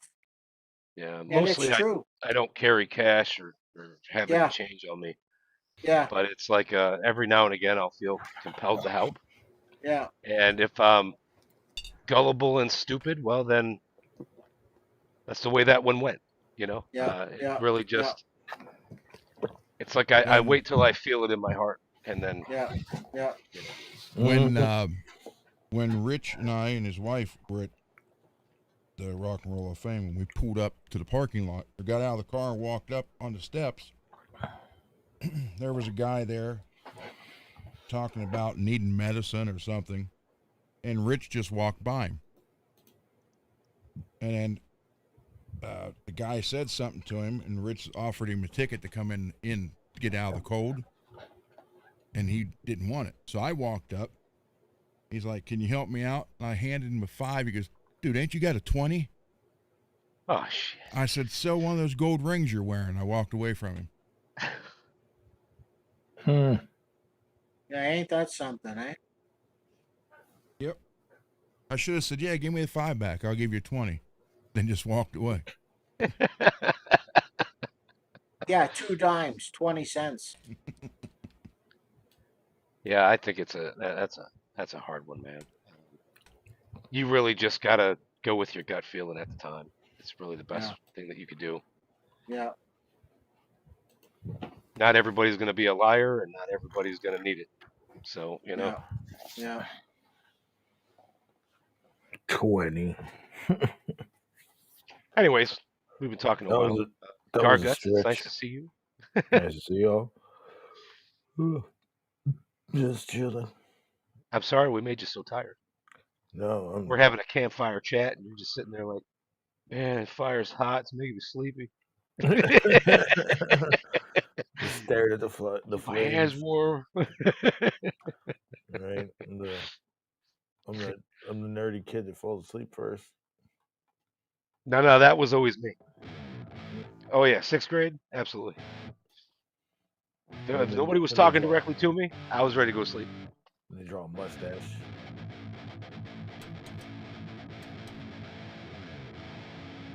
Ron's got that guitar going. There it is. Sounds like it's an A now. Is that Garguts guitar? Yeah. Yes. Sir. It's complete. Yes, sir. Nice. Nice. There's your neck. Now we wanted to kill switch in it or something. So like, there's something not done, Something's but not it's done yet. But it's very but very it's- soon. it- Very soon it'll be it's- done. Yeah. Looking forward to it, Garguts? Yep. I already want to record with it. I was recording with a friend's guitar earlier, and I'm just like, it's not the same.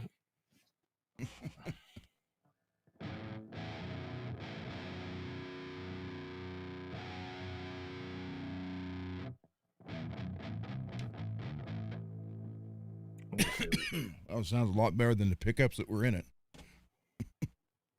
But I don't have anything set up for seven string. So All I do is balls to the wall and distortion. That's what I do. Nothing else better. I mean, it looks pretty sweet. Looks really sweet from this angle. but they're gonna like it. I guarantee it. Like that Burlington Coat Factory guy. Call it Texas murder. There you go. Sounds like Will's got the day off tomorrow. Uh-oh. Very nice. What? Very nice. He said family day. He didn't have to work. That's awesome. Probably have his kid over. Some PTO. Yeah. Something like that.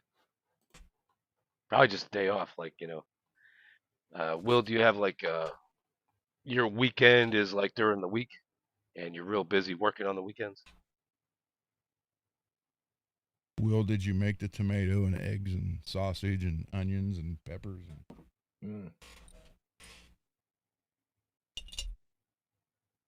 Basically, did you make some good toast to screw it up with some Vegemite?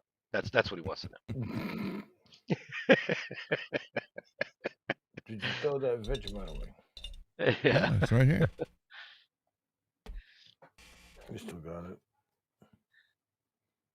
Put the I dog am in not. it. I'm not going to throw it away. I told Chris I'll try it, and I will. Wait, you still haven't tried it? No, not yet. Use it very lightly. Why don't you just dip your pinky in there and get a little? Just goes. I did that when I was 13. That was your pinky, right? That wasn't her belly button either. So she was 18. I was 13. You guys follow She lived sports right next at to all? me. I took her to the 8th grade Christmas dance. She'd already graduated. I was like the king of the class. They're like, dang. What was that, Chunks? You guys follow sports at all, or? Football, Steelers. Ah, okay. Following the World Cup or anything? No. No. Steelers fan? Uh-oh. Were you Cowboys? No, hell no. No. Texans? No. Don't Not tell at me all. Cleveland. No. No. I'll tell you, it's the Saints.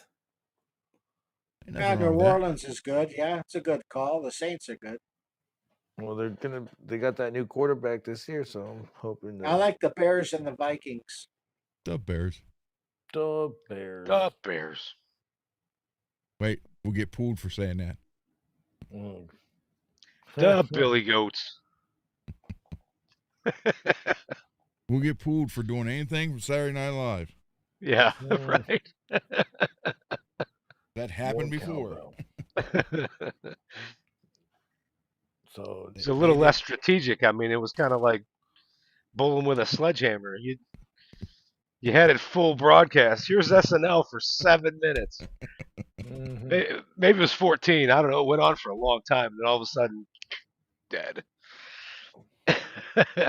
But if nothing else, we were waking up an old video. Oh, yeah. No, that was. I think it was worth it. I mean, I didn't have to pay the bill, but I'm gonna say it was worth it. That was a good time. It was a good evening. today. Will you want to come on?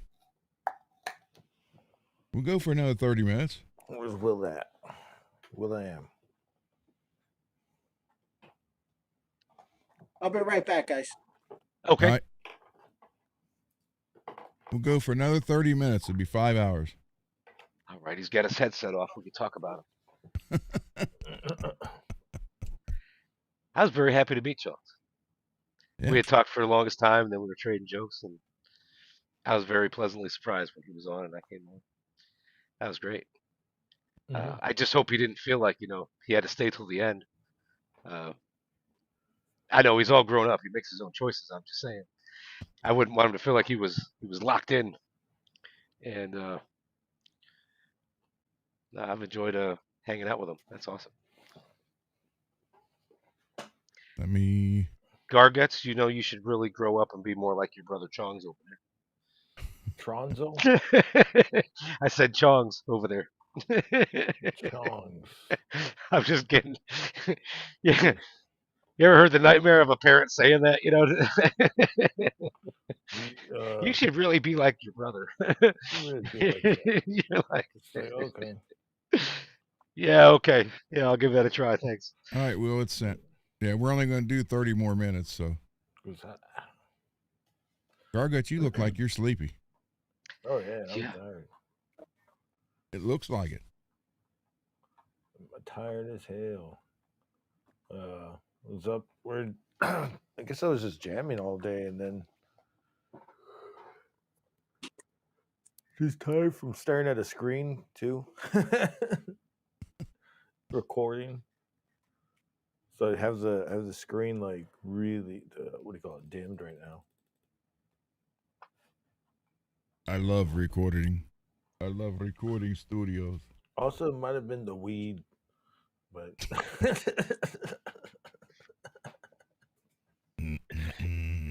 What time is it? 2:40? 4:20. Gotcha. I'll be right back. 420.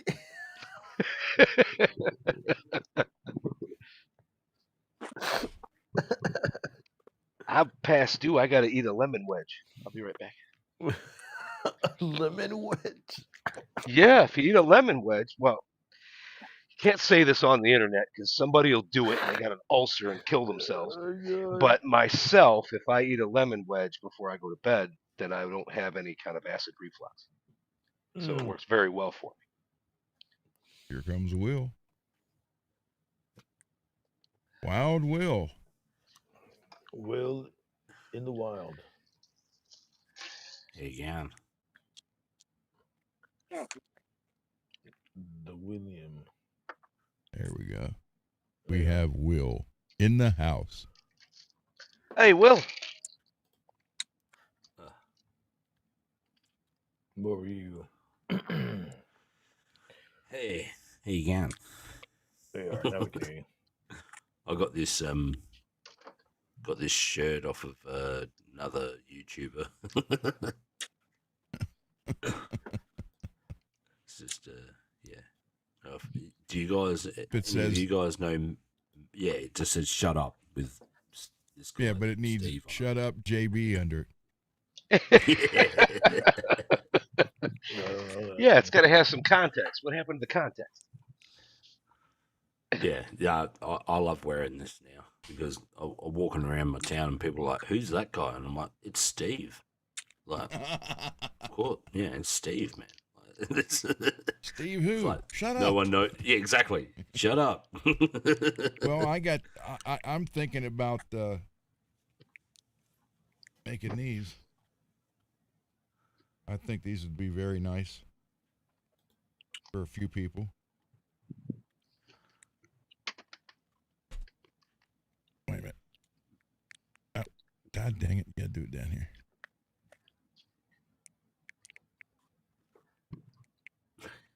Yeah. Therapist gave up. Or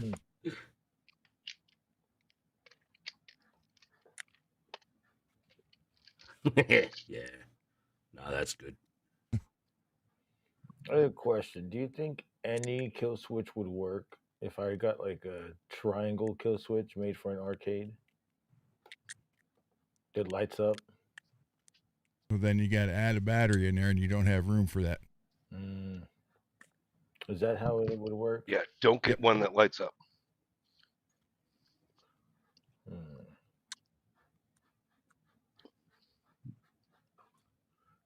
But this triangle kill switch looks cool. I mean, you could do the kill switch. I'm just saying it might not light up like you think it will because you don't have the room for a battery.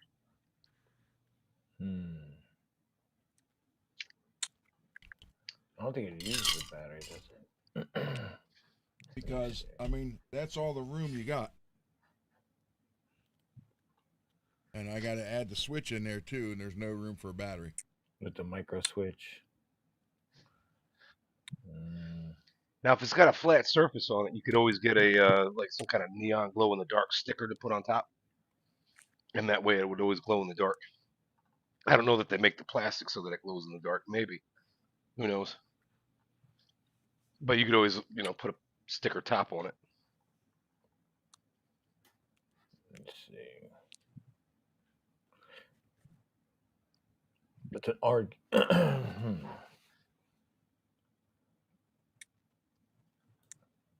arcade button. This triangle one looks cool. I just wanted to see if there's another one. And here, where would you want it?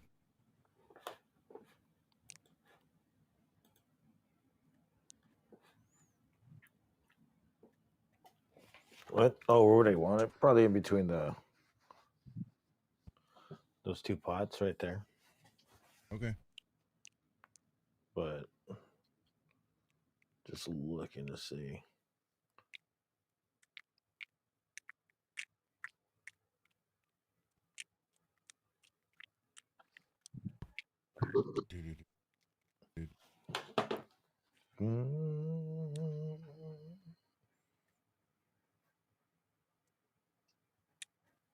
I'll do get it away right there. You got to watch. Well, where are you looking at? Like where you were at. No, I mean, you looking on Amazon or what? Oh, yeah, I was getting Amazon. Saying there's triangle illuminated push buttons. That's for an arcade coin machine. That's what I was like. Yeah, but you got to make sure it's momentary. Momentary. That's what you need, right? Okay. Yep. Because if you don't, it'll be click, and you just shut it off altogether. Or monetary. Might be spelled differently. But either way, it's not a static. It's not on off, and it stays that way. It should tell you. Shut up, Steve. Because I'm looking for something like unique. So there's a circle, maybe like a triangle. Now, obviously, my goal wasn't to correct you, Ron. I just wanted to make sure that he understood what he was reading. Yeah. No, that takes me. I mean, if you're not reading that stuff all the time, I see my customers struggling with that kind of stuff. Yeah. That narrows down the search because now I'm looking at microswitch Jamamama. Jamamame. I don't think these are monetary.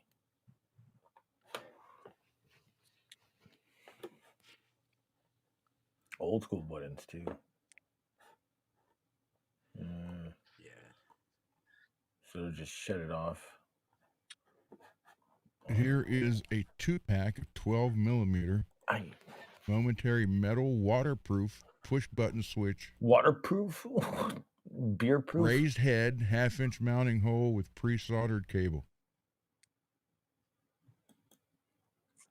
Pre-solder? Hold on. Share this. I don't know why. Let me share it, man. Dave's not here, man. Oh, Dave is here, man. Oh, Dave's not here, man. I'm here. I'm just outside. Oh, okay. Those are the ones I was looking at, and then I'm looking at the other one that's underneath it. It's got like a blue light on it. See, but when you go with a light, you're going to have a battery, and there's no room.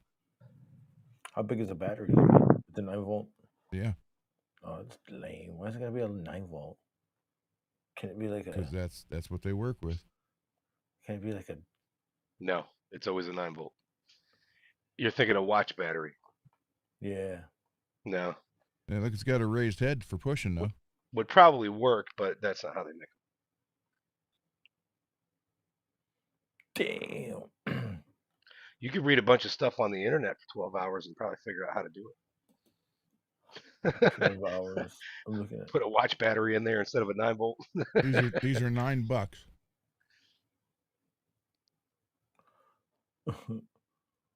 Look at this one. What? Momentary push button switch mini no lock round switch AC. I found these. So you're looking at like this, right? I found this one that's like really raised. I put it in the private chat over here. This right here is a Tessie, but you got to have the battery. See? Let's see, does this work?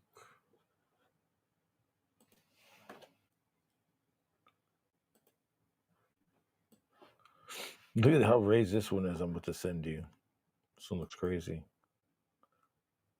I think it's a 10-pack. I don't even think this is the right switch. I don't even know what I'm looking at.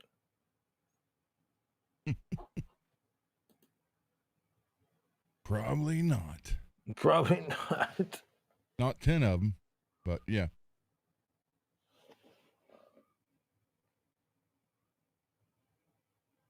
Those are crazy. You talking about this one? No, not that one. That one looks like a nipple. Oh, it's red to match the guitar. No, that's what you do. You walk up to the crowd. You walk up to the crowd and you go, "Push my nipple." Look at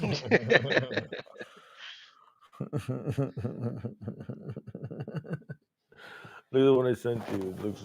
I don't know what those are. I guess those are just like the round switches.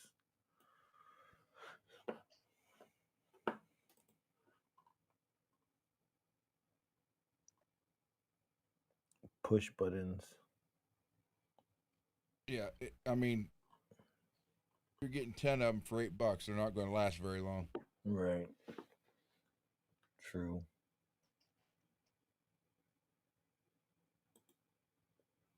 So okay, well you got this one then. That's crazy. What is that? 11 millimeter?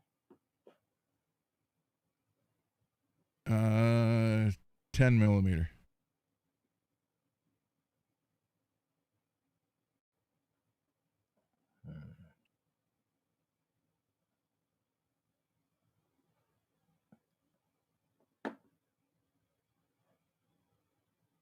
Only 14 left in stock. I'm looking at a video. But I mean, how often? See, there's one. $20. I'm just wondering. That's a Tessie switch.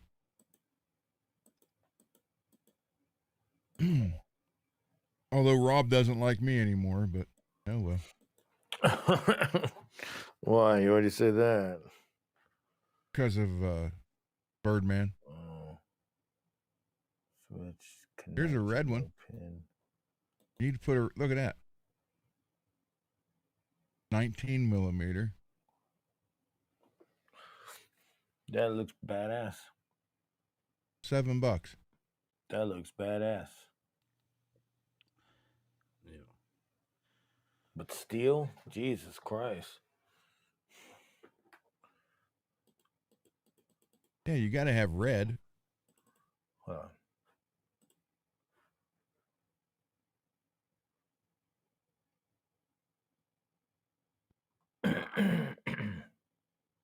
Oh, look how easy that one is to hook up. Just not a fan of the steel. Why? Oh, You look at want it this to one. Look at last. I'm telling you, those plastic ones break, and you can't put them real tight because they snap off. I think so. I mean, you've seen. I know so. I know so, but I'm saying they should be able to freaking last. All right, do it. Wait, what's this one? It's like a. Here's a 12. It's like a 12 millimeter, so you make a 1/2 inch hole. Oh shit! Oh, my leg.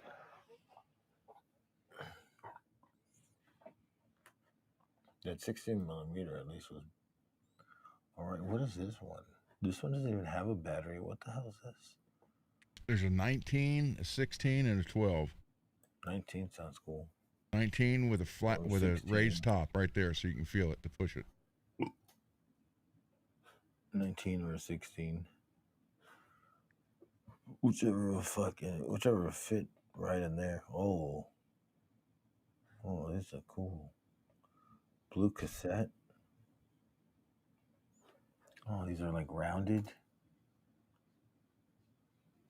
Screw cap terminals, I like that.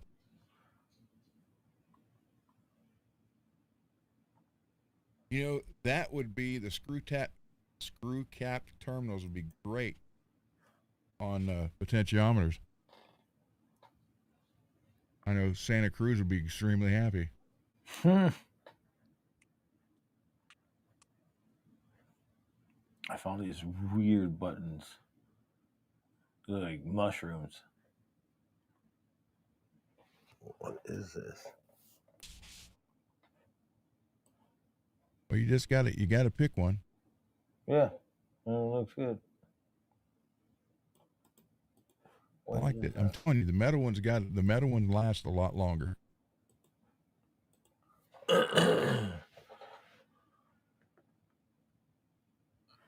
Yeah, I know.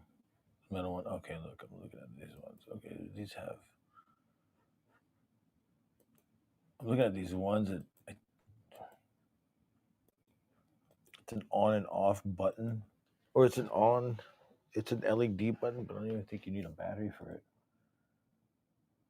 It's metal, but yeah, that blue one looks good. Is it blue, or is it red? What are those buttons? Self-resetting.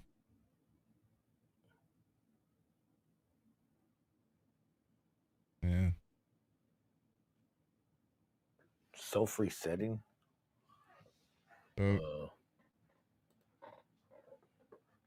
24 for $11. They're plastic and they're not going to last.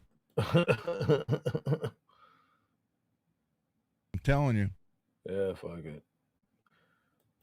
They suck. Oh, what are those? Those look crazy. It looks like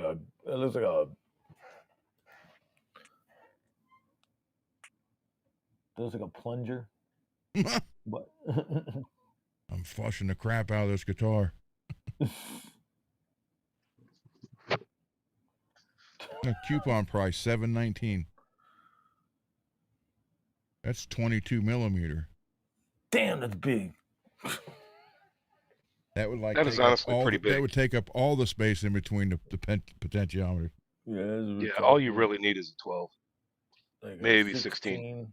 Probably 16. Or I think, like Tessie Okay. has those arcade buttons that are like 19. I got Something like like that. really big fingers. Yeah, I mean 16 or 19.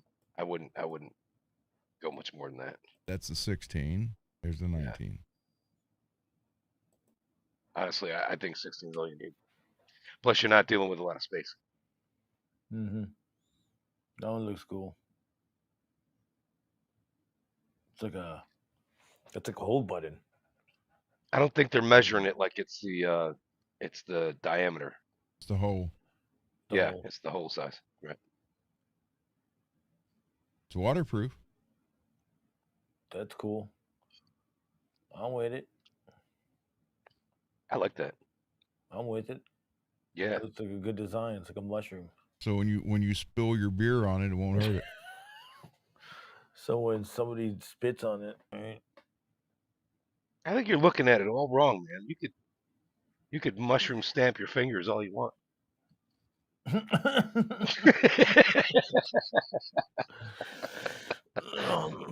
Let's put it that way. Yeah. There ain't another button on here where you can mushroom stamp your fingers. I'm just So saying. why are we showing a battery? I was about to ask you the same thing. It's probably got a light under it that you can kind of make it glow. Not like you need it. It doesn't matter. You got a ground and a hot. That's all you need. Unless you wanted to do that right there.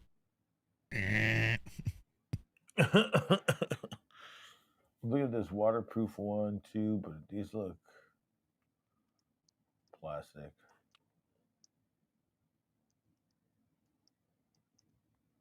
There we go. In the car. It's the eject button. That's why I want it. Dropping this shut up or pretty decide lady what we're off eating. after a date, just hit the eject I've button. seen this one before. Maybe the date didn't go so well, you know? You gotta have the 22 millimeter one for that though. Yeah, that's the get out of jail free card. Wait, my purse. I got a eject button for that too. It's a smaller one.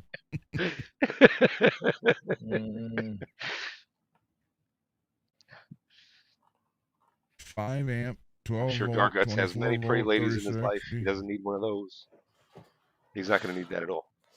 Well, never know.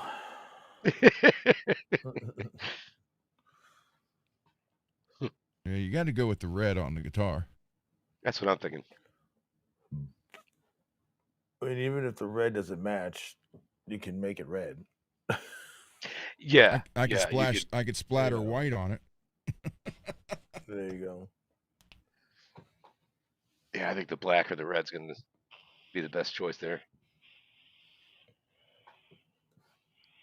I think you'll like the red one because, like, let's say it doesn't match, but you're using it all the time. It'll just start to age. It'll probably look pretty cool. Trying to see where this is. Honestly, I like the way it's made. I've had a couple like that. I didn't necessarily like the button the way they made it, but I liked how easy it was to wire it. Very durable switch, easy to wire. It's nice to work with. Yeah. Because some of those things, kind of like the tube jacks for a guitar, and then if you ever got the leads kind of getting loose, sometimes the jack ain't no good no more. So if you bought, say, a Tesla switch, and then you were trying to move it or do something with it, one of those leads got loose, it just might not work anymore. So for wiring purposes, I think that's going to be a really good one. Probably more durable.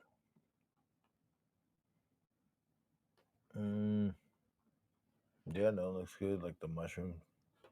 What is that LED one? That looks cool. Again, battery. That one doesn't look like it needs a battery. There we go. Momentary horn button. Instead of shutting the guitar off. No, you hit the button. Instead of shutting the guitar off, you hear this.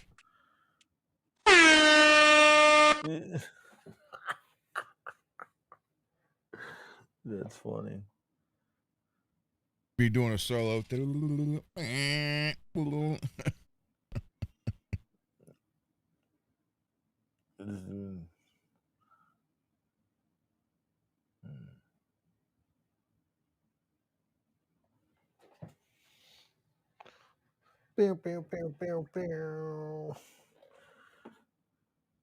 What, Will?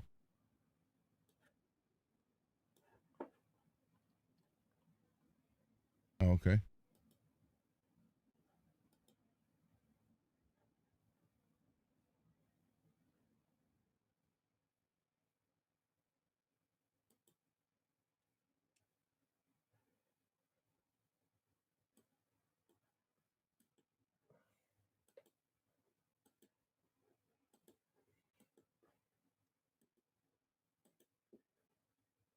Oh, we know White Lion. Yeah.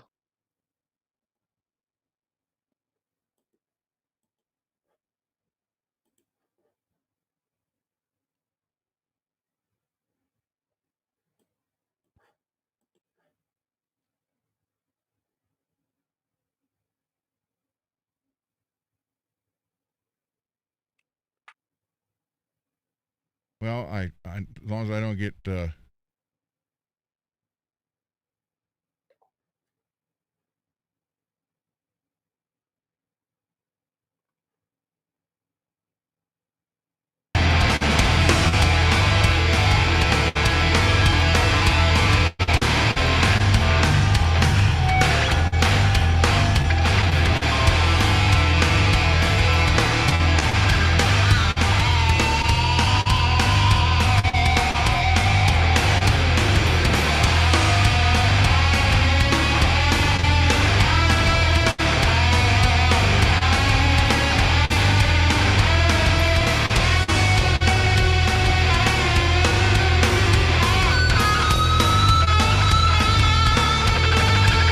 all right, I gotta stop before I get hit.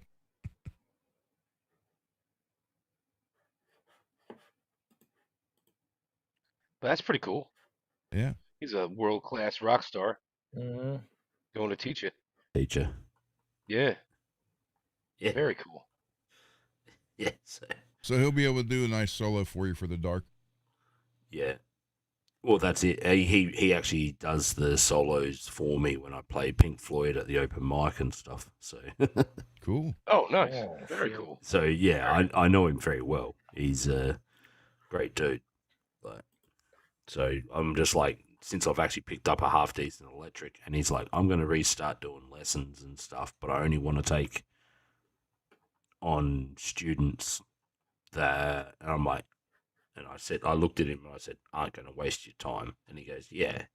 So he's like, I'll start doing lessons again for, There you about go. $50 an hour or whatever. And I'm like, yep, Cool. I'm fucking down. So, Guys, we have 5 more minutes left. All right. All right. Tonight, this evening only, the roast of David Edward. All right, Will, go. Go ahead. What you got?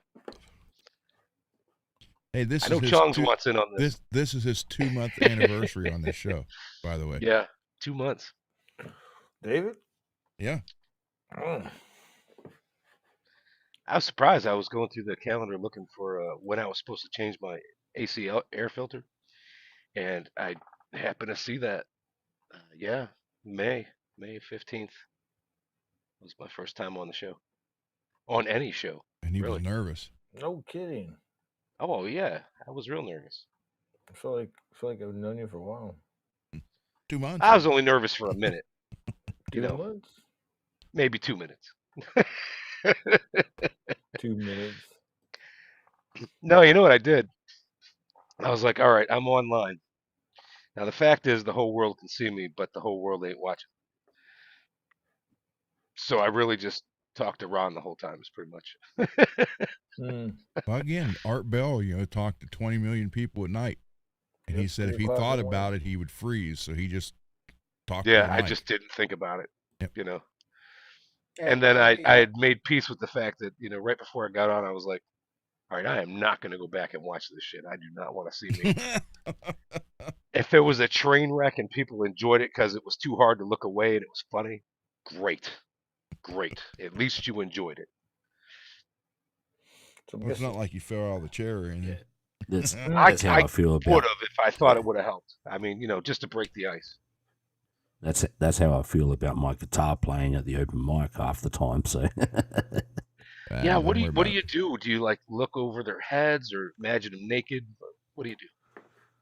Well, it depends on what she nah. looks like in the front row. That might distract me. yeah, Well, hold on now. Wait a minute. I just That'll type be the in first one people. I'm ignoring. Hey, could you put those away? I'm working here. You can bring them out later, like totally later. They're Who I brought just these cans eyeball to the people show? whenever I perform. Yeah. Oh, well. All right, guys. Oh, what, 2 minutes away or 1 minute away? Think so. Minute and a half. All right. Minute and a half. So any last Ron, thoughts? Ron, thanks for having me on, man. Hey, no problem. Thanks for joining. It's been a pleasure hanging Yeah. out with you. No problem Yeah, at all. nice meeting you guys, man. It's been a blast. And send me photos that your acoustic Yeah, I will. and look up pirate ship for well, even if you if you do the kit. Yeah, I'm component. gonna figure something out there, a way to get it to you and ship it out. Just Okay. trying to find the cheapest way to do it. That would be pirate ship. I'm serious. It would be. Okay, all right. I'll look into that. Pirate ships. Yep. So, all right, Look at guys, that. we are at 30 seconds till 5 hours. So with that, Ron, if I'm around 10 o'clock or so Thursday night, do you mind if I hop back in or what? oh, you're fine. Yeah. Okay, cool. Yeah. All right. Yeah. All right, everybody. Everybody in the chat, thank you so much for hanging out. Thank you, everybody. Guys, honor and a privilege, always. God bless. Thank you. God bless you. Good night. See y'all later. Good night. Good night. Yeah.